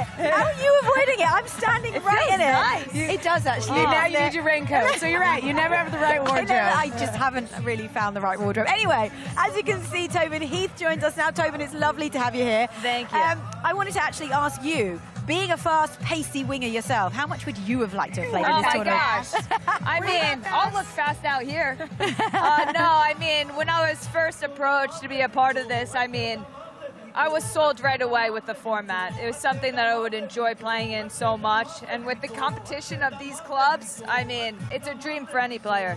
It is, and that's what we've been saying all afternoon. In fact, we've been saying this for the last couple of days, a dream for any former player to compete in. I did want to bring this chat a little bit around to Manchester City, though, because we're about to see them take centre stage. Yes. They have been very, very impressive, good. Have they not, from start to finish? I mean, I've been most impressed with Caroline. I think she has been exceptional. We watched her play in the NWSL for years, and now that she's on Man City, you're getting to see just some of that. I mean, we know it. It's the Brazilian flair. Like, she is the one that can imprint on the game in a way someone else can't. And that pace to explode and eliminate defenders is very special. And I think you're going to see it, I think, in this match be the difference. And they'll be really disappointed to have lost a Manchester derby, because there's that rivalry, right? They wouldn't want to lose that. It was so fun. I've been a part of those derbies, and it was absolutely fantastic. But I mean, I love the attacking power that Man City has. I don't know if their tactics were really stretching the field enough, but Caroline just parked together. What a dream to watch. I mean, this goal is one of my favorites of the tournament. Oh, just Parks? Oh, she made that look too easy. Too easy, so silky smooth. And you're right, because so many times someone will go in that moment and there'll be a challenge and someone will be able to get close enough to throw a tackle, but she's so quick and silky. I'm ready for Jess Park to take that next step in her game, in her level. I think she has it in her. I think that's right, and she could be one of the breakout stars of this tournament. Absolutely. And she's had a really good season coming into this, actually, on an international level as well. She's really impressed with the Lionesses. So, yeah, this is another stage that she can shine on. Yeah, and her partner right there, and Fugino as well, just has been incredible, too. Fugino, I mean, those three. Fugino, Jess Park, and Caroline, come on. And the fact, though, that they're in the third place match tells you exactly how competitive this format with these clubs has been. Oh, my gosh, absolutely. I mean, I'm just as excited for the third place match as I am for the final. Yeah, well, we were talking about there's monetary incentive, of course, as well in this, but the caliber on display is second to none as well. It's worthy of any final, Tobin. Oh, yeah. I told you, we're just covering a little all bit season. of win. Just a little bit. Just a little bit. Just a little bit. We're covering all season. Who would you have wanted to play with out there? Oh, Caroline. She's my favorite player on the planet right now, for sure. Yeah, she is. Oh, we're getting drenched again. We're going to just move. We're going to move this way as we continue this chat. I also like the fact that we've got this DJ that really helps to ramp up the atmosphere. How much have you just enjoyed the tournament in general? Happened? Well, are you so excited about the DJ? Because we're about to see Caroline Sager and Kelly O'Hara get in the DJ booth. Why are you not there? Oh, no, they've been preparing for this. Oh, my gosh. This I is think gonna you be should the go best. and join them. Oh, I'm gonna enjoy it. We've seen a lot of the really cool celebrations as well from the players as they come out. We saw Man United really milk it. I loved it. What would yours have been? Oh, I don't know. I think it's a collective effort, but Bayern with the bike. The bike is the best. The bike I tops am it. sorry, that was genius. It was so good. Absolutely genius. Talk about execution. Yeah. Well, we are moments away from kickoff. The players are standing by, and so too are our commentators in the commentary box for us. Courtney Sweetman-Kirk once again, and Flo Pollock. Thank you, Seema. Good evening, everyone. The two nearly teams facing off for third place then. And this is no dead rubber. The winner of this game gets $650,000. So it's 7-a-side with plenty at stake. A lot of money as the Paris Saint-Germain players come out. They've already lost to a side from Manchester in the final game of the group stages. They lost on sudden death penalties. Will they fare better against the blue side of Manchester? Experienced international De Almeida. A number of French internationals in this PSG squad. Kachawi scored after seconds in one of the group games.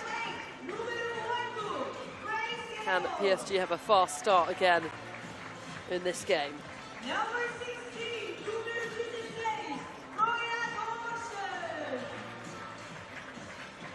Sprinklers have been out here, and the pitch will have a little bit of a zip to it. Half in shade, half in sun now. As Grigiambot comes out, another really experienced French international. Player that's won titles with Lyon. And now the starting 7 for Manchester City then. Coming out to captain the side is Gracie Pryor. 20-year-old, last season was playing in the 4th tier of English football for Burnley. With the injury crisis City have had this season, has had to step up and has ended up playing over 1,000 minutes in all competitions, including starting Champions League quarter-finals. Chiara Keating with a big grin on her face. She's really enjoyed this tournament. She's looked good in this kind of format as well, Keating, good with the ball at her feet. Bobby Pritchard, a lot of young players in the starting 7. As we said, injuries for City has given opportunities to these young players, and it's great to see them starting this match here in the World Sevens.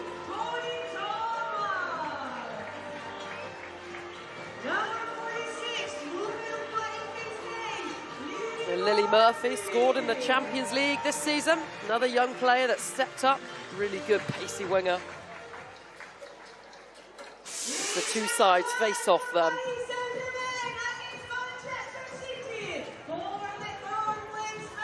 Both City and Paris Saint-Germain failed to find the net in the semi-finals. Goals guaranteed though in this match. We play 30 minutes. If the score's still level, we'll have 5 minutes of 5 aside to find a winner. If not, it's sudden death penalties.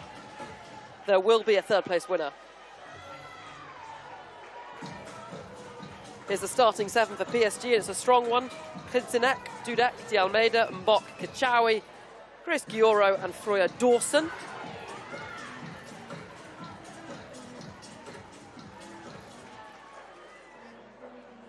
Those City players really enjoying themselves out there. Dudek, the captain, our referee team.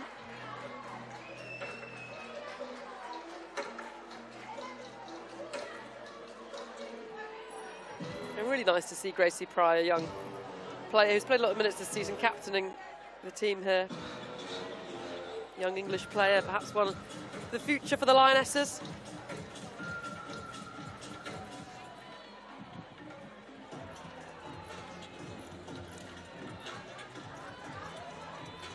And let's take a look at the starting 7 for City. As I said, it's a young starting 7. Keating, Lazelle, Gracie Pryor, Thomas, Oyama, Pritchard and Lily Murphy.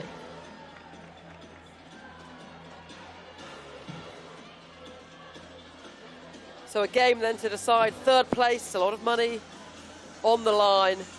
$650,000, not sure on the exchange rate on that. Courtney Sweetman-Kirk alongside me. And which side do you think are favourites coming into this? Sure, I think both teams will be disappointed actually with their semi-final, but I know it can change quickly. We can do roll on, roll off, but I think you can see Manchester City have started with the less experienced side. PSG have got more experience on the pitch as it stands, so in the early stages of the game at least, that might favour PSG. Interim manager Nick Cushing watching on. Will he be staying on at City next season? That very much still up in the air. And City get us underway then.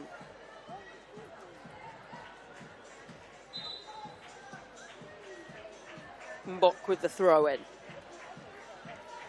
6 Champions League medals with Lyon. In fact, a little bit of confusion here about what is going on, but Kachawi takes the throw-in. Good battling from Pryor. She's had a real good season, hasn't she? You mentioned her, Lily Murphy. Somewhat a forced hand, wasn't it, for Gareth Taylor with the amount of injuries they had at the start of the season. He was obviously the manager in before Nick Cushion. But through things like that, it does give opportunities to young players, and they've taken it. Naomi Lazelle, another young player coming forward, and that was very nearly an excellent goal. And I tell you why that's a really good save, because it bounces in a real awkward position just before you see the keeper there. It's a real good save. A player that scored in the Champions League against Barcelona in the first group game, Naomi Lazelle, as Kachawi tries to shrug off Lily Murphy. Free kick.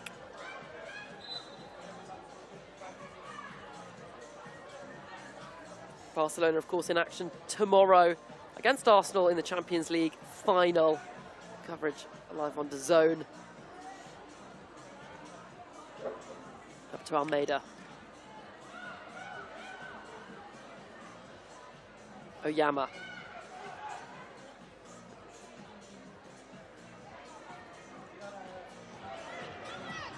Pryor.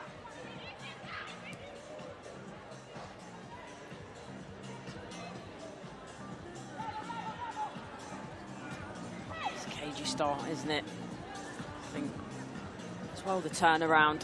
Still relatively quick, so it's difficult for players. You're neither warming up nor cooling down. You're trying to stay in the right mind frame, get a bit of fuel on board, but it's a quick turnaround. Free kick goes against PSG, and these semi-finals, these third-place games, they have all been a little cagey to get going, unlike the early group games where it was a bit of a free-for-all in terms of teams getting used to the format and getting goals as Lily Murphy strikes the foot of the post. The referee probably plays the advantage there. Poppy Pritchard, I think it was a foul, but does well. Lily Murphy with the follow, she's just trying to stroke it into that bottom right-hand corner.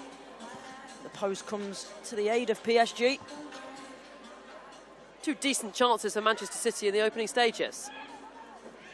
And PSG now on the attack. Dawson. Guioro was in there and a bit disappointed her teammate didn't pick her out. She's not happy, and rightly so. That needs to go earlier. One ball across. And you fancy Guioro to finish that. And that's what we saw from Bayern Munich in the semi-final when they beat PSG 5-0. It was one-touch football, really, really quick, and they dismantled PSG. Yeah, it's precise. I mean, you don't always get the time in a normal game, let alone in a seven-a-side. You've not got time to take that extra touch. The opportunity disappears. Didn't really lay a glove on Bayern Munich PSG.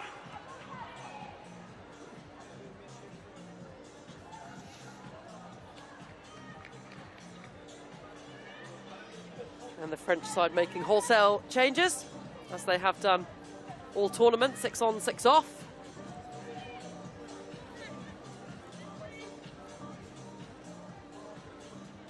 I think City are going to respond as well. A few players just moving their bibs from around them, just around the neck, ready to whip them off and get on the pitch. Lazelle gives it away to Fazer.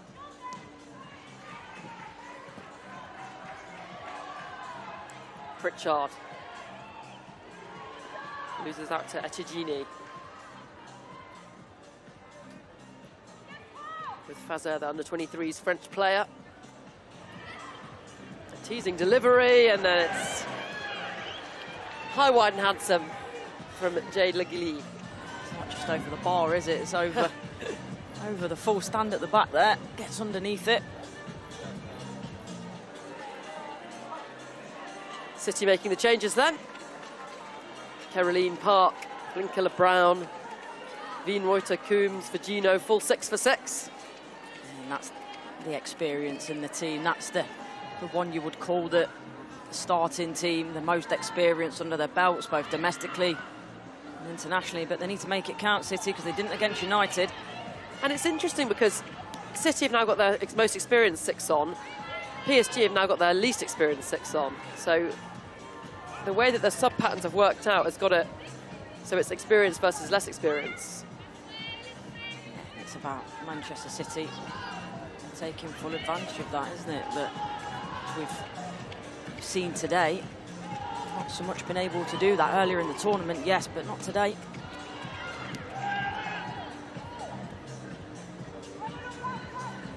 coming into today. Caroline with 3 goals. Could she be the Golden Boot winner? Coombs, very experienced City player. Linkilla Brown.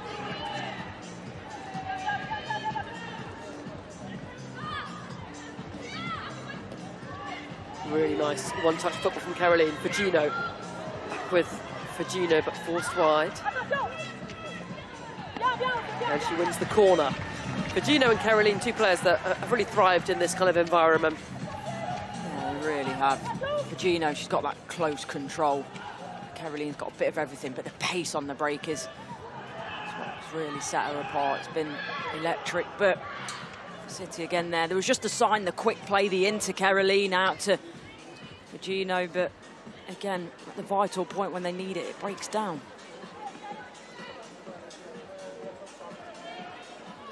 The experienced 6 of PSG back on the pitch. As Wienreuter, on loan from Arsenal, actually. That's City. I wonder if she'll be going to the final to watch her parent club tomorrow. Yeah, I wonder how many of these players will be going to the final as well. Yeah, I had a bit of a chat, actually, with someone in the City hierarchy. As Caroline comes forward and it whistles just wide. That's the chance she will have wanted. She does really well. Rolls that ball, that soul roll across. Just trying to go across the keeper, find the corner a little bit too much. Yeah, going back to that point I was making, spoke to someone in the City hierarchy. I plan to go back quite a few of them, so not everyone will be at the final, but as we mentioned, with Wienreuter being on loan from Arsenal, you'd imagine she might get a bit of special dispensation. De Almeida, Jess Park, breathing down her neck. Park, a player that will be playing for England in the summer, in the Euros, as a really nice through ball, but Linkilla Brown, really intelligent play. She's been a bit hot and cold this season for Man City, Jess Park. Not so much her fault, I think it's how City's season's gone, but I think for the Lionesses, she's definitely always performed in that shirt, and looking forward to seeing what she can do in Switzerland. Scored that goal against Spain, the only goal of the game where England beat Spain in the game earlier this year. That gave a lot of Lionesses fans confidence that come Europe, the Euros will be looking good. Fagino posted into Jess Park, and City strike first. It's almost like she knew we were talking about her, wasn't it? I mean, initially, I thought they'd missed the chance, Man City. Could have gone out to her earlier.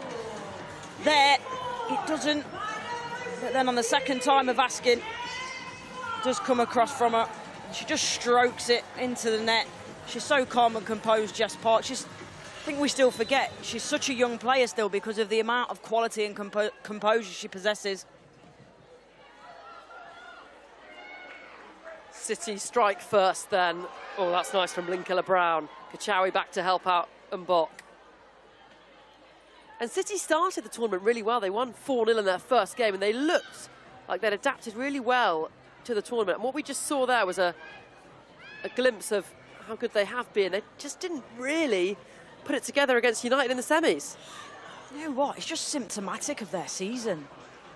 I mentioned it earlier. It's been up and down. They had that massive win against Barcelona. And good moments throughout the season, but it's a bit of momentum. Injuries as well has played a massive part. It's been very up and down. Nice from Park.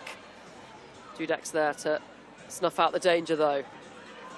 Good challenge from Wienreuter. Fagino up against Kachawi. Onto her left foot, and it's a strong block by the French international.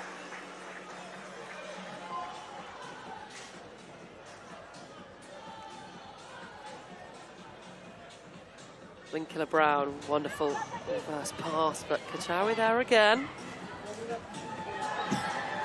Anywhere will do for Caroline.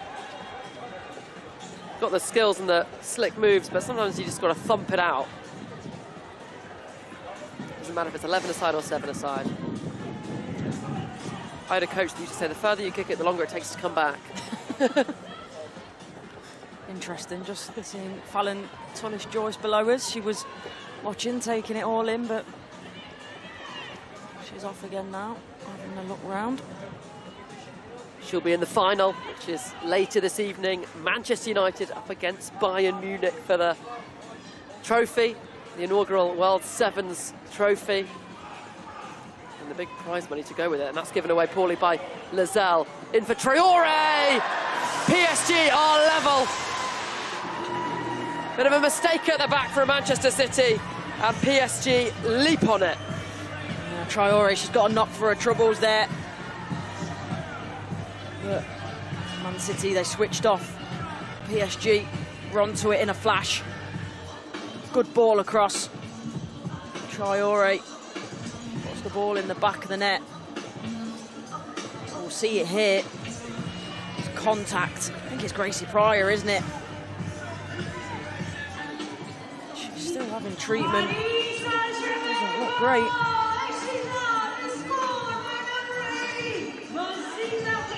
She'll be coming off straight away, and there was discussion around injuries and ahead of the Euros, but we've not seen any injuries really yet in the World Sevens tournament. No, it's interesting. I spoke to a few managers, watching a press conference with Serena Wiegmann as well, where she was speaking about it, and yeah, there's some players that have opted out. I think some players, you know, they want to keep fit, and she said that, Serena Wiegmann, the Lionesses manager, for some players, it will do them good, it will keep them fit, it will keep them sharp.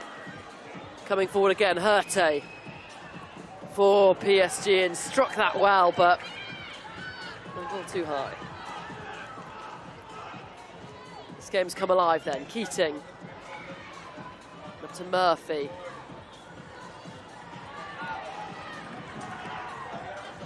Ball zipping around, really nice surface actually. Out there on the pitch here in Estoril. It's a nice little ground. They've done a good job, the organisers, to put the pitch in the middle but make it smaller. Dawson can't get there ahead of Pryor. Away by Lizelle. Lily Murphy now. Shrugs off one player, shrugs off another. Still going, can she find Pritchard? Yes, she can, and that's a top save. Klidzinek out quickly to close off the angle.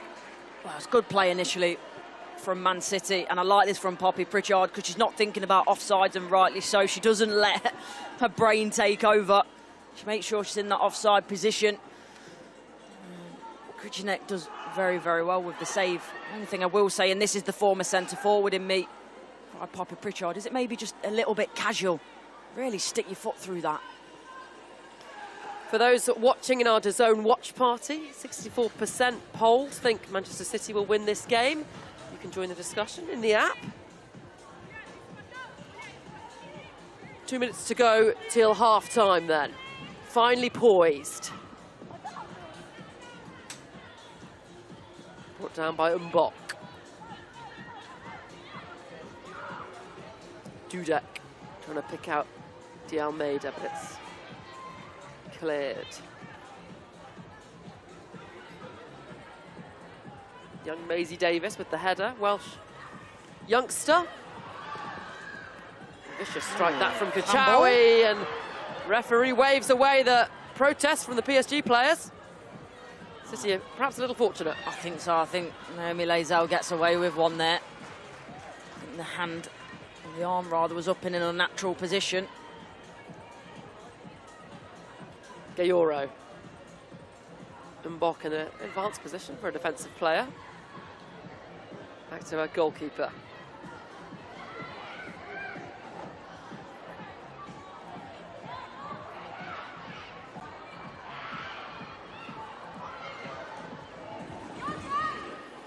Kachawi with the flick on. I think that ball was intended for Mbok rather than Kachawi.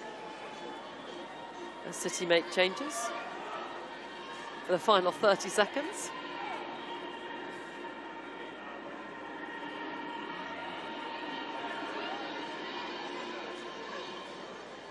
Flicked on by Caroline. Will the Brazilian get on the score sheet this afternoon?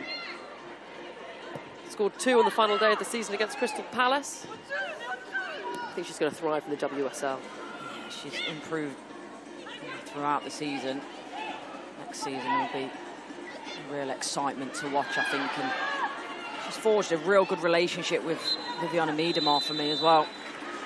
And there is the half-time whistle then. Manchester City striking first.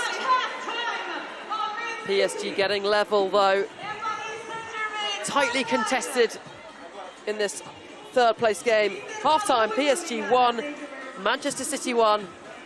Analysis after the break. Who is responsible for the win in Portugal? Quem é responsável por esse evento em Portugal, hein? É você, Carlos? Você é responsável pelo bem.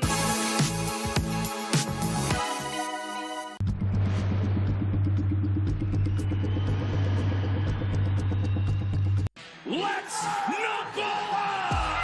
Can I get a face-off with Conor McGregor? Combat fighting in its purest form. There is no show in the world like the BKFC.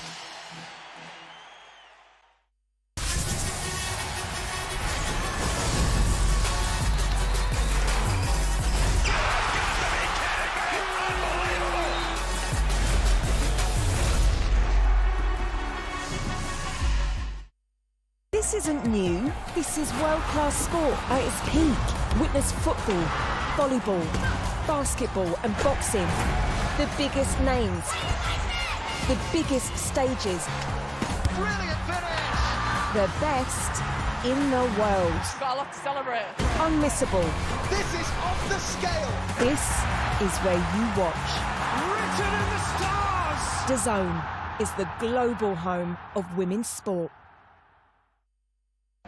The UEFA Women's Champions League final. Barcelona at their glorious best.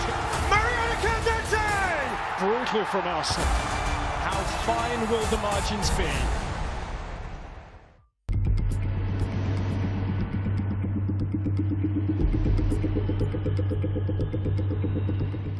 Real-time stats and scores have arrived on your DAZN app. Follow your favorite teams and competitions from over 500 leagues and cups with instant updates so you never miss a big moment. Get even more from your daily destination for sport.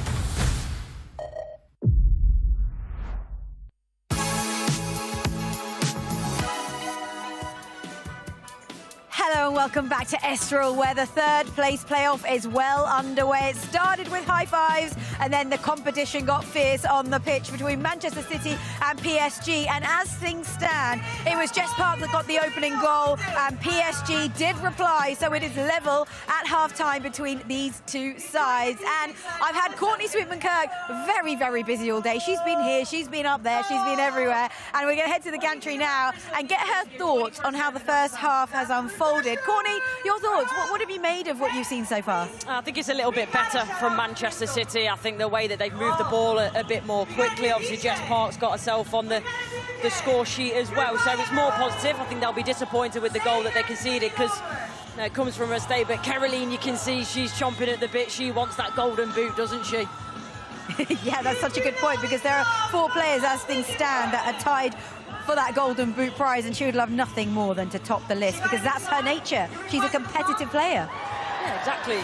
Any good forward player, doesn't matter what the competition is, even in training, you want to be the one that scores the most goals, and you don't play at the level that Caroline plays at without having that competitive edge. So as things stand, Courtney, it's all level at half-time. Can you make a case for both sides in the second half? We know we have to have a winner. Yeah, of course you can, but I think I would say City are edging it. PSG are in it because of a mistake. Yes, granted, PSG jumped on that, but I think if City keep playing the way they're playing, going forward and defensively don't make any more mistakes, then it's their game to win for me. Who knows? I wonder if we will see a golden goal or maybe a penalty shootout. Either way, there will be a winner, and I'm going to hand you back to your commentators to take us through the second half. Courtney, back to you. Thank you, Seema. Yes, we will have a winner. PSG have already scored a golden goal in the group stages. Romy Lukta getting that for them. But might it be decided before then? 15 minutes to play. 1-1 as things stand. And Traore gets us back underway, the score of Paris Saint-Germain's goal. went off injured, but looks like she's recovered from that injury.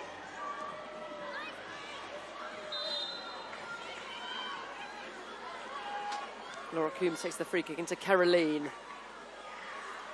Gives it to Etigini.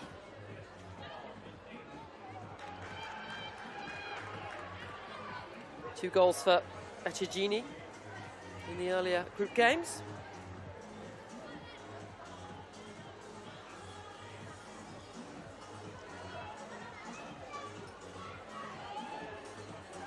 Good strength from Fragino, goes back to Keating. City playing with fire a little bit, trying to play out from the backs, didn't that? Quite a lot in the WSL this season, haven't we? Yeah, there's no surprise there that she carries on playing that way. It's risk and reward. And that's a good stop from Keating. And Park now. Very nearly twisted and turned away.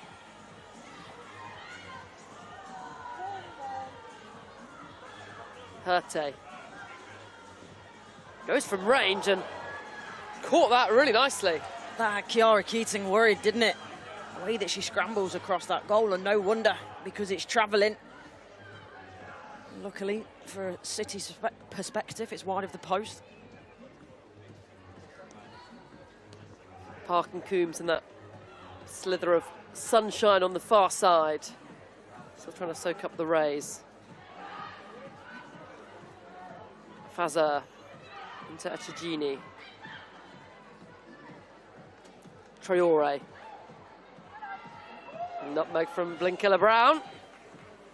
That's what you like to see, Courtney? It does, although you're a bit kind. It don't count unless you get it at the other end or a teammate does. But no, I think that's what's been one of the best parts about this, hasn't it? Seeing the little skills and tricks that you only get when you play in with a little bit of energy, a little bit of confidence, and trying to put on a show. And football should be entertainment. Can Traore get away from Coombs? No, she can't. Lugali jacks it wide.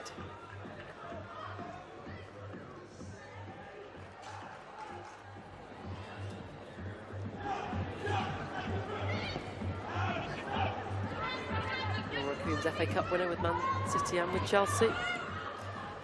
I'm lucky enough to play with Laura Coombs, and I certainly wouldn't have as many goals as I do without her. Wonderful to play with, makes your life so much easier as a forward player.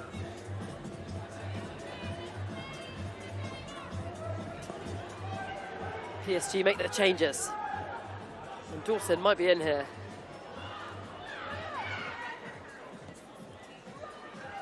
Out to Mbok. Into Giora, who goes for goal! And Keating can't keep it out. PSG come from behind and they lead by 2-1. I think this potentially nutmegs Kiara Keating. I think she'll be a little bit disappointed with it, goes through her, although I like this run down the edge of the box by Gioro. Let's have a look. Yeah, it does nutmeg her. She just doesn't sort of feet out quick enough, Kiara Keating.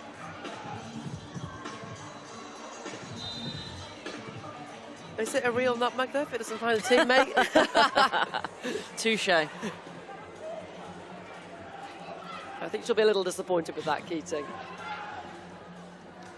Can they react immediately? Fragino, Caroline. Trying to pick out Park. Kachawi's there to cut it out, though. Just gifted it straight back to Jess Park.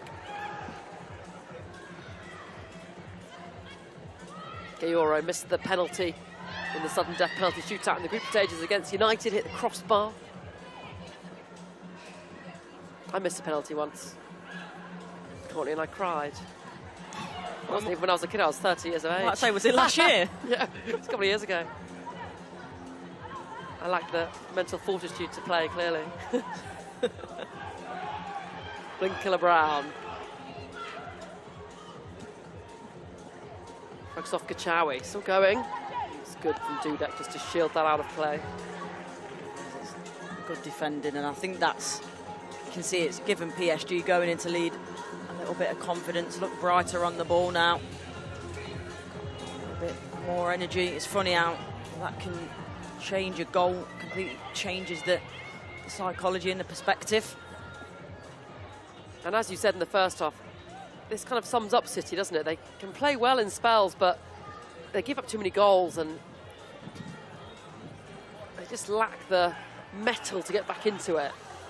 Yeah, and again, look, you can't say that without mentioning the injuries that they've got, but you're right, and you compare it to like a Manchester United who are built on that defensive stability, and that's the difference. I think, you know, once, for example, a Manchester United go ahead, you've got no doubt in your mind that they're probably going to go and win the game or at least get something from it, whereas it's not the case for City, not at this moment in time anyway. Into the final 10 minutes then, Gayoro, wonderful ball to pick out De Almeida. Dawson in the penalty box, but the ball across, it's just a little overhit.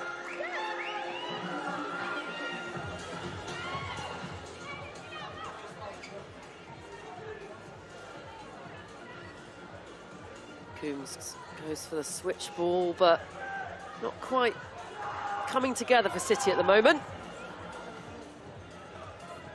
It wasn't the best ball, but equally, I don't think Linkilda Brown was actually paying enough attention there.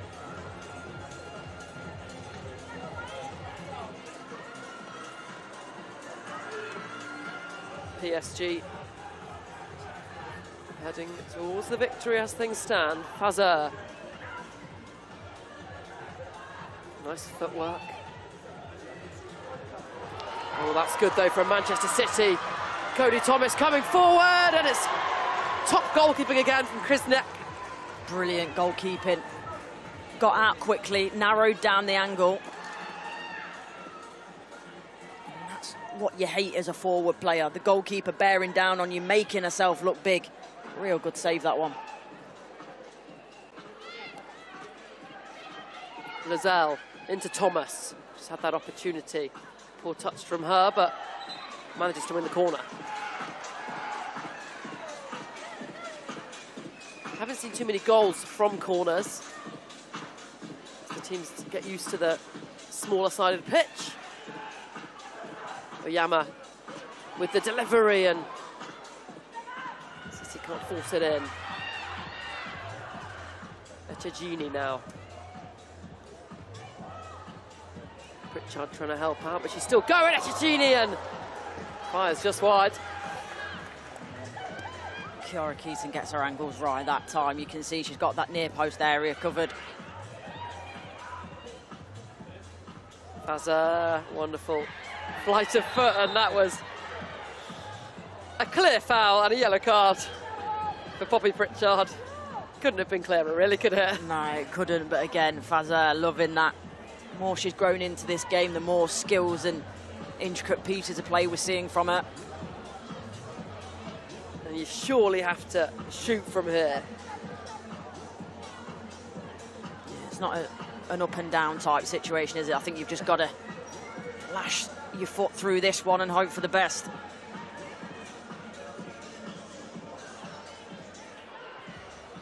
Ocean Hurte. Two-person City wall. And it comes, and wow, that's a finish. PSG have a third. Well, it's one thing to think it, it's one thing to predict it, but to actually do it and find the back of the net, well, that's a different story, but look at that. It's low, it's driven. PSG do well as well to open up that channel.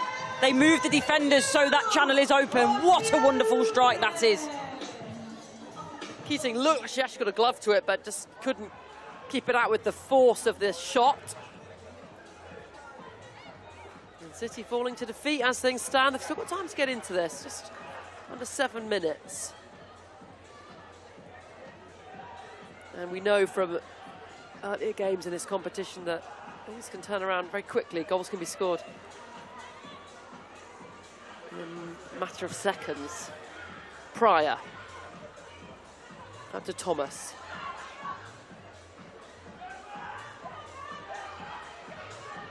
Oyama with the forward ball up, looking for Poppy Pritchard. Falls kindly actually for Lozelle. Oyama.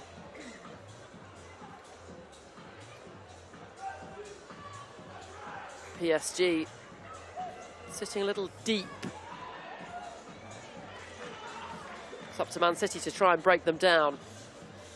And they'll probably have seen that City United game as well, where City did find that hard to break it down. When they sit in deep, they like space to run into. Manchester City, especially Caroline, when you deny that space, we've seen them struggle a little bit.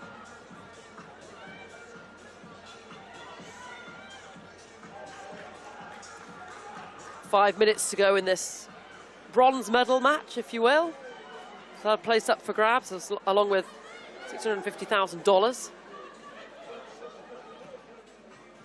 Forward from Keating. Manchester City are going to have to break down PSG on the floor other than those long balls. It look like they're going to be successful. You almost feel this is the last chance for Man City, these big changes now. The bronze medals shown there for you. Are they going back to Paris, or will they be going back to Manchester? Currently, it looks like they'll be going to the French capital.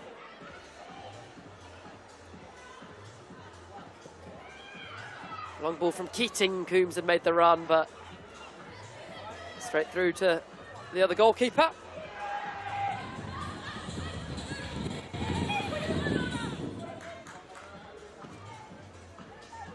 Ball looking for Dawson. Cut out by Fugino.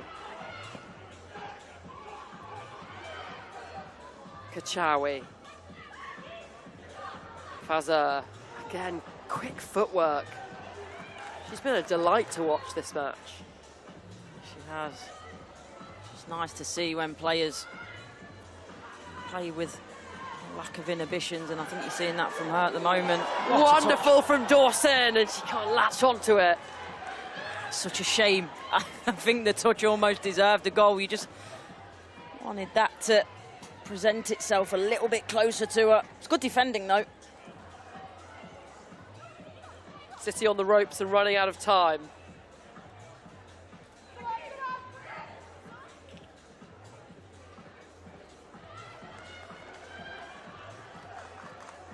Final 3 minutes.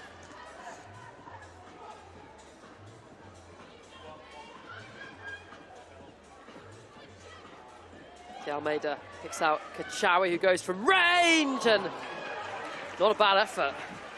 No, it's not, and it's maybe for a bit of a shame, a what if for PSG, because in this match they've found that little bit of mojo, they've found the spark, and who knows, Bayern were very good, but if they'd have played like this against Bayern, I think it would have been a little bit different.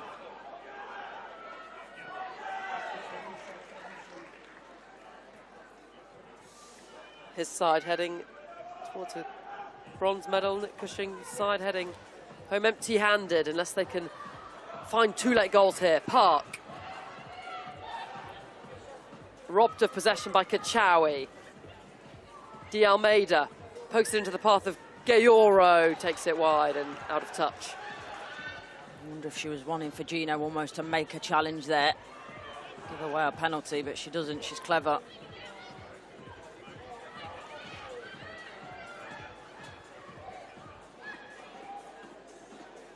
Manchester City corner.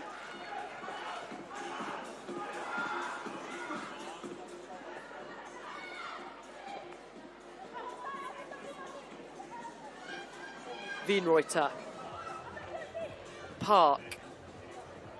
Good footwork from the young England international. Can't quite get shot away. Corner though. It's a shame, and it's a thing for Jess Park. She is brilliant. Close control, low centre of gravity, but we've just not seen that enough from her today.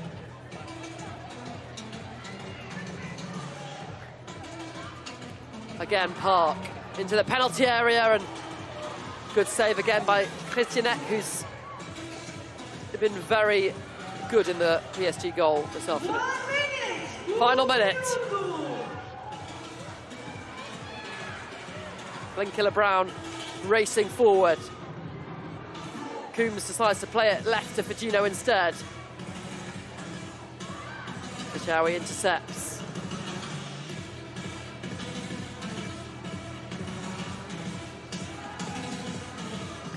Saves, aren't you, from Kushnek, and one from Jess Park just there, the one from Cody Thomas. She's played an important part for PSG, the goalkeeper.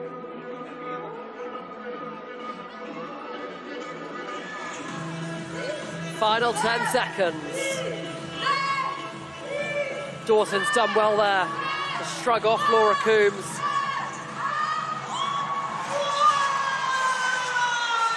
Victory then for Paris Saint-Germain. They are the bronze medal side, third place. Manchester City took the lead through Jess Park in the first half. But 3 fantastic goals from Paris Saint-Germain. Full-time, PSG 3, Manchester City 1.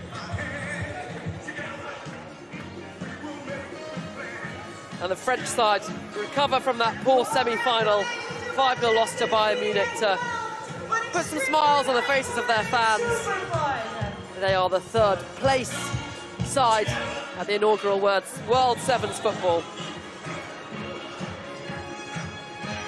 Really great display from Paris Saint-Germain. Yeah, I think they turned it on when they needed it. Obviously the disappointment of losing in the semi-final, but they've taken that as fuel, and it's a shame for Manchester City.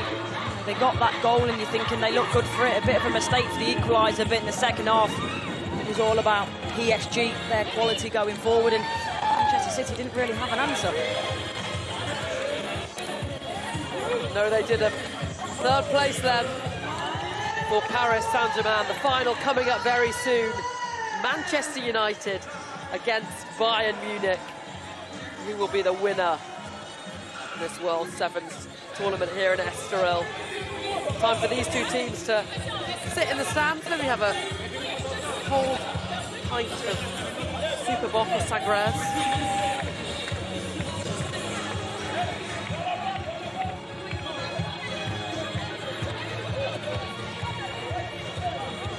And Courtney, your moment of the match. Yeah, Urtra.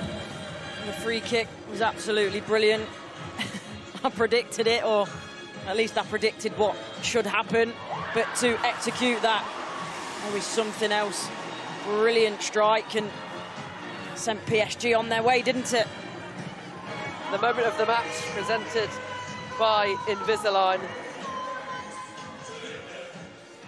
And that finished off Manchester City. PSG then, third place side, victorious in the third place playoff. And the Parisians can spend the evening celebrating now.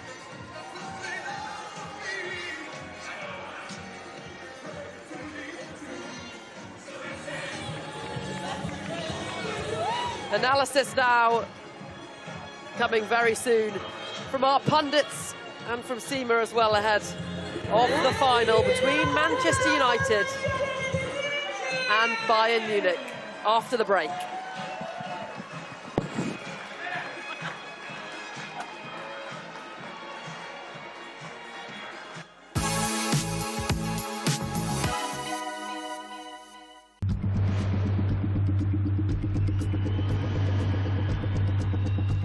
This isn't new. This is world-class sport at its peak. Witness football, volleyball, basketball and boxing. The biggest names, the biggest stages. Brilliant finish! The best in the world. Got a lot to celebrate. Unmissable. This is off the scale. This is where you watch. Written in the stars! DAZN is the global home of women's sport. Shot. A terrific performance from Peter McGrail. Lovely movement from Masoudi. Sustained up top from Yavai. Eye-catching, classy, star quality.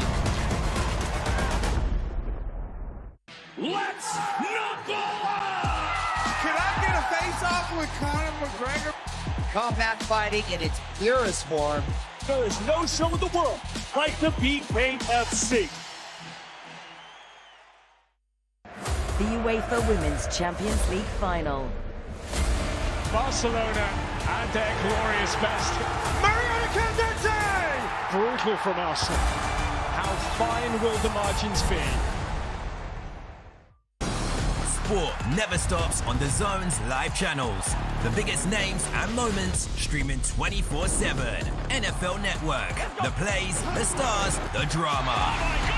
Red Bull TV, extreme sports, extreme action. Matchroom boxing.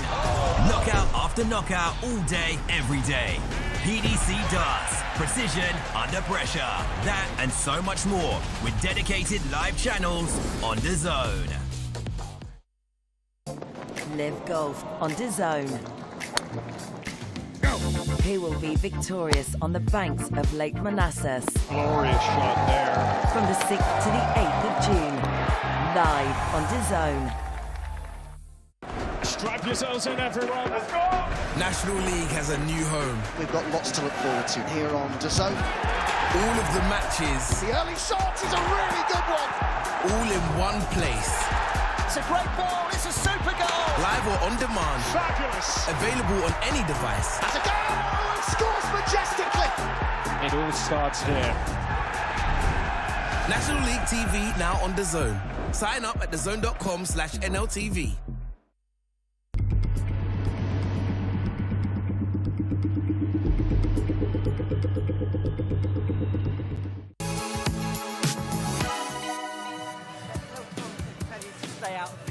Hello and welcome back. Well, we've had our third place playoff, and what a sensational match it was. As far as PSG are concerned, well, it was a fantastic win in the end, wasn't it? 3-1 against Manchester City, and they were brilliant from start to finish. Courtney Sweetman-Kirk was in the commentary box. Courtney, what did you make of the match? Yeah, I thought, especially in the second half, PSG were brilliant. I think Man City got their noses in front, but no, that mistake cost them in terms of the equaliser. But after that, in terms of the way that PSG played, for Zer, the way that she was bringing out the skills, the little close controls, and you just felt by that moment there was a bit of confidence. Urtra as well, what a fantastic free kick that was. And yeah, there was loads of good moments in there for PSG, and they didn't really have an answer, City, for them in that second half. Well, it was incredible, wasn't it, to see? And it was really, really competitive as well. And I'm now delighted to be in the middle of the pitch. Courtney, come along, because we are about to enjoy the medal ceremony. Jen, Justin, it's so lovely to see you again. What did you make of all the action? Oh my God, it was amazing. It was such a high-quality soccer, football, and I enjoyed every moment of it. It's very windy here, isn't it, in Estoril? Isn't it just? No, we love it, though. It's a beautiful day, and we really enjoyed the football. Justin, I'm just going to come to you as well. So, from your perspective, we spoke earlier on in the day before the action kicked off. When you look back at what we've seen so far before the grand final, what are your thoughts? Does it get any better than this? Under the sun, a little wind, but the best football in the world. I thought it was great. It was great, wasn't it? We've enjoyed it. I know you at home have definitely enjoyed it. So I guess now would be the perfect time to hand out the medals. I will leave it to you guys to hand out the medals, and Courtney and I will just stand here as we announce the players onto the pitch to receive their medals.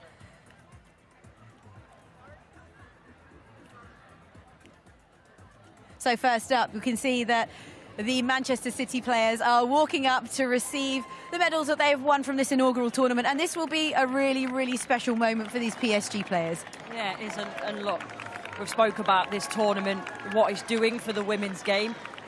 One, you've got to look at the enjoyment, the smiles on the faces. And it's a big thing to no, they've not won it, but to go to place in a competition is important for that competitive spirit. But obviously, the financial incentives are there as well. Yes, let's remind everybody, because we know that the winners, of course, take home the $2.5 million, runners up $1 million. But for the PSG players, for a third spot, they will take home $650,000. Yeah, and it's unbelievable. It's still really important. That's what that can do to a club over a season, whether it be invested in resources, medical, whether that goes into new players, up in salaries. There's so many possibilities for it, and that's why obviously there's clubs that wanted to come compete in this competition.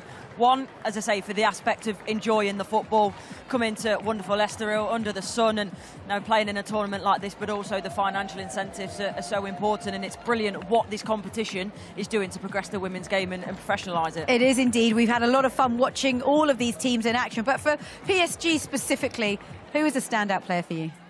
I mean, there's been a few, but today, I think the goalkeeper, especially in this game, was absolutely brilliant. And I think yeah, we're speaking about the goals, but she made some vital saves.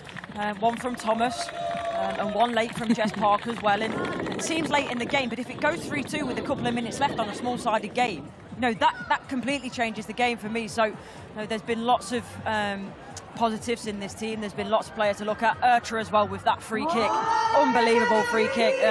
But yeah, there's lots of players on the pitch that have played their part. There's no doubt about that.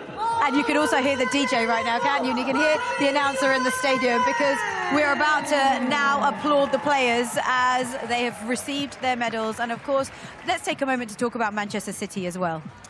Yeah, look, they'll be disappointed. I think me and Flo spoke about it in commentary. It probably, in a way, sums up their season in the sense that it's been up and down. There's been some wonderful moments for them earlier in the tournament. But today it just didn't quite work out, and I think that's been their season. Wonderful moments beating Barcelona.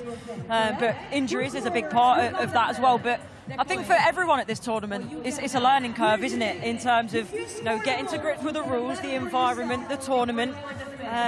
And if they're in it again, which I'm sure they're fighting to be in this tournament again at some point when it comes back into Europe somewhere, they'll want to play and they'll want to come and win it. That's a competitive element about it. But we can't not mention Caroline and Jess Park. Caroline in particular, I think this has really suited her. But Jess Park in moments as well earlier on in the tournament, we've seen the best of her. But look, they'll go home disappointed. But it's about progressing from that, taking that disappointed feeling and taking that into the WSL and next season. There's Lionesses in there that's going to obviously go to the Euros and like I say, when they play this tournament again, it's a big marker to go, right, well, 4th spot, next time we want to better that. Yeah, and also because the competition is so high, you're seeing the best teams in the world really here, aren't you, as far as the women's games are concerned? Yeah, and that's what you want to do when you're elite players. Look, it's hard to lose, don't get me wrong, but to be the best, you've got to play against the best, you've got to compete. And as I say, I think for everyone here, it's a massive learning curve. But they will take away from it so many positives, and one, just an enjoyment. Like, this is the best part of football at times. It's difficult, don't get me wrong, but being away with your squad, being away with your teammates, coming to different countries, experiencing different cultures, that is one of the best things that I ever got from my football career. Yeah, I bet. And again, as we look back at these Manchester City players that are all stood around in a huddle, they have plenty to take away, and I guess it's now about rebuilding for the following season, isn't it, as well, for them? Yeah, it is. Look, they've got a lot of players to come back from injury, which is important for them. They can, as I could say, can take the positive moments. I remember I did the Barcelona game for DAZN in the Women's Champions League, and I've never seen a team do to Barcelona what Man City did to them. But look, it's got to be more consistent, and I think that's Man City's problem this season. It's been consistency, whether that be, they relieved Gareth Taylor of his duties. They've had injuries. It's been up and down. So, yeah, it's about a learning curve, taking this into the WSL season and obviously trying to get out what they can of these opportunities. But I think once the dust settles and the initial disappointment of right now settles, they'll have really enjoyed themselves. Well, let's take a moment now to look back at the highlights and the story of the match and how it unfolded, because PSG really were the dominant side, weren't they, from start to finish? Yeah, they were, and especially in the second half. You look at City and you think, right, well, they get their noses in front. It's a decent finish from Jess Park. And actually early on you see that they hit the woodwork, but you always felt that these missed opportunities might come back to bite Manchester City. Caroline going really close there, and at this point you think, right, well, they've probably got what they deserve, Man City, for the opportunities they've created, but this mistake, I think that changes the game. It changes the feeling within the stadium, changes the feeling for Man City, timing of it as well. Not long before half-time, Chiara Keaton, there's not anything that she could do about that one, but it's the second half then where, PSG, they really start to turn it on. I must admit, as well, as I mentioned, in terms of the PSG keeper, made some really good saves. We'll see them in a bit, because that's a bit later on, but this, I think Chiara Keaton will be really disappointed with it. The fact that she gets nutmegged, she doesn't sort of feet out quick enough. Yes, it's a good strike from Grace Chioro, but I think on a different day, Chiara Keaton saves that and she does better with it. This is a brilliant save, comes out, narrows the angle really well, and I think that's probably a bit of a turning point. If it goes 2-2, the game changes. And the PSG, they kept going, they kept looking, and then this, by the way, what a wonderful strike. It's the only place that it could go, and the power in that. So it was a really good performance by PSG, and Man City will be disappointed, but I think all in all the better team won. And I think for both of the teams, despite not getting to the final, and I guess they would have obviously wanted to go all the way and win it, they've both showed some fantastic football across the last couple of days. Yeah, they have, and look, that's what it's about. It's about showcasing the talent of these teams here. That is the end goal. Yes, it's about winning things, it's about progression, but no, everyone here seeing fantastic football and seeing the talent that's on offer around Europe, that's the most important thing. So, yeah, it's disappointing, but I think when you look back at it and the dust settles, these teams will go, we sort of, to a degree, we did our job. We came to show what we're about, and we did that. What about for those fans that have been sitting in the sun, soaking it up, enjoying every moment? They will walk away having experienced something that's never happened before. What a lovely 3 days. Yeah, and I think that's amazing. Like you say, we're seeing football in a way that we've not seen it before in the women's game. The access to the players as well has been brilliant, I think, and that's one of the things about women's football that I think we need to keep. You get a different access to the players. So, yeah, it's long may it continue. I think this is the start of something wonderful. Okay, well, now you can see that I am pitchside with our player of the match, or you will see in a moment, because it's been a delight to watch you play throughout the course of the tournament. Congratulations. How does it feel to have won today? Thank you. I'm so happy for the third class and the goal. The tournament is good, and I'm so happy. You enjoyed the tournament? Yes. What did you enjoy most about it? I think the ambience of the tournament, it's a family, and I love that. We love it too. And, we've loved watching you, and so has Courtney. So tell us why she's your player of the match. Well, the free kick, it was beautiful. Talk me through it, please. Teach me how to do it. When you want. Thank you. I'm so happy. And just, maybe that was the only place you could put it, really small, so you had to strike through the ball, yeah? Let's just say it was a really good free kick, yeah? Thank Very you. good. I'm training before, and now it's good. So you practicing that? Yeah. Okay, practice makes perfect. Thank you. Well, there you go. Thank you. Here is your Player of the Match award. Thank you very much. Enjoy the celebrations with your teammates. Bye-bye. Thank you for talking to us. Amazing. Hurcha there with the Player of the Match award. Okay, on that note, Courtney, you've been busy today, hey? Getting your steps in. We're going to take a quick break, after which we will bring you more action here from Estoril. But don't forget that we do have lots more football on the way on DAZN. We've got the preview show for the Women's Champions League, which takes place, of course, tomorrow between Arsenal and Barcelona. We will see you very soon.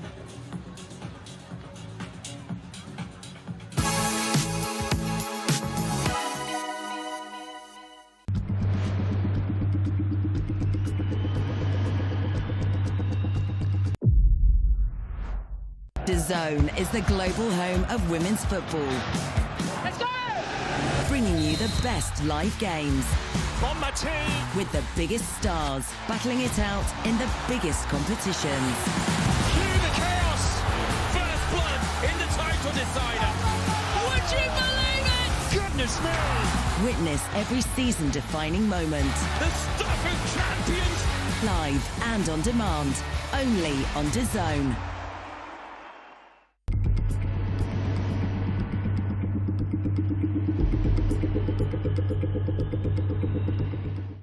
Greatness comes to DAZN this summer.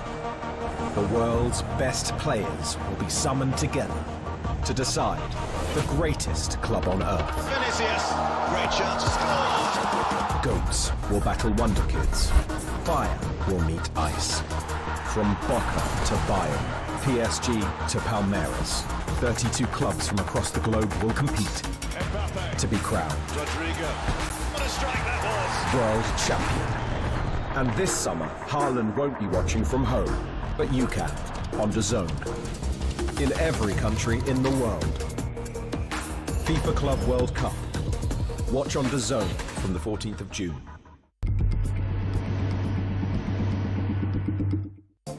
Live golf on DAZN. Who will be victorious on the banks of Lake Manassas? Glorious shot there. From the 6th to the 8th of June. Live on DAZN. Hey, Listen up. Let's have it. We know you've always got your eye on the prize, the championship belt. And why wouldn't you? You're a finely tuned, well-oiled boxing watching machine, capable of consuming over 185 fights on DAZN every year. We've gone big, we've gone global. Churning through combinations, comebacks, and non-stop knockouts. Are you going to take? With big fights every week, you're the best in the world. So go on, get that belt, champ. DAZN, undisputed. Strap yourselves in, everyone. Let's go! National League has a new home. We've got lots to look forward to here on DAZN. All of the matches. The early shot is a really good one. All in one place. It's a great ball. It's a super goal. Live or on demand. Fabulous. Available on any device. That's a goal. And scores majestically. It all starts here. National League TV now on DAZN. Sign up at DAZN.com/NLTV.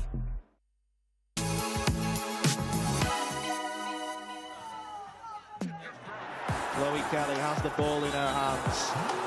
Caldente scores. Arsenal are on the way to Lisbon. Well, it might work out for them here. 4! Strap yourselves in. Arsenal return to a Women's Champions League final for the first time in 18 years. Hey, Leanne. Hello, mate. How you doing? Lovely to see you. Lovely to see you. Last time we was here, we was training together. Training in there? Yeah. And you called Chloe Kelly? Oh. Now look at you. Grown up. Lioness legend, scoring winning goals in European Championships. Grown up a little bit. I know, I know. So, Chloe, here we are back at the Arsenal training ground. It wasn't too long ago, not 10 years, I don't want to age myself, but we were training over there in the indoor facility with Arsenal. Now you're back at the club, European winner. Now you're in the Champions League final. What does it mean to you? Yeah, it means so much. It's amazing to be here. It's an amazing club, and as I said before, they gave me an opportunity to get my smile back and get back on the football pitch, and I'm very grateful for that, and I'll forever be grateful. But to compete now in a Champions League final against Barcelona, it's amazing. This is when you're a child watching the Champions League. This is what dreams are made of, and yeah, I'm very grateful for the opportunity. You talk about being a child. I mean, obviously, you know, I talk about winning the Champions League like every single day because it's the best thing I ever did in my career. You were 9 years old when we won it in 2007. Like, do you have any memories? I know Leah was our mascot as well, which makes me feel super old. Yeah. But, like, do you have any memories of when we won it? I think for me, like, any opportunity to watch a women's game was amazing to see because actually you never really had so many of them. So each time you got to see a women's game, you took that opportunity. But to see success at a club where it's an English club, and success for any English club is success for any English person, really, no matter what team you support. And I think for me, seeing a women's team win is incredible. Like, an English women's team win is incredible. And then to train with the likes of you, Rachel Yankee, Kelly Smith, Alex Scott, I think that was an opportunity where I was living my dream, really. I was trying to learn and sponge so much information from those players, and I think that allowed me to then go and push on in my career from just learning little things from each player. Talk to me a little bit about after the Lyon game in the changing room, because, you know, going over there, we spoke about in 2022, the girls went over there and won 5-1, and everybody kept saying, you know, they can definitely do it. But what was the scenes like? What was the feeling like before the game won? Because obviously it was a big task ahead. But after the game, it just must have been so exciting. Yeah, it was incredible. I think there was a lot of belief within the whole group, whether that was the kitchen staff, whether that was the coaching staff, the players on the pitch. There was such belief within, and I think to feel that belief, you go onto the pitch then and you have that mindset. I think the mindset was really strong going into the game, and I think as soon as the whistle went, we were showing what we was capable of. We did in the first leg, and we wasn't able to put the ball in the back of the net. And I think for us, we knew going to Lyon, we had to have a big performance, and we did just that. And I think the talent in this group is incredible. Where the whole squad is incredible, and I think we knew that going into the last stages we could change the team around a little as well. So I think it's great to see use of the whole squad, and I think you never realize how big that moment is until after you go to bed at night and you're like, wow, we've actually done this. But in the moment, it's an incredible feeling, but it's when you go to bed at night and you're like, we're in the Champions League final now. And I think the changing room was incredible. I think everyone, you dream of these moments as a child to get to the Champions League final, and now we're there. It's one more step to doing it. Yeah, and you speak about players, you know, like the dressing room, that type of stuff. Since you've come back to the club, like, which players have you kind of like, you know, I know you know a lot of them from playing for England, like Alessia Russo and those types of players, but which players have like kind of surprised you to a certain degree on and off the pitch and took you under their wing? I wouldn't say surprised me. Of course, me and Katie have always been friends. I think everyone thinks there's a huge rivalry between us, but she's one of my good friends, and I think our relationship's amazing, and Caitlin as well. Great players and ones that I can learn from a lot. I think mine, Beth, Caitlin's relationship of learning from each other and pushing each other every day to be at our best is incredible. But I think Kim she's just amazing, everything she does. I think when I sit and watch her, whether I'm on the bench or I'm playing alongside her, I'm just amazed by the talent that she has, and I think for Kim to be in a Champions League final is incredible. A lot of people speak so highly of Renee. When I met her after the Bayern Munich game, when I interviewed her, I said, nice to meet you. She said, I actually met you when I was at the Arsenal Academy, which I wasn't aware of, that she was at the club. And we are like in similar age. But how much does it mean to have somebody that's been at the club before? You know, we know she was the assistant under Jonas, but like actually played for the club in the academy. Yeah, it's incredible to see a full circle moment for Renee, but also Renee gives me such confidence. I think from the very first phone call that we had in January, I felt a lot of confidence from her, and the belief that she gives me, I just want to repay to her. And on the pitch, I try to do that every time, but I think I can learn so much from a great manager. Her experiences of both playing and managing now, I think, is a manager that I can learn so much from, so I'm excited for more. And how much do you think the club has changed? You know, when you were here so many years ago, when I was here, what changed? You know, was it quite strange driving your car back into the training ground? You know, as a European champion, you know, it must be quite different being back at the club. Yeah, for sure. I was getting the train and the bus to training last time, and this time I'm able to drive into the gates instead of walking from the M25. But I think it's amazing to see the growth of the women's game, but Arsenal has always been at the forefront of that and making the steps forward to get the women's football into a great place. And I think it's incredible to represent such a huge club that has done so much for the women's game, and it's amazing to be here.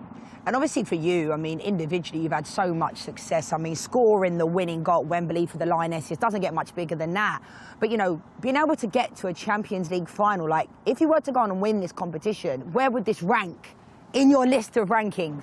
Yeah, of course, definitely up there with the Euros final. I think when you're young, you dream of success. You don't just dream of playing football, you dream of scoring the winning goal or lifting a trophy with your team. I think those are the moments you dream of. So I think definitely up there with the Euros moments, and I hope for many successes in Arsenal and in England's shirt in the future. Just want to talk about your opposition, and a player that knows a lot about your opposition, Mariona Caldente. What is it that you've noticed in her? Because just a serial winner.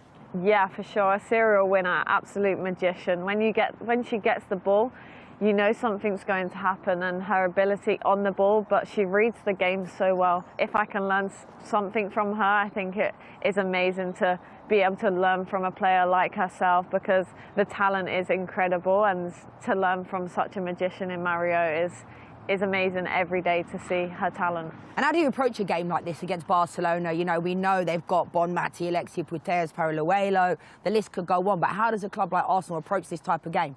We know we have a huge squad and great talent in our squad. We know that they have recent success in this Champions League, which of course we have to understand that, and we can't go into it with a mindset of they don't have that, because of course they do and they have such talent. But we need to focus on ourselves and how we can break them down and how we can hurt them, not a fear of them, of course, because I think if you fear them, you live in your shell a little bit. So I think it's important that we play to our strengths and try and hurt them as well. Chloe, honestly, I'm so proud of you guys for getting there. As a former Arsenal player that's won it, I would want nothing more than you girls to go on and win this trophy. So we'll be there in Lisbon. Thanks so much for joining me, and wish you every success always.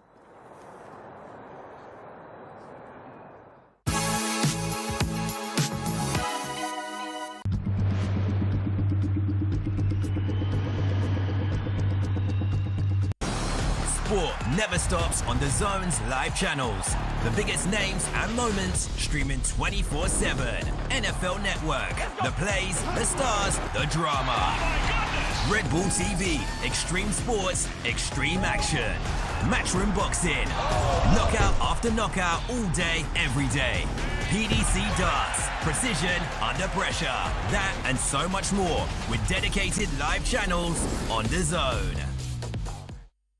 This isn't new. This is world-class sport at its peak. Witness football, volleyball, basketball and boxing.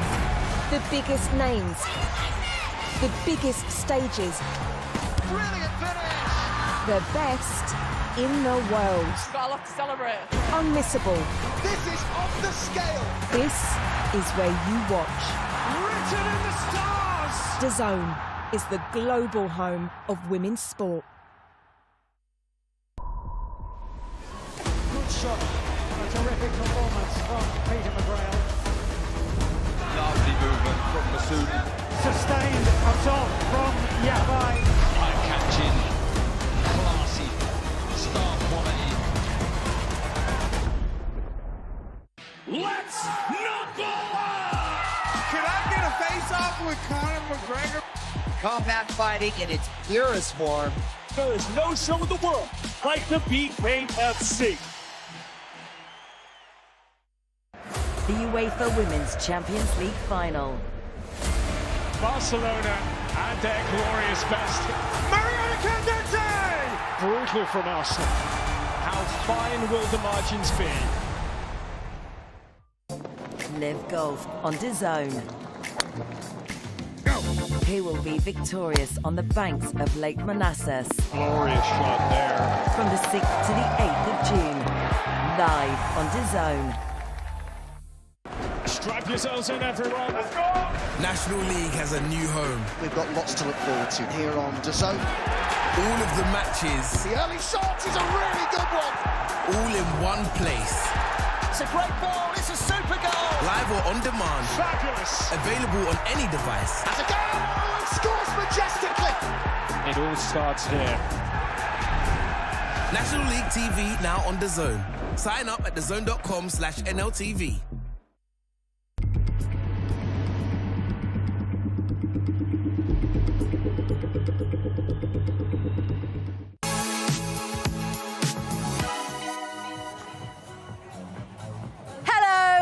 Welcome back. It is the moment we've all been waiting for. We are building up to the grand final of the inaugural World Sevens football tournament here in Estoril. And guess who I have with me? It's only the legend. That is Ian Wright. It's so lovely to have you here. We've also got Anita Asante here with us as well. Righty, first of all, you joined DJ, right?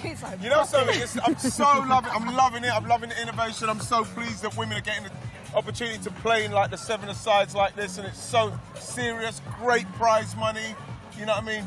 Kids can watch it. They can see it. There's another like faction of women's football that people can enjoy. It's so brilliant here. And music. Oh, it's amazing, isn't it? It makes you what does it make you want to go out there and play? Yes, it does. I know it does. It's a really good surface. It's brilliant.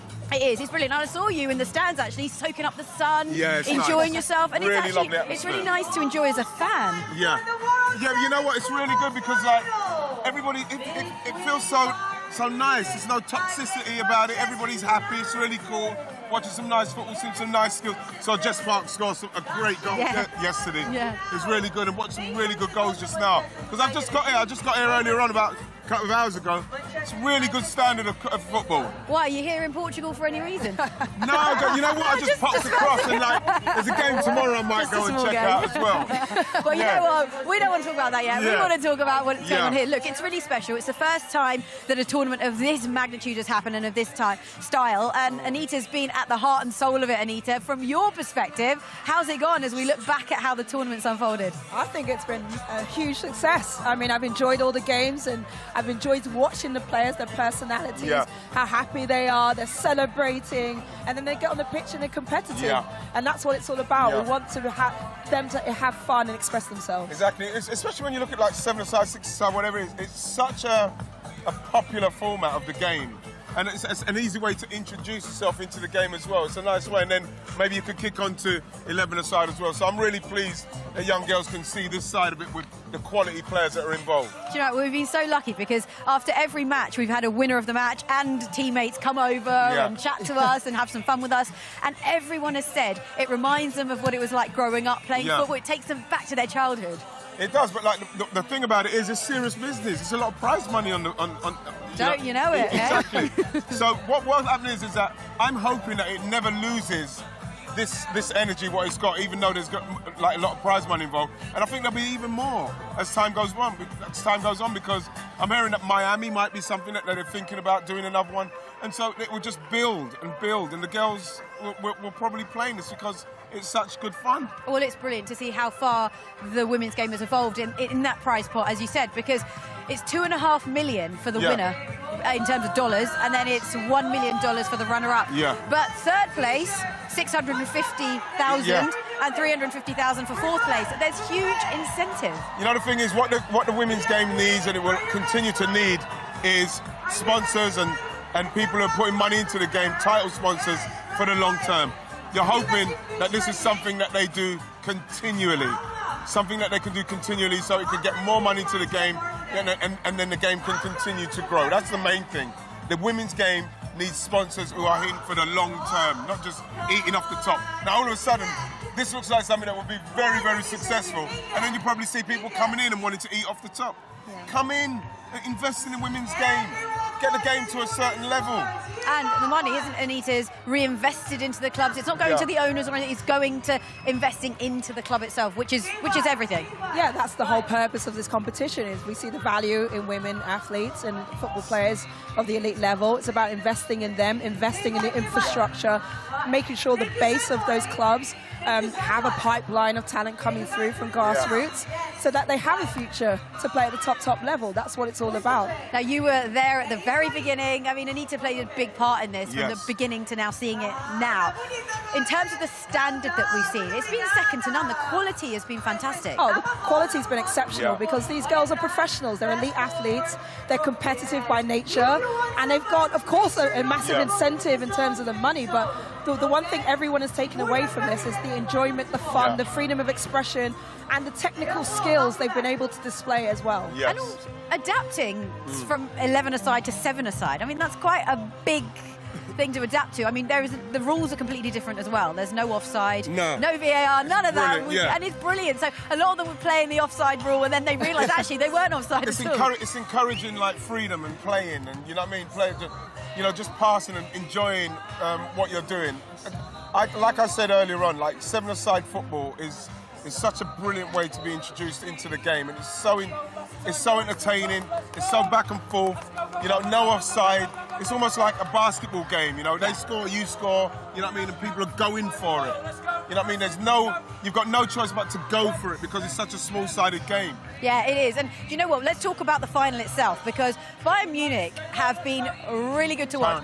On the pitch and off the pitch, they've had a lot of fun. And I don't know if normally you would assume that they would maybe have that fun. They're quite serious. Can I say something, Nick? I've seen them walking around, and they're so serious. They're all like Terminators. You know what I mean? Everybody's saying they're having such fun. But when they're walking along, they're just like so focused. So this is a really tough one for Man United. Yeah, they're free-flowing, and we're seeing some of the goals now that they've scored throughout the course of the tournament. And Anita, they have more than impressed. We said it from day one. Oh, from day one, they've brought the entertainment on and off the pitch. But on the pitch, they're ruthless. They capitalise on their moments. They punish teams, and they take their chances. And they've shown that, their technical skill, because they've got a really good blend of experience and youth in their side. But what they definitely have is they just don't waste time, They're exploiting our rules. They recognise how to stretch the game and stay in those offside positions and draw opposition as well. And they've been a thorough joy to watch. And I think it's not something you typically associate with German teams, right? The but you know what, you look at them and they look really up for it. I'm not saying that anybody's not. But they've got to kind of look in their eye where they're coming here to win this. They look like they want to come here to win this. So, like I say, Man United have got their work cut out. But, like, you should do in a final. Yeah, they're coming off the back of winning the double as well. They've won the league, they won the cup, and they're coming full of confidence as well, Anita, into this tournament. Yeah, full of confidence, and obviously they scored a flurry of goals in the last round. But, I think this is a tournament where everyone, there's no time to rest. You're constantly on attack. You've constantly got to be thinking, you've got to be alert, you've got to be trying to play forward. There's no time to mess around. So you've got to go for it. And that's what we're going to see in this final. Hopefully. Hopefully. Well, as for Manchester United, okay, so they finished third in the WSL. Had a good season, would you say, Manchester United? I think so. They're continuing to improve, Man United. Obviously, getting into the Champions League is going to be big for them. Absolutely. To that stage. So, depending on, obviously, signings and form, you know, you're hoping that they can kick on next season because, obviously, it's a big club. They should be challenging. They should be in Champions League. They should be challenging for the league. So it's great to see them slowly progressing. You have to say Mark Skinner's doing a great job with them. Unlucky in the cup final, you know, coming up against the great Chelsea, but, you know, they're progressing. Yeah, they are progressing, and it would be a massive deal to them. And I think Mark's even said it, hasn't he? Like, if they could go away, even the prize money in itself would be huge for them. They've just got better and better as this competition has gone on. And I think when we talk about further investment, they're a team that need that investment. We know what's going on at the club. And, you know, in order for them to be able to compete in Champions League next season as well, they want to be able to recruit players, retain the best players they have. But I really enjoyed the way they've been playing as well because they look hungry. They look up for it. And, you know, to have another English team in a final, that's what it's all about, isn't it, Ian? What it's all about. And to have beaten Manchester City in a Manchester derby, it doesn't matter where you are, it's a derby, isn't it? No matter what country you're in, if it's a derby, you've got to beat them. And again, that was the game. I just came in. I came in and caught that game. You just caught it. Pleased to see it. It's funny because I've been spending time with Ella's boyfriend, Ella's like fiance, Joey, and that, and so it's been really good. And then the girls are all over there, so you can get to see them and everything. Yeah, well, I think that's the thing. You know, so close to everything. Yeah, you're close to everything. The families, the players are really close, and the families are close. And I think this tournament has really kind of highlighted that again. Absolutely, it's the freedom. The players are just mingling. They look relaxed. They're, you know, chatting. They're laughing. They're cheering the teammates. There's so many people here, like from like Angels. You know, LA Angels, you know what I mean? LA Angel City and like Bay City. You know, I've been seeing all of them people, man. It's really cool to see everybody. It is. It is very cool to see. Now, just before I let you go, big game tomorrow, Champions League. How are you feeling ahead of it? Yeah, I feel you got me confident. You know, we're going up against arguably one of the greatest women's teams in recent times. And you're going to have to bring your A game. You know, there's no mistakes can be made. Everybody's got to be on their game because this is an elite team in Barcelona.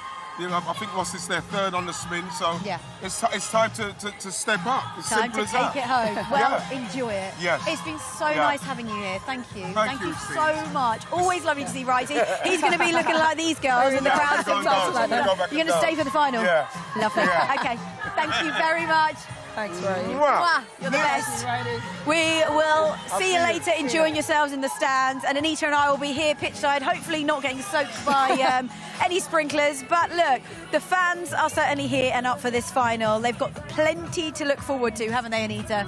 Most definitely, Seema. The vibes are going, the music is popping, everyone's dancing in the stands. And, you know, this is a big matchup with a huge prize fund at the end of it. So I expect to see a really combative and competitive match with plenty of skill and creativity as well. It's really filling up well, isn't it? It's filling up nicely in the stands as well. The fans are really up for this. Yeah, of course. I mean, you know, what a beautiful day we've been, you know, been blessed with as well. With sunshine, we're in great conditions, great pitch. You see all the teammates on the bench as well, geeing up each other, getting prepared and warmed up for this game. Right, let's get back to the football then. Predictions, what are you thinking? What kind of a match are we going to see in this final? I think, you know, they might start quite tentatively at the beginning while they're trying to suss each other out and their tactics. But as time keeps ticking and that pressure keeps mounting, there's going to be lots of attacks, I reckon, and a lot of big performances from the goalkeepers are going to be needed today. Are we going to see a golden goal, do you think? I hope so, Seema. Wouldn't that be amazing? That would be so. The fitting ending to this wonderful tournament, and it really would be, wouldn't it? Any particular players you're looking forward to seeing today? Well, yeah, I think Mallard was exceptional in the last round. Of course, Grace Clinton, I'm a big fan of her and admirer of her skills. In Bayern, Simone has really impressed me, and Dalman in her attacking prowess. But there's so many threats on both teams, so it's going to be interesting how they utilise their substitutes and their roll-off methods. And I wonder who the starting 11s will be. Who will feature in the big decisions for the managers to make ahead of this final. So let's hear from one of them. The Bayern manager, Alex Strauss, is speaking to Alex Auger.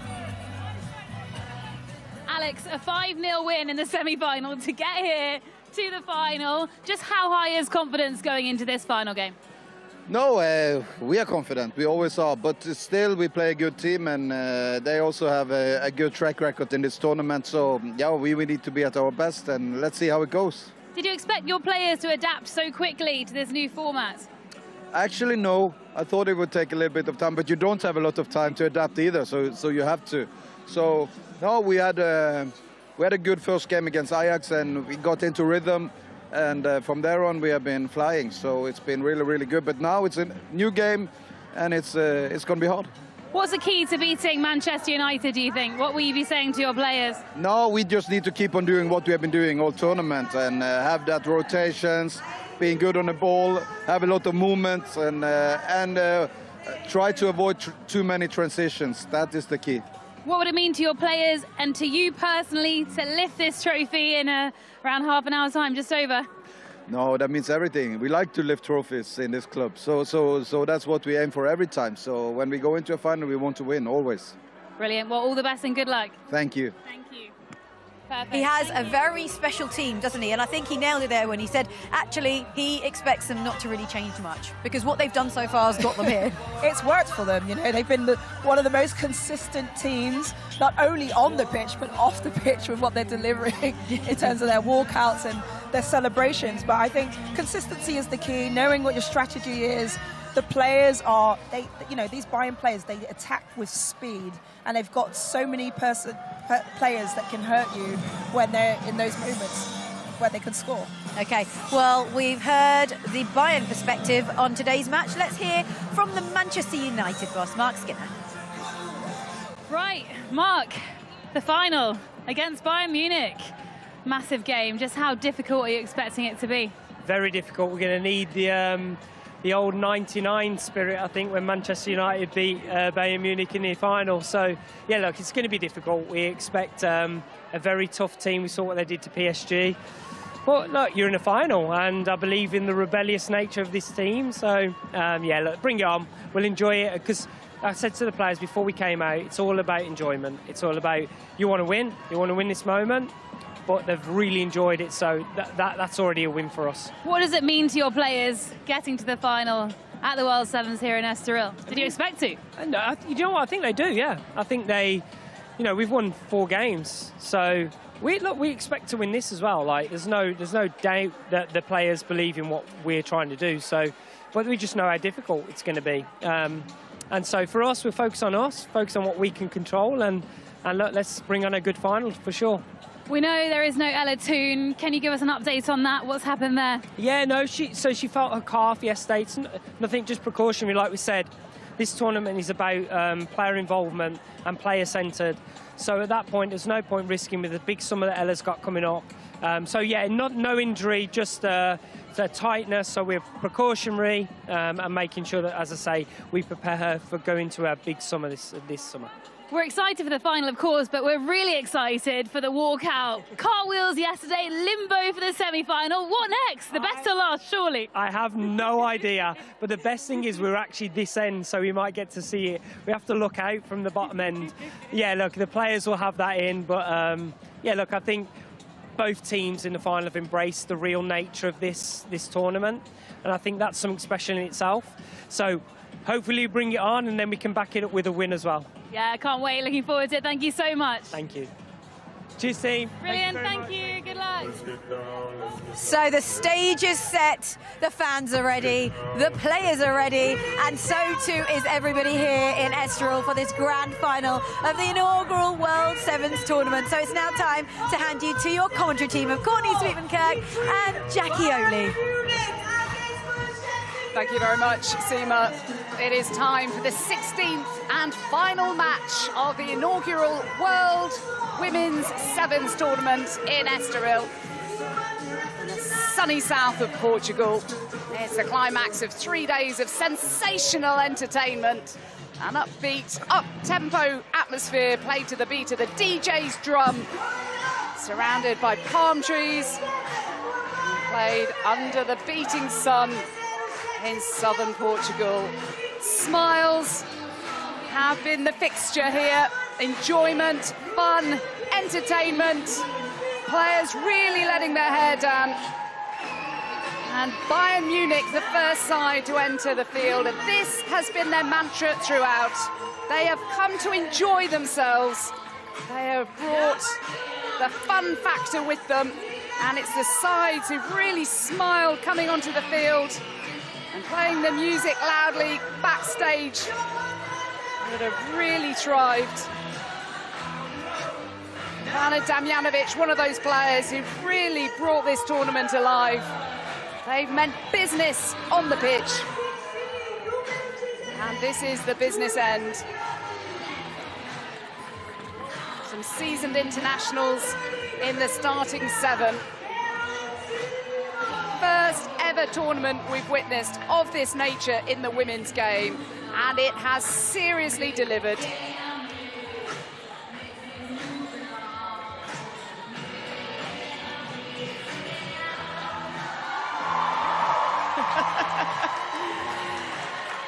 If you're only just joining us, then where on earth have you been for the past 3 days?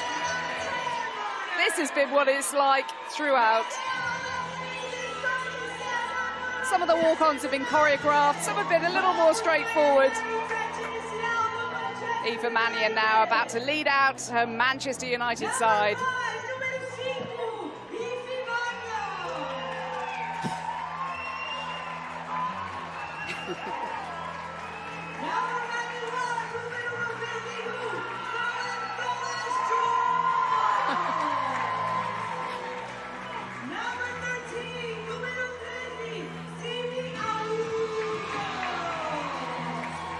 Simia Wujo has been a revelation in this tournament. She's received 2 Player of the Match awards.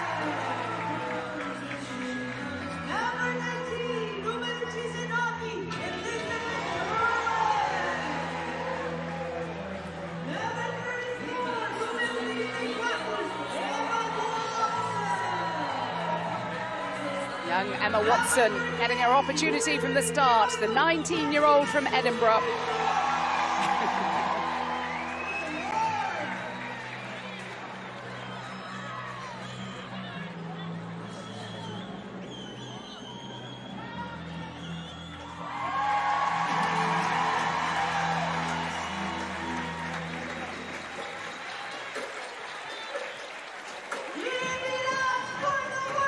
So these are the starting 7 players for either side, but there are rolling substitutions for both sides, so they could only be on for a matter of seconds even before they're rotated.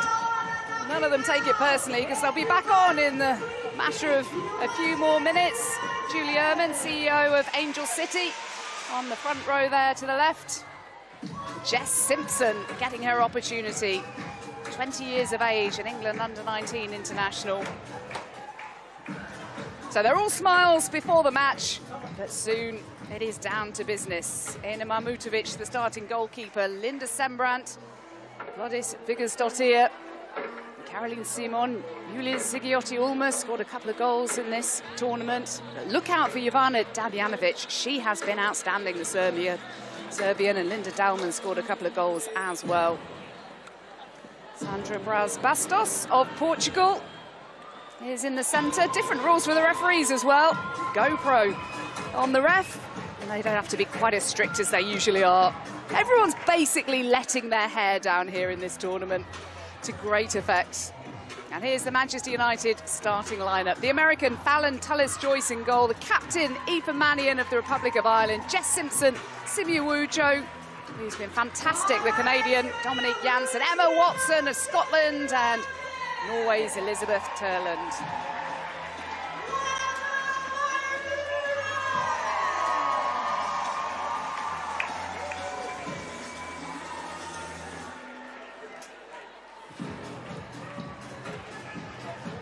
The showpiece final is just moments away.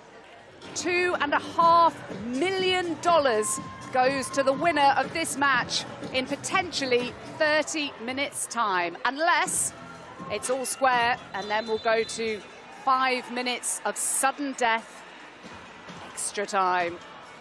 Bayern Munich all in red, Manchester United in the white. How are the players going to be feeling now, do you reckon, Courtney?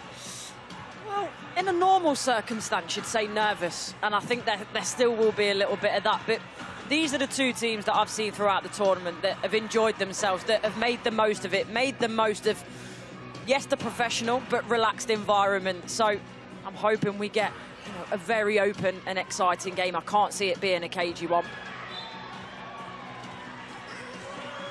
Early foul. Players need to keep switched on at all times. The pitch being half the size of a regular 11-a-side pitch. 15 minutes each way. The clock will be stopped for any injuries. There'll be no time wasting in that regard. And if we are all square, we go to sudden death extra time, which means next goal wins it. And if we're all square after that, then it's sudden death penalty shootout. One fails to convert and one does convert. And the winner takes home $2.5 million. $1 million guaranteed for the runner-up. 40% minimum goes to the players and the staff. No doubt that will be on the players' minds here. They don't like to talk about it publicly, but I spoke to one of these players yesterday and they kind of whispered it, that it really does matter. It's huge amounts of money to these players. I think you look at Manchester United as well, especially, because I know more about the WSL and the ins and the outs and the budgets. What that could do for Manchester United's budget is massive. The resources, the players they could bring in for next season, it could be a real game changer for them. It really does matter, this match. Caroline Simon, the German international. Linda Dahlmann. There's no offside, remember. Julia Zigiotti-Ulmer's already a couple of goals. Bayern have scored 16 goals in 4 games so far, compared to Manchester United's 10 goals.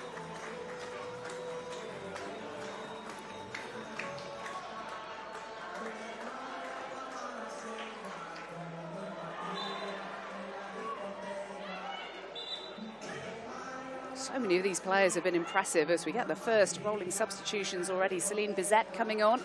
Gabby George, who scored earlier on in the semi-final. Turlin coming off. Watson off. Awujo, just for now, they'll be back on shortly. Linda Dahlmann, she's been in fine form.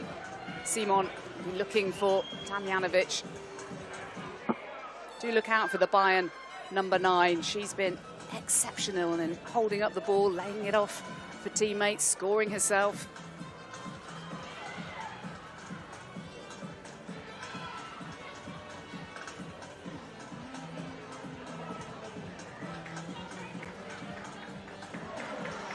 An early chance. And this off target from Pernilla Harder. She's already scored in this tournament with a header. She knows where the back of the net is. Yeah, it was difficult though. She was under pressure from Mallard. And then she's, because of the area of the goal, she's up past the near post. It was always going to be a really difficult ask to find the goal with that one.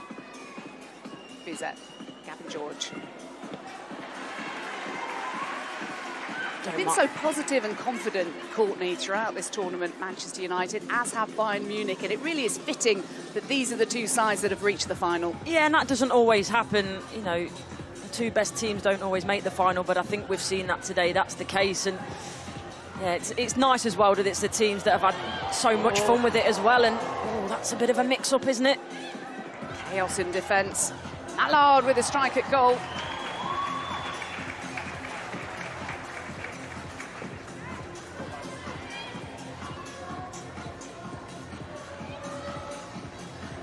This is the 5th match for each of these sets of players, so they've had some time to get used to the new rules. It was really odd for them at first when they were trying to get their heads around the fact that there's no offside, certainly no VAR, but when you're taking a short corner, you can be as offside as you like when you receive it back.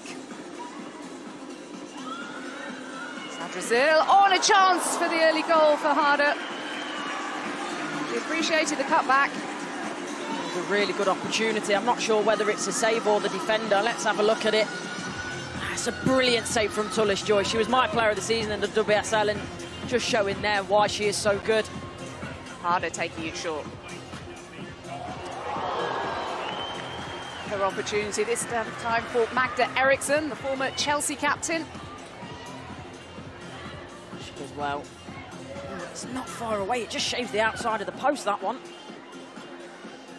rolling substitutions, so there's no need for boards or anything like that. Some of the substitutions have been tactical. The head coaches who've twigged pretty quickly that you can really cause chaos in the opposition defence if you were to throw on a boatload of substitutions just as you're about to take an attacking corner. Nobody knows who they're picking up at the best of times. A real interesting tactic here by Munich. Keep sending a player high, it changes who, but literally putting a player behind Fallon Tullis-Joyce. Grace Clinton's the one at the moment that's being tasked with tracking the player. Very awkward. Tuva Hansen they've sent up this time. Tanikawa has been in fine goal-scoring form as well for Bayern Munich. Scored 3 in her 4 games, including one against Paris Saint-Germain in the semi-finals, which took a little while to get going that game, but then they ended up thumping PSG by 5-0. As Watson and Turlin come on. Turlin wants it. Oh, and she'll get a chance here. Really good goalkeeping by Mahmutovic. She was aware to the danger, knows that she might put herself in harm's way, Mahmutovic, but it's the life of a goalkeeper, isn't it? Dives at the feet of Turlin just in time. Good distribution. Hansen read the danger, to clear by Letizier. Oh, it's so different for players, it's so different for fans, and it's so different for us commentators as well. It is total chaos with players coming on and off the field at all times, but honestly, it has been so much fun to be here at this tournament, and it's only going to grow. Real commitment for the long term from the investors. This is not a suck it and see as Zadrazil onto the pitch and into some space, but Turlin did well to read the danger. You're right, it's different. Speaking to Anita Asante earlier, I said the next one, wherever it is, I want to come because I'm loving it. Caroline Simon standing over this. Fallon Tullis-Joyce trying to organise her defence in front of her. Well, it's taken relatively short. Dalman. Away by Jess Simpson. Back in from Simon towards the far post and to Higginsdottir. It's a clever free kick, though. They had to be inventive. The wall was too wide to get the free kick round it. The shot, rather, from the free kick, so send it down the side. A long one from Tullis-Joyce. Damjanovic. I don't think she's lost the ball all afternoon. It's been played into her. Hold-up play has been absolutely immaculate. She's been absolutely exceptional. The Serbian international, Jovana Damjanovic, 32 years of age, but 51 caps for Serbia. Won the Champions League with Wolfsburg 11 years ago. And she won player of the match and came over to chat to us. And she was, well, I say she's loving life. They all are. Literally everybody we've spoken to has said it's just phenomenal, the whole tournament. And one of the teams finished playing and then went to the VIP cabanas opposite and watched other teams play, and then they all went off and watched the sunset. We're going to the cabana later after the game. Are we going over? We're not VIPs, are we? You're the only one who'll be invited. I don't think I'm even invited, but I might find a way in there. Flag it. Just over 6 minutes to go before half-time in the final of the World Sevens football in the south of Portugal.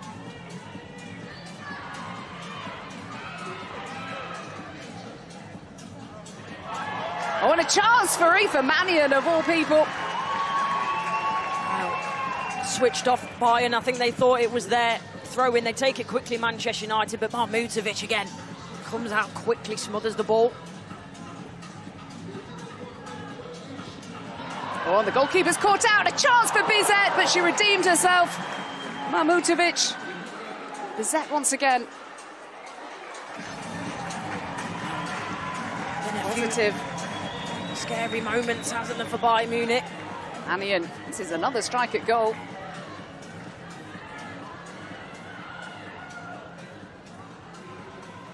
Nearly 10 minutes without a goal, Corny. What's going on? Yeah, it's not been cagey, though, has it? I think there's, you know, both teams have had opportunities. Goalkeepers have made saves. Another one here. Oh, shouts for a penalty kick, potentially. Savistova, the pole, wanting one. Mala, she does well, gets back, right place at the right time. Not a penalty for me. Grace Clinton, the England international.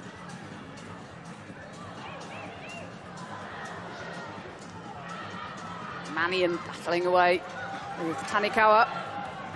Scored a wonderful goal earlier, a couple of them in fact, but one of them in particular harder. Ziggy Ulma got that one a little wrong. Mala. Forwards from Nalsund.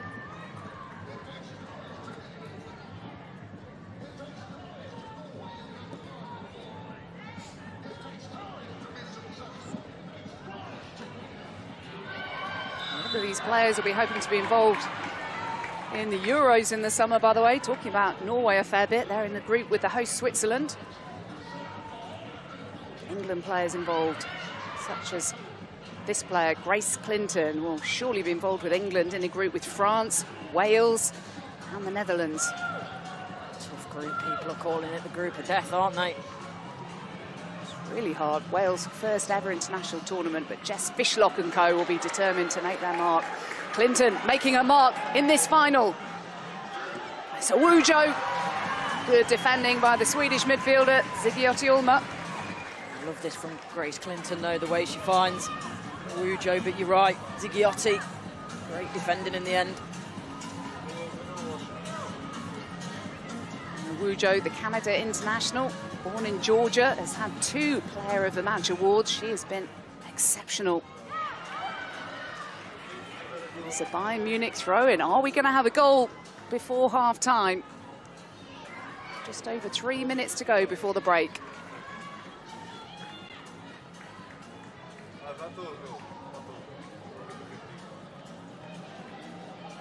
You hinted at it, said how important the finances are. It's just a fact of life that the money, $2.5 million, which would be £1.8 million to the winner, and how that could really help the Manchester United budget you were talking about.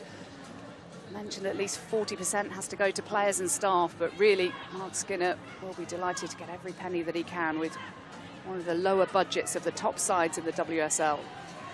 Perhaps is not a surprise to too many people who've been following the club as Damjanovic wins a free kick.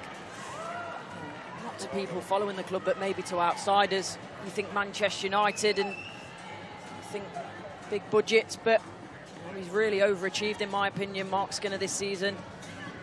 What he's got.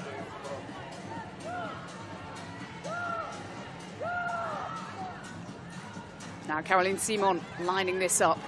Alan Tullis-Joyce in goal.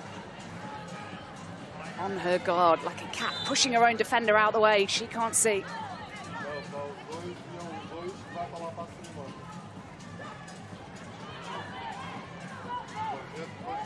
Grace Clinton back there trying to help out Tullis-Joyce. Damjanovic making a nuisance of herself. And it wasn't far away from Simon. Cannons off the upright. Wondering if Tullis-Joyce got anything to this. She doesn't. She does really well to get down, because I think even if it is on target, she does get to it in time.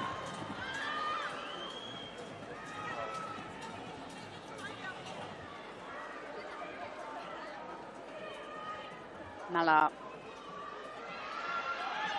Play by Mala now. Awujo! Awujo! Manchester United score first in the final, and look at what it means. Wow. She's been a bright spot for me, Awujo. Been really impressed with what I've seen. And again, she comes up trumps. It's a wonderful finish from her. Mala there, she's being inventive, aggressive, wanting to win the ball back, finds a teammate. It's about the only place it can go. But my word, she finds that top corner with expertise. Awujo's 3rd goal of the tournament in their 5th game. 2 against Benfica, 2 Player of the Match awards already. She might be on for a hat-trick at this rate. And a 21-year-old from Georgia in the United States, but qualifies for Canada via her mother. at the Olympics and looking to really make a mark in the Manchester United first team when the opportunity arrives, surely next season. And this is another thing about this tournament, isn't it? It's opened the door for these players that haven't got much or any game time this season in the WSL, but that might change. Bizet's long throw. Zigiotti Ulmer. Tissier.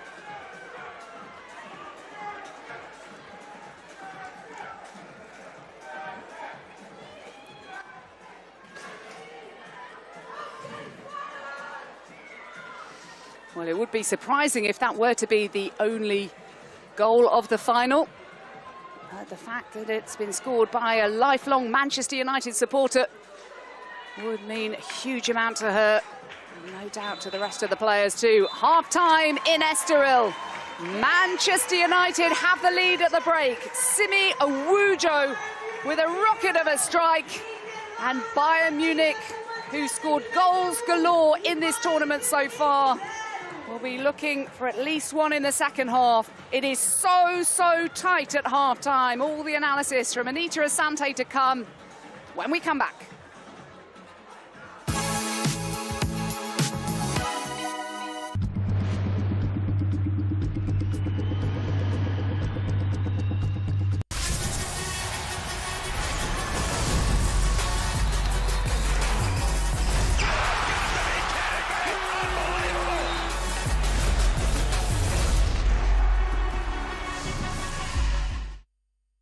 Let's knuckle up!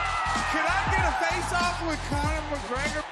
Combat fighting in its purest form. There is no show in the world like the BKFC. The UEFA Women's Champions League final. Barcelona at their glorious best. Mariana Candete! Brutal from Arsenal.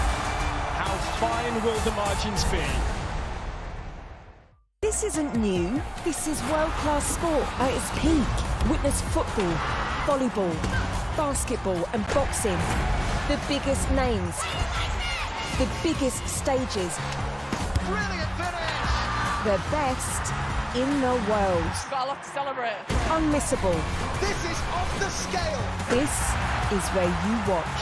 Written in the stars! DAZN is the global home of women's sport.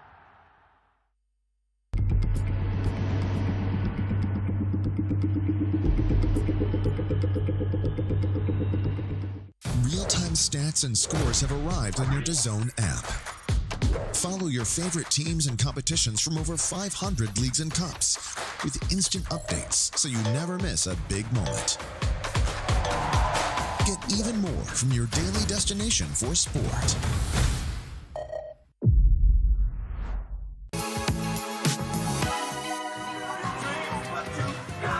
Well, what a final it's been so far. It started off with the classic celebrations and dancing in style with these walk-ons. They are very unique and we have loved every mo. Look at that. And then it got down to the serious business on the pitch. And in the end, it was Manchester United that took the lead with that scintillating goal from Simi Awujo.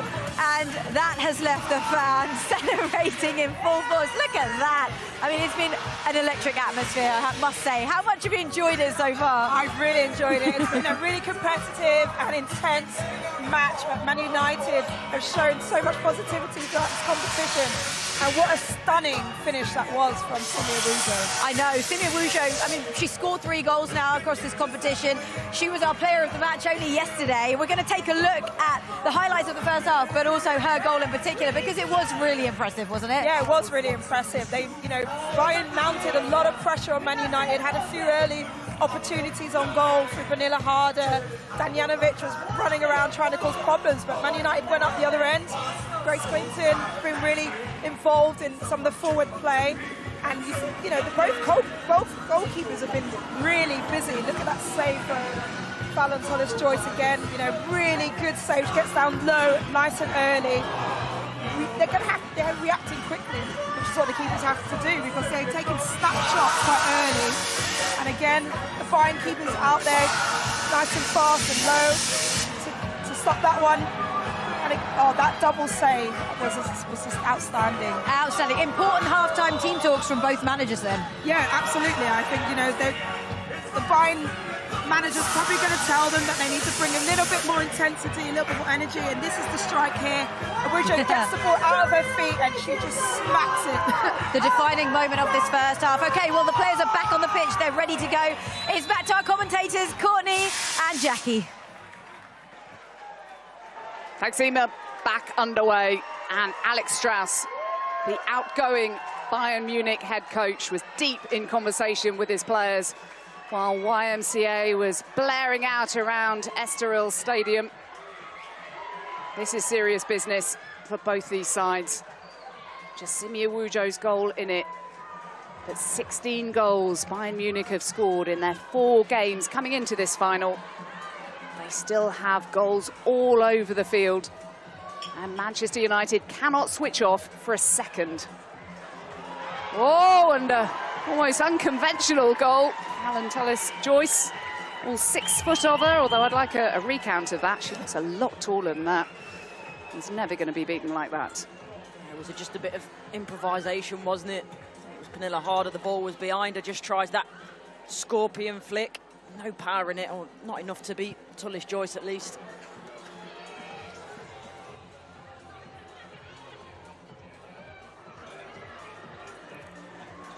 On the early strike, trying to catch out the goalkeeper from Turland.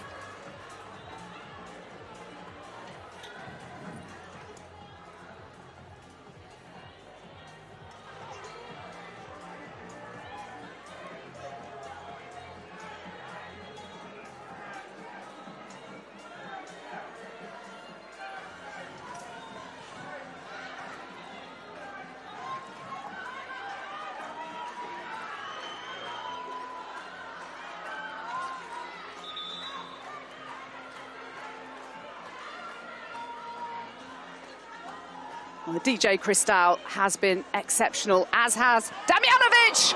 Oh, and so too Fallon Tullis-Joyce, denying the Serbian. She really has been integral to Manchester United all season, but especially today. Right place at the right time, another double save from her. Concentration essential at all moments for Manchester United. Play by Mannion.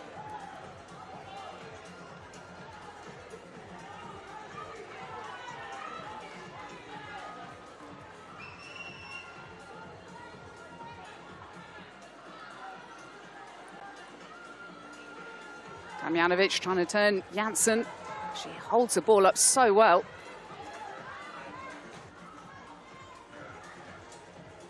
Simon. Back to Tanikawa. And Simon, but Janssen doing really well, the Dutch international. A lot of experience. It's been a real mixture of experience and young players getting plenty of minutes in this tournament. Different experience for all of them. Different mindset for all of them. Here's Marla Gross in goal now for Bayern. It's been a good start from Bayern, I think, in this second half. Good reaction, trying to put Manchester United under pressure early, trying to get that equaliser as quickly as possible, but they've stood firm, Manchester United. Really good.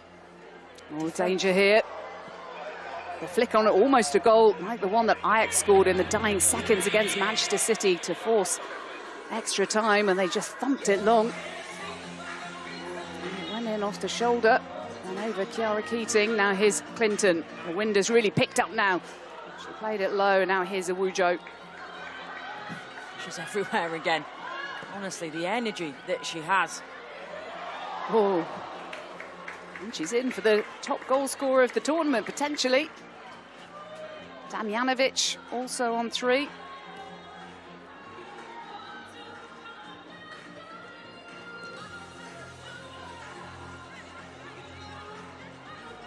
And Tanikawa as well of Bayern Munich, and here she is.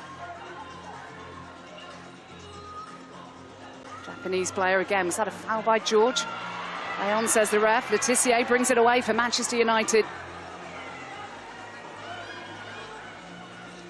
United 10.5 minutes away from $2.5 million and a trophy. How Manchester United could really do with some positivity. What's going on in their world, in the wider club, financially, and losing the final so dismally on the men's side. But the women can win a trophy here, and they're in the driving seat against the 3 times in a row German champions. Groß. The momentum's changed, but Manchester United are dealing with it well, and Bizet there, that's what she thinks. They're in front, they're happy at times to defend, something that they're very good at. Unbelievable defensive record this season in WSL, and transferring it here as well. Wujo laying it off for George. Oh, she fancied her second goal, having scored earlier in the semis. Winning the Manchester derby against City by 2-0. Hers was the second goal. Really good goal as well, and Gabby George, a player I played with at Everton. Yes, she's a defender, but she's got that ability to go forward. Really good technician on the ball, and got that strength and power as well. Harder. Serial winner. Now Wujo. Malar claiming handball. Free kicks given. Bayern maybe would have preferred the advantage there. They could have played the ball quickly. Manchester United out of shape. Tanikawa had the ball at her feet. I'm not sure that actually helped them. Every second counts here for Bayern Munich. Harder trying to dink it in towards Tanikawa. There's a chance, and it's 1-1. Momoko Tanikawa levelling up the final for Bayern Munich. Well, they deserve that Bayern on this second half. They've been the team with the momentum, with that impetus to go forward, and Tanikawa does really well. In terms of, she's just backing it up, making sure that if this ball comes across, she's there. Damjanovic was asking for a foul in the build-up, but Tanikawa there, she stays concentrated on the task at hand. And she's become the leading goal scorer in the inaugural World Sevens football tournament. But it's the big trophy they have in their mind. Daumann!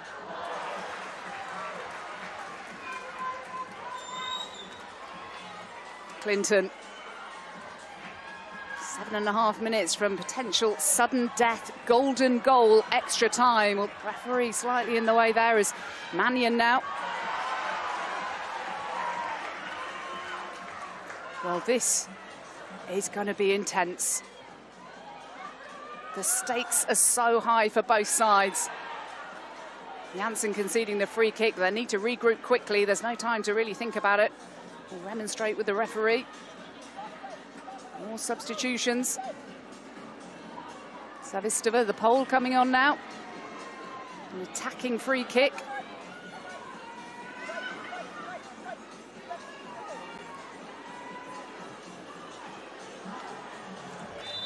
Linda Daumann with a couple of goals herself. Into the danger area. What a good idea for a free kick.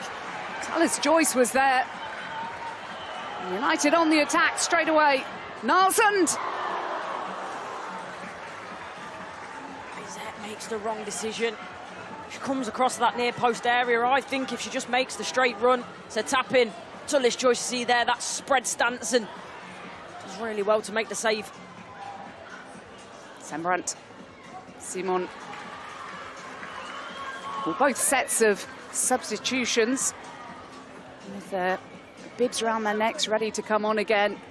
So immersed in the intensity of this game. Simon.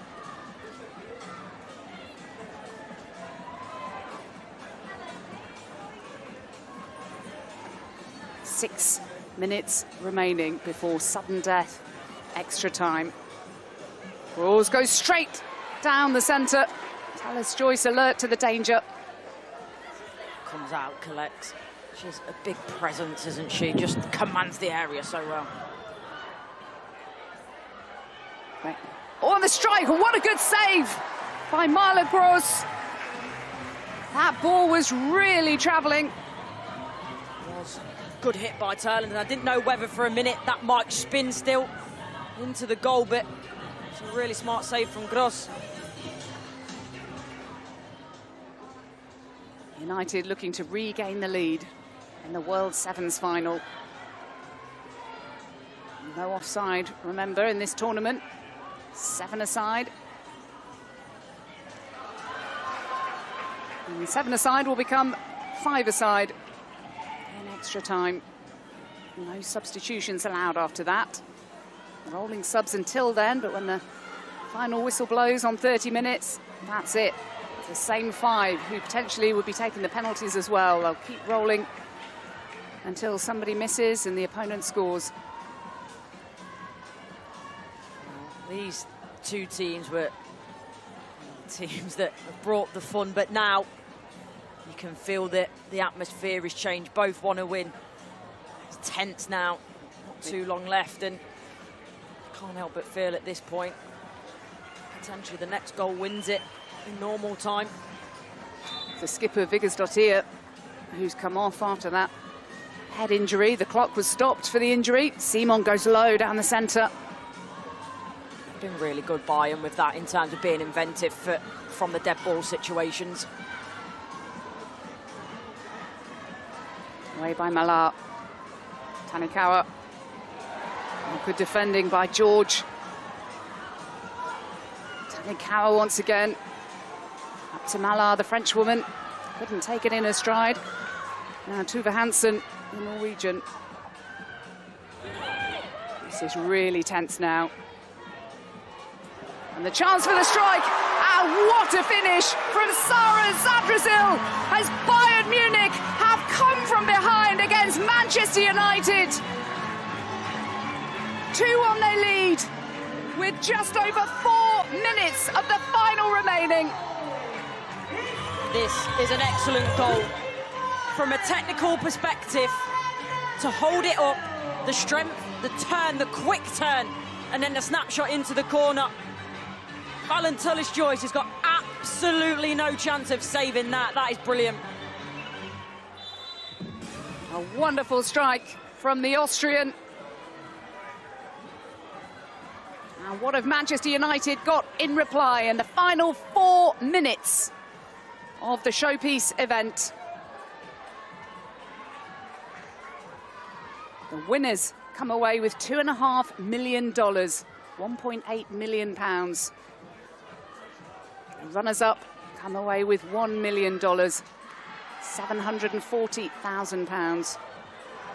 A flick on by Damjanovic, and Dalman claiming the touch, and that's a corner to Bayern, who really have a spring in their step. Yeah, that momentum from the second half, I said, it's totally flipped, and now, especially with that goal, seems to be clinging on at the moment, Manchester United.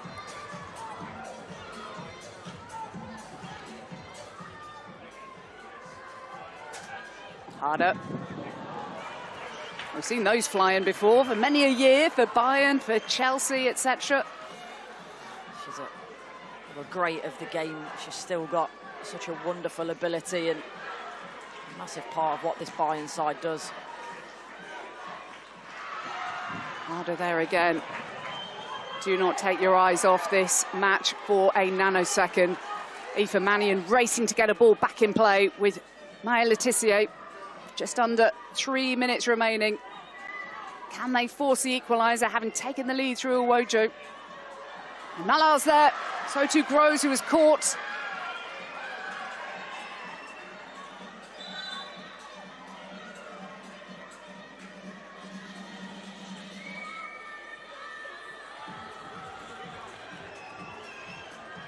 Another look at this goal. Brilliant touch, turn, real short back lift, and that's what it means.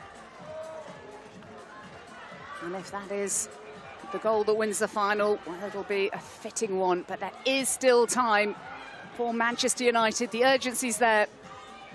Letitia, a long throw.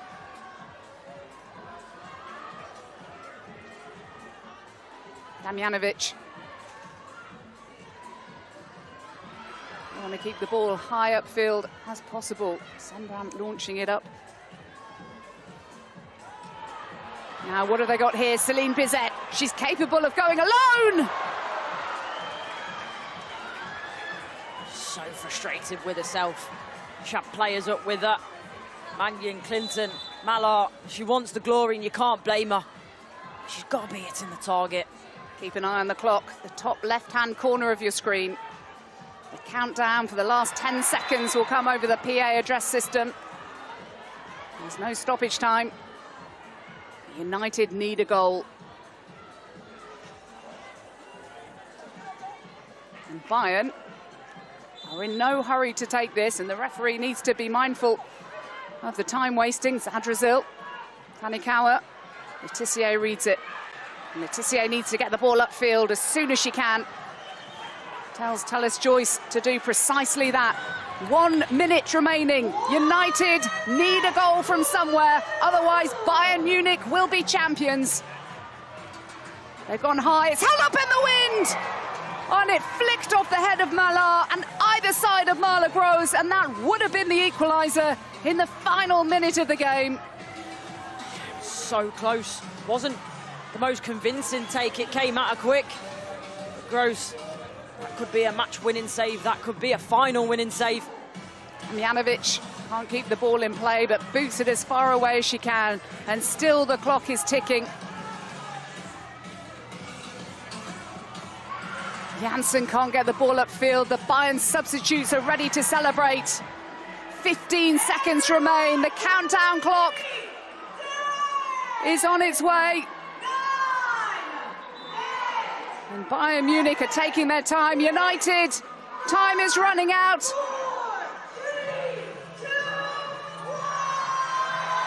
It's all over. Bayern Munich are the inaugural World Sevens football champions in Estoril, Portugal. They've come from behind against Manchester United with a stunning strike from Sarah Zadrazil.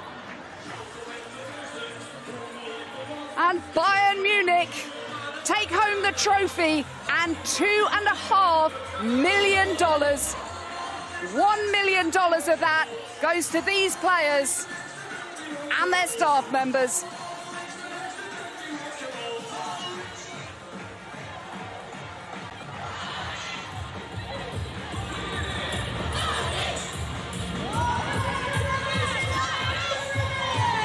Wow, look at this for the scenes. This is what it means. Yes, it's an inaugural competition. It's not necessarily something we've ever seen before. But what we know is Bayern Munich, they've been excellent this tournament. Saw it earlier in the day, that big 5-0 win.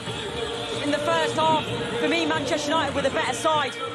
In that second half, they just turned it up to another notch, a different level that Manchester United couldn't quite match. And I think probably when you're looking throughout the tournament, they've been consistently the best performers and very much deserve the big win and these celebrations. And as well, we keep mentioning it, but they've enjoyed themselves, and you can see that before the game and you can see it now. But the party is going to go on long into the night. Alex Strauss, the Norwegian head coach, finishing off his time at Bayern Munich, not only with a hat-trick of Bundesliga titles, but the first ever World Sevens tournament trophy as well, and his fair share of the bonus. He's heading off to Angel City in the United States for a new adventure in the NWSL. The Spaniard Jose Barcala will take over. And it's a winning squad that he comes into, and a winning culture. Biggersdottir, the captain, with a head injury in the final. There is Alex Strauss. He told me earlier on today that he wanted the players to enjoy this tournament after a long, hard domestic season, and also in the Champions League, which was ultimately disappointing.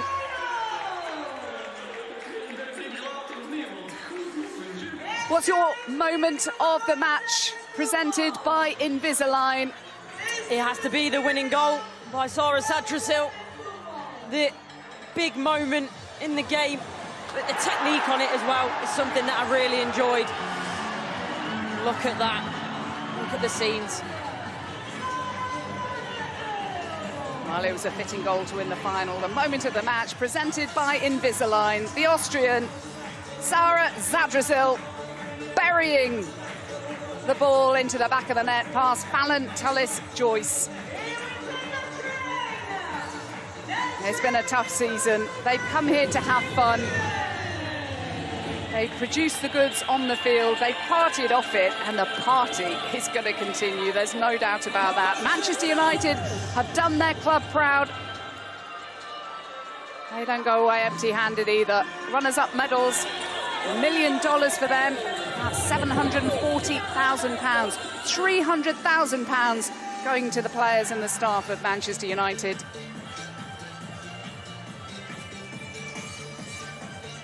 Worthy winners of the tournament for you, Courtney? Yeah, they are. I think, you know, been the most consistent performers. But you know what? I love this. I love these scenes. The fact that Manchester United are getting involved. It's not just about this and Bayern Munich. It's about the tournament as a whole, what this means for the women's game and how this can progress. And the overriding feeling for me is throughout today I've had a smile on my face, and that's the main thing. I think it's been a brilliant spectacle, and it will only get better and better and better as it progresses and visits more places around the world. Everyone wants to be part of the World Sevens football tournament now. We're hearing it could potentially be going to the United States next in November. Nothing's been confirmed. Maybe Miami. Nothing's been confirmed. But Bayern Munich have won 5 games out of 5, and they've beaten Manchester United in the final, and they've done it by coming from behind. Seema. They have, Jackie. Thank you so much. What a final we have been treated to. The whole tournament has been a spectacle. We've enjoyed every single moment of it. But Bayern Munich are our inaugural World Sevens football champions. And after the break, we're going to enjoy the trophy presentation. So don't go anywhere. We're back in a moment.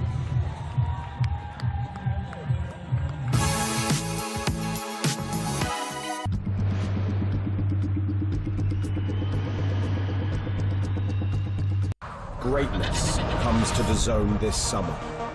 The world's best players will be summoned together to decide the greatest club on earth. Vinicius, great chance to score. Goats will battle Wonder Kids. Fire will meet ice.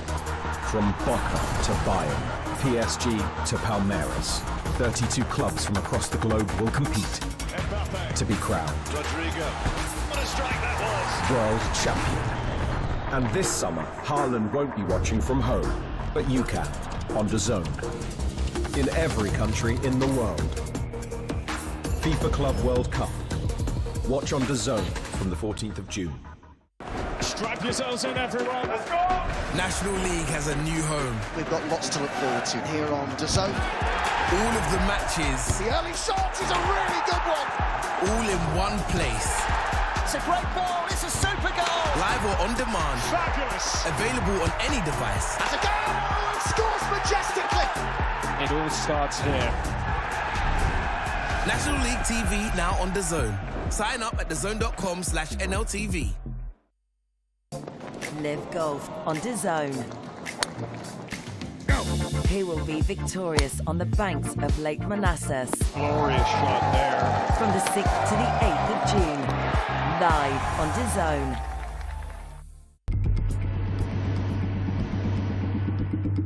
DAZN is the global home of women's football. Let's go! Bringing you the best live games. On my team. With the biggest stars battling it out in the biggest competitions. Cue the chaos! First blood in the title decider. Would you believe it? Goodness me! Witness every season-defining moment. The stuff of champions! Live and on demand. Only on DAZN.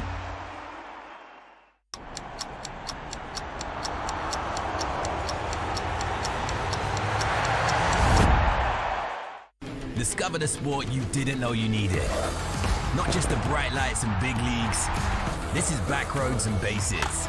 Grit and guts. Full throttle action. We're talking touchdowns and track and field. Powerboats with A-listers. Gravity-defying skaters. High-flying volleyball. Home run hitters. And pillow fighting. Because why not? Unmissable. It's all here. Discover more on DAZN.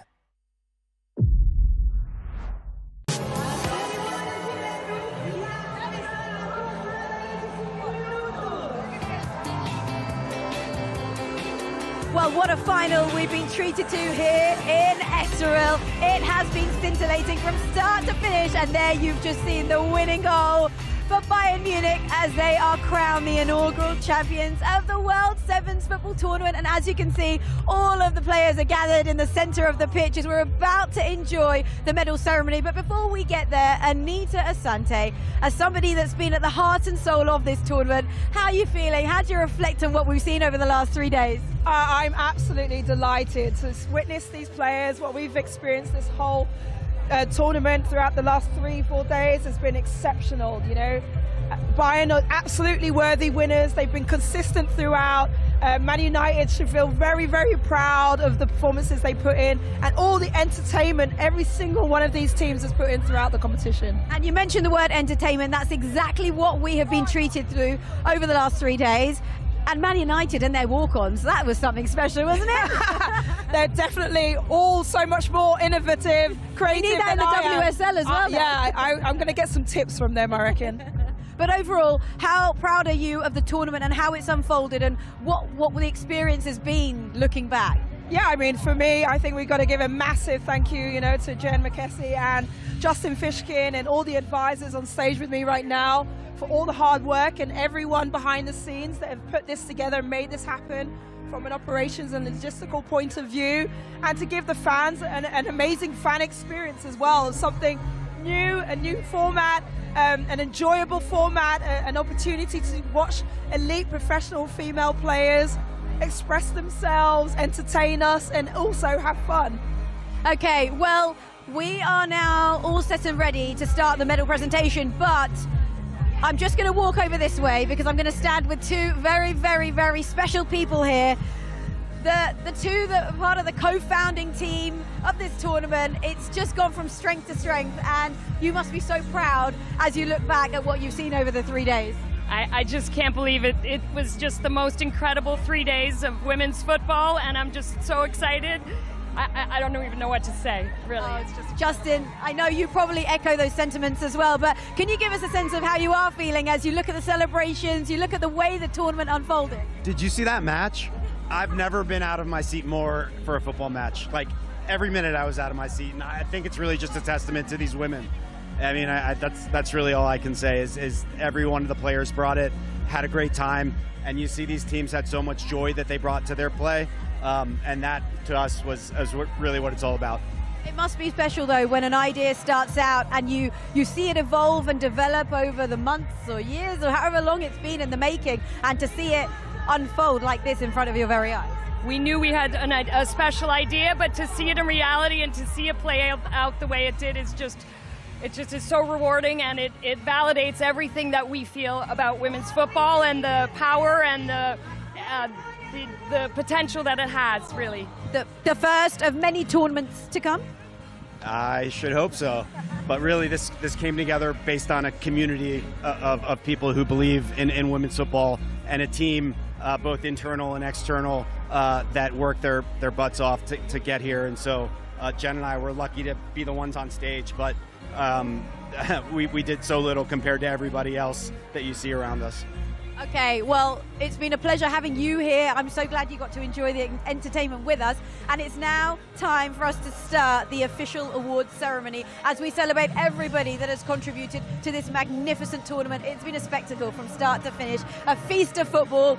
We have enjoyed it all. And we're going to first honor the officials who kept the game very fair, and they were brilliant because it was a first-time experience for them. So please can you welcome to the stage our 7 outstanding match officials to receive their official World Sevens medals.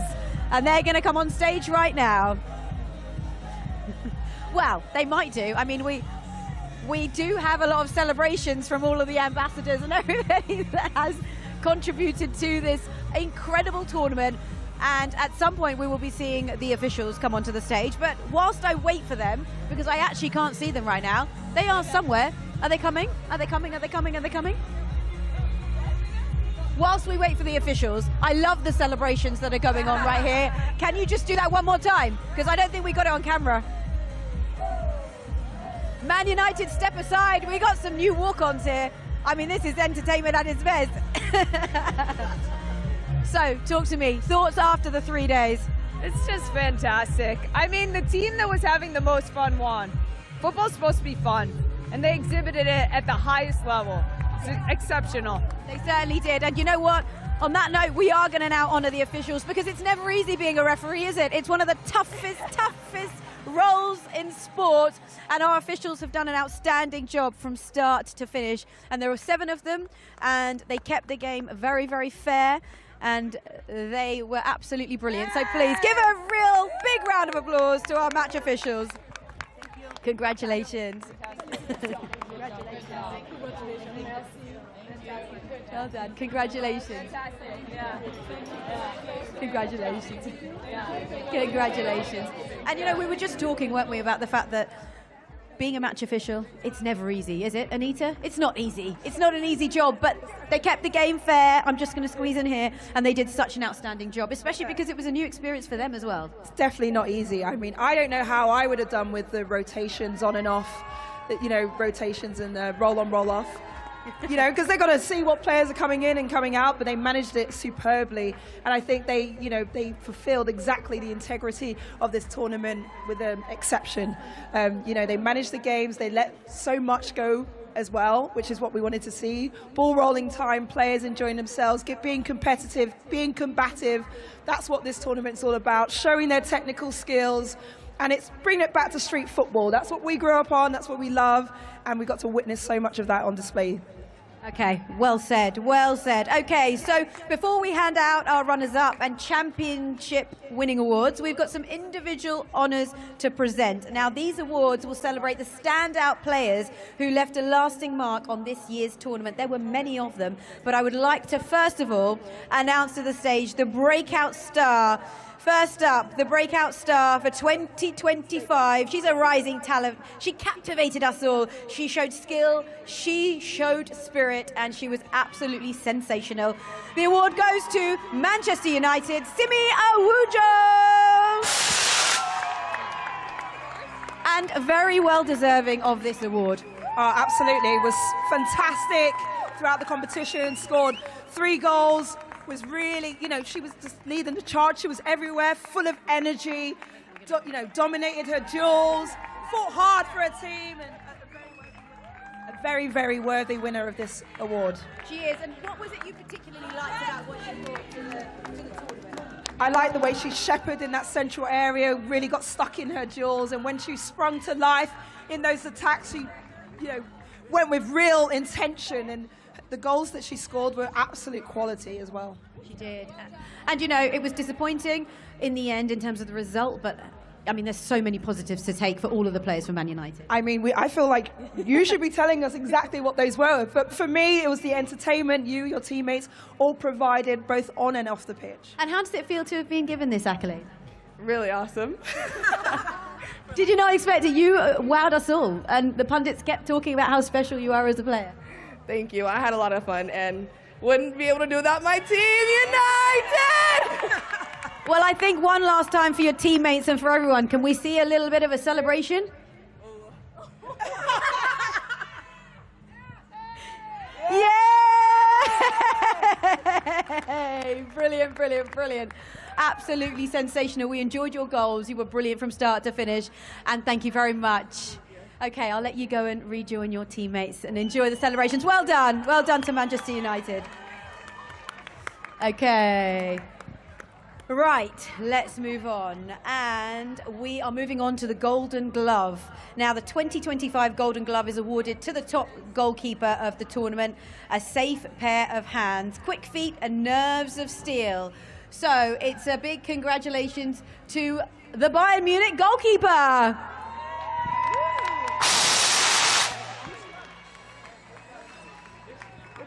Mamutovic.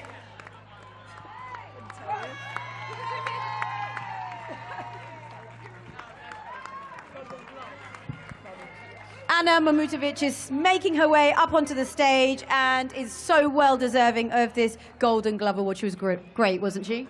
This competition has delivered so many wonderful performances, especially from the goalkeepers. There's been fast and fierce attacks, and they've been the stoppers, destroying so many of those. Mamutovic is thoroughly deserving of this award, and I hope you enjoy it.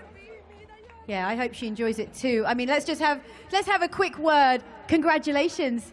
How are you feeling? Thank you. That's all we needed to say. But we are a great goalie team, and I think we all deserved it. So. Oh, that's really lovely. That's really lovely. Can we have a round of applause, please? Very well said. I'll let you go and enjoy the celebrations with your teammates. Thank you very much.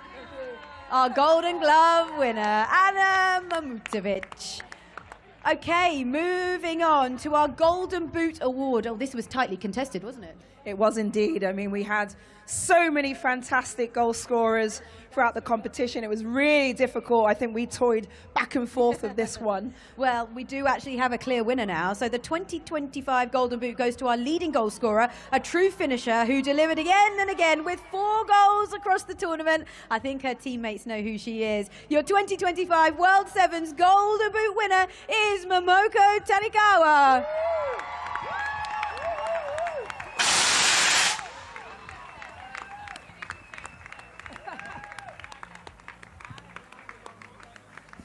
And Anita, we're looking at her goals right now as she enters the stage. She scored all sorts of goals, didn't she? Oh, just so clinical in those final moments. Both left foot, right foot. We've been thoroughly impressed with her skill level, her ability to find space and read the games so well. An absolute joy to witness her skill in the technicalities throughout this competition. And credit to her, because I feel like we've given her so many Player of the Match awards. Her cabinet's going to be full now. I know. I mean, you're going to need a bigger cabinet, Momo. Congratulations. Now, is there anything that you would like to say to your teammates? I love everyone. Thank you. Great stuff. No, but you played so well. How do you reflect on the tournament? How much did you enjoy it? I'm so enjoyed this tournament, and I'm proud of my teammates. Oh, and you know what? I know they're proud of you. We are all proud of you. And normally I would say you can exit, but don't go anywhere, because we're going to introduce the next award. Okay, so this is for the Golden Ball. This is presented by Invisalign, and it's given to the most valuable player of the tournament who inspired, elevated, and defined this year's competition. Congratulations. Your most valuable player of 2025 is Momo Tanikawa!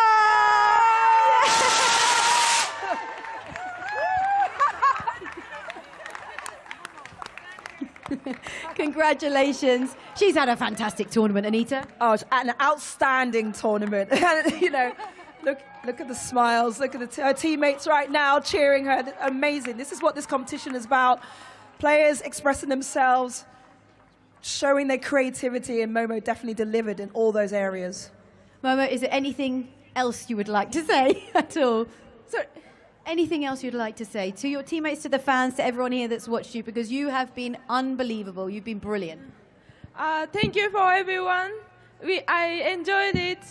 Did you guys enjoy this tournament? That is brilliant. We enjoyed you. Congratulations. Go and join your teammates and have some fun. Okay, it is now time to recognize our runners-up. They came so close to lifting this trophy. They thrilled us in every single match, and we really enjoyed them. Go from strength to strength throughout the tournament. They gave us so much to enjoy. Your runners-up, Manchester United. Woo! And Man United, I mean, they have so much to be proud of as they walk away from this competition. Absolutely, especially those walk-ons and the collective team creativity, you know, both on and off the pitch. But to come through this competition, play 5 games with the consistency that they did, and the level of skill and appetite to try and win this competition, you know, they showed such good mentality and, you know, absolutely delivered in all aspects of this competition. The fun, the joy, the energy. And actually, that's what you wanted from this competition. When you first set out to develop this incredible tournament, you wanted energy, fun, passion. That's everything you wanted to see, and they brought it. Absolutely. The players showed so much creativity. They were expressing themselves. They were laughing together. They were cheering together. They were coming up with so many entertaining and magical moments. And that's exactly what competition is all about. Bringing people together, bringing enjoyment and entertainment. Yes, it was very, very entertaining. They were brilliant from start to finish. And now it's actually quite nice as the season comes to a close, they can have a little bit of time off and then go again for the next campaign, having known that they've done really well in this tournament. Absolutely. The players came here, they got to enjoy the beauty of Portugal, of Estoril, of this competition, hopefully get a nice little break as well. And, they've done it all by having fun, playing football with their teammates, to a really high level. And I do have an idea I'd like to propose to you for the next tournament, seeing as you're one of the decision makers. How about a prize for the best walk-ons? It's got to happen, no? Oh, yeah, absolutely. I think we can make that happen. And I think they would win it, right? Well, us advisors might try and compete with them on the walk-ons, but yeah, they will absolutely. They've delivered throughout, and I don't know how they can top what they've done already. Exactly. But Manchester United did us proud, and we just loved absolutely watching them from start to finish. Okay, it is now time for the moment that we've all been waiting for. The 2025 World Sevens Football Champions, the team that brought energy, unity and brilliance to the tournament from start to finish. Please make some noise and welcome the 2025 World Seven winners onto stage, Bayern Munich!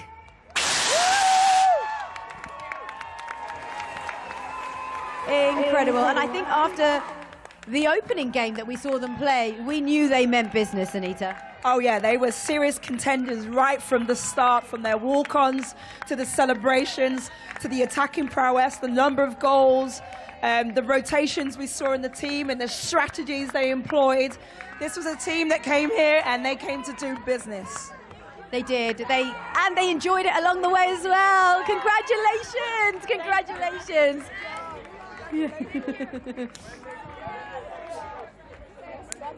They've done such an incredible job. Let's just remind ourselves of the winning goal tonight, because it was absolutely sensational. And throughout the course of the tournament, we saw some great goals from this side, but they have been brilliant, and we saw some more great goals tonight. I love the fact that they're all on stage with us, and they are having the best time. High five. High fives all around. Okay. There you go. There you go. Team, do you want to just have a look at that screen? There's a reminder of how it all happened. You want to relive that moment? Brilliant. What a brilliant night of football. That is amazing. Can you tell me, how does it feel to have been crowned champions? Amazing. Amazing feeling. Even better than Bundesliga. Wow, even better. That would be amazing. But look, it's been very special. Nobody quite knew what to expect from this tournament, but you all really enjoyed it and played great football at the same time.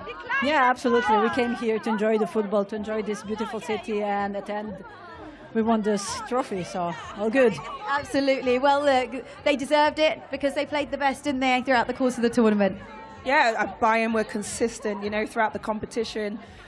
They also showed so much energy and enjoyment and fun and playfulness as well.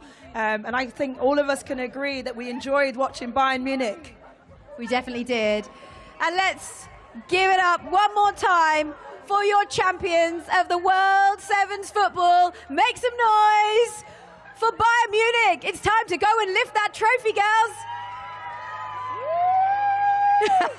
Someone's got to lift it. Someone go this. Yeah. 3, 2, 1. Yes.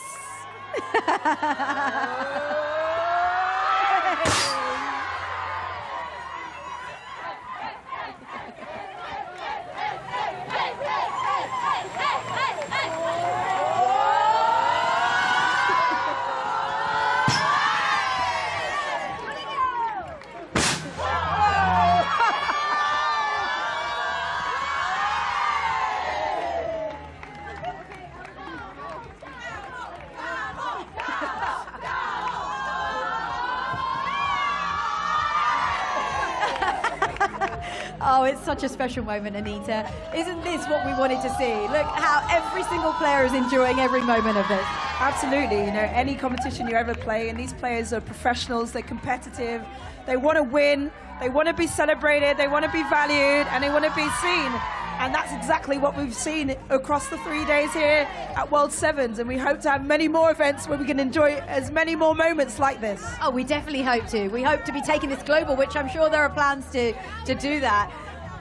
But let's not forget, this side have not only won the inaugural World Sevens championship, they also walk away with $2.5 million US. That's huge. Massive. I mean, it's life-changing money. It's going to impact so many of their lives, but also their club and the development there and the infrastructure that it can keep on to develop and grow the interest and hopefully, you know, just continue on the journey and the progressive journey that women's sport and women's football is on. And let's not forget, this is reinvestment back into the club. Reinvestment back into the club, and they walk away with the huge accolade of World Sevens football champions. It's been incredible here in Estoril, hasn't it? It's been fantastic. I love watching all the teams compete, all the players coming up with all the creative moments and magical moments, and that's what competition is all about. It's brought so many people here from all over the world to enjoy this new format, new skills, new appetite, and in new ways to enjoy football. Okay, well, ladies, congratulations. We are so proud of you. It's now time for you to go and do your lap of honor. Go and meet the fans. Lap of honor around the pitch.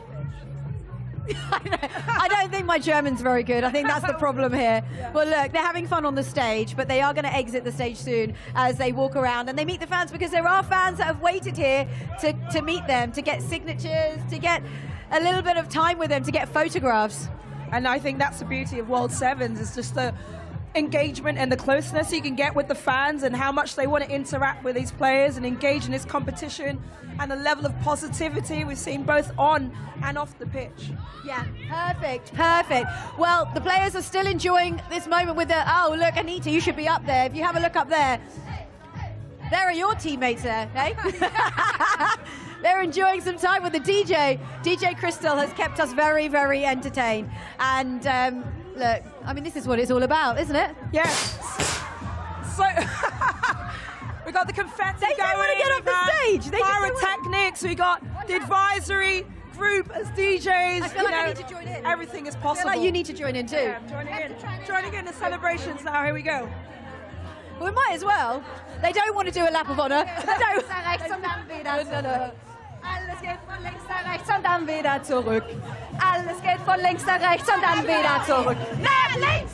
Oh! That's right! Right, I've now lost Anita as well, because now she's fully in the mix of this celebration. Oh, it's been such a spectacle.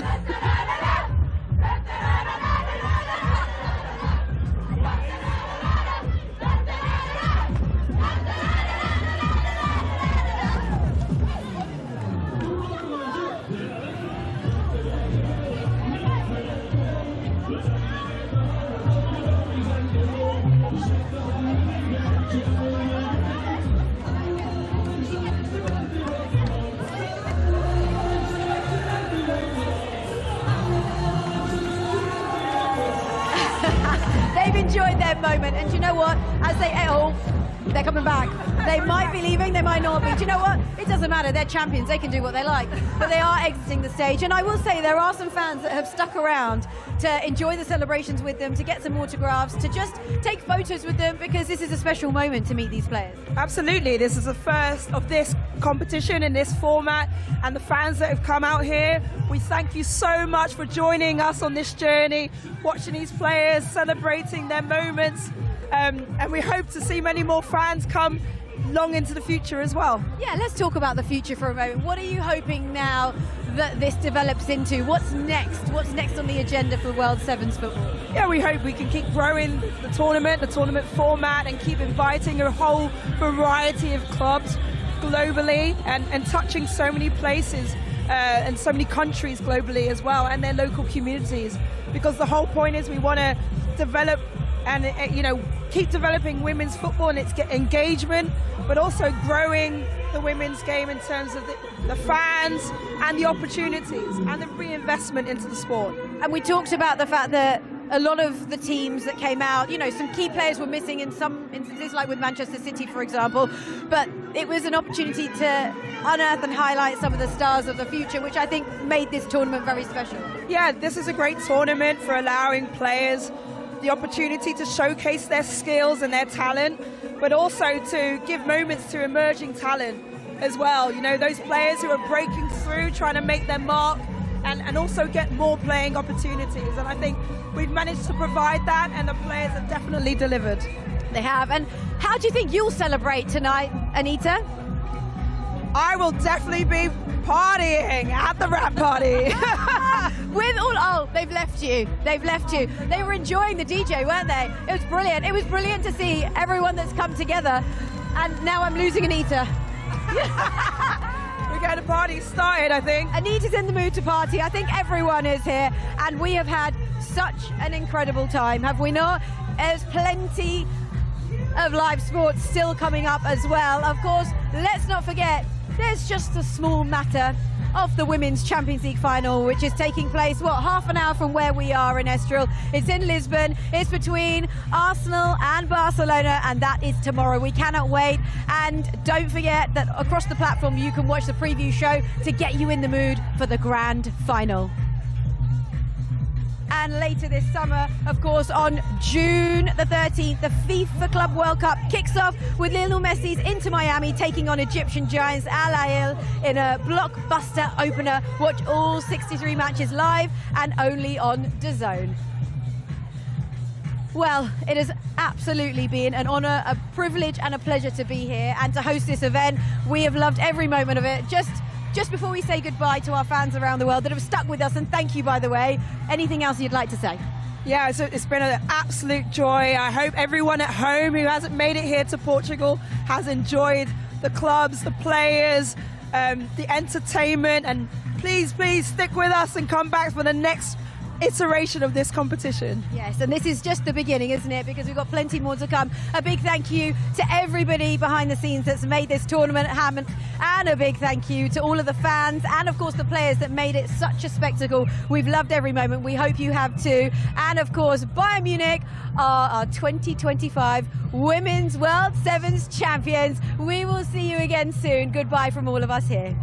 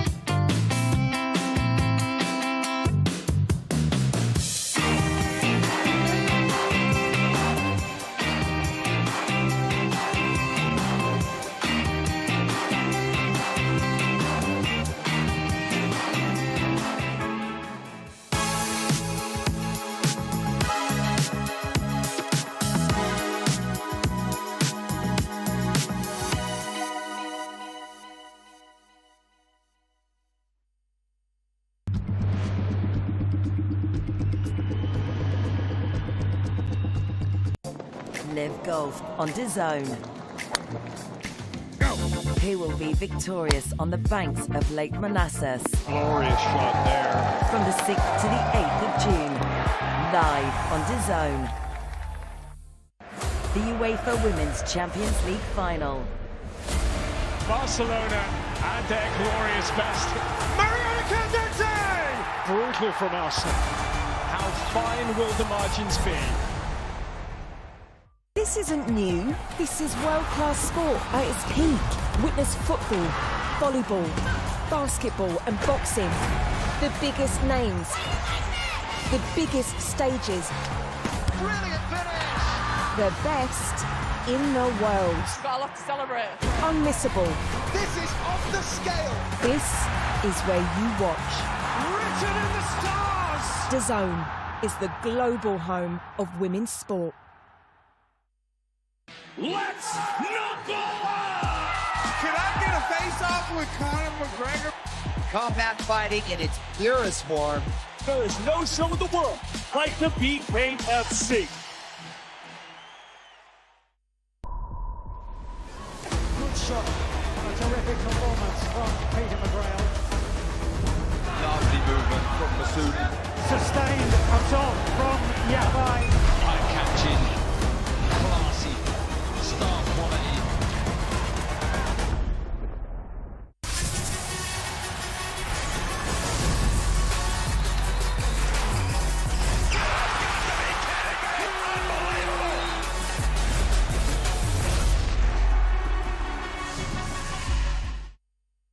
Real-time stats and scores have arrived on your DAZN app. Follow your favorite teams and competitions from over 500 leagues and cups with instant updates so you never miss a big moment. Get even more from your daily destination for sport. Strap yourselves in, everyone. Let's go! National League has a new home. We've got lots to look forward to here on DAZN. All of the matches, The early shot is a really good one. all in one place. It's a great ball. It's a super goal. Live or on demand. Fabulous. Available on any device. Has a goal and scores majestically. It all starts here. National League TV now on DAZN. Sign up at DAZN.com/NLTV.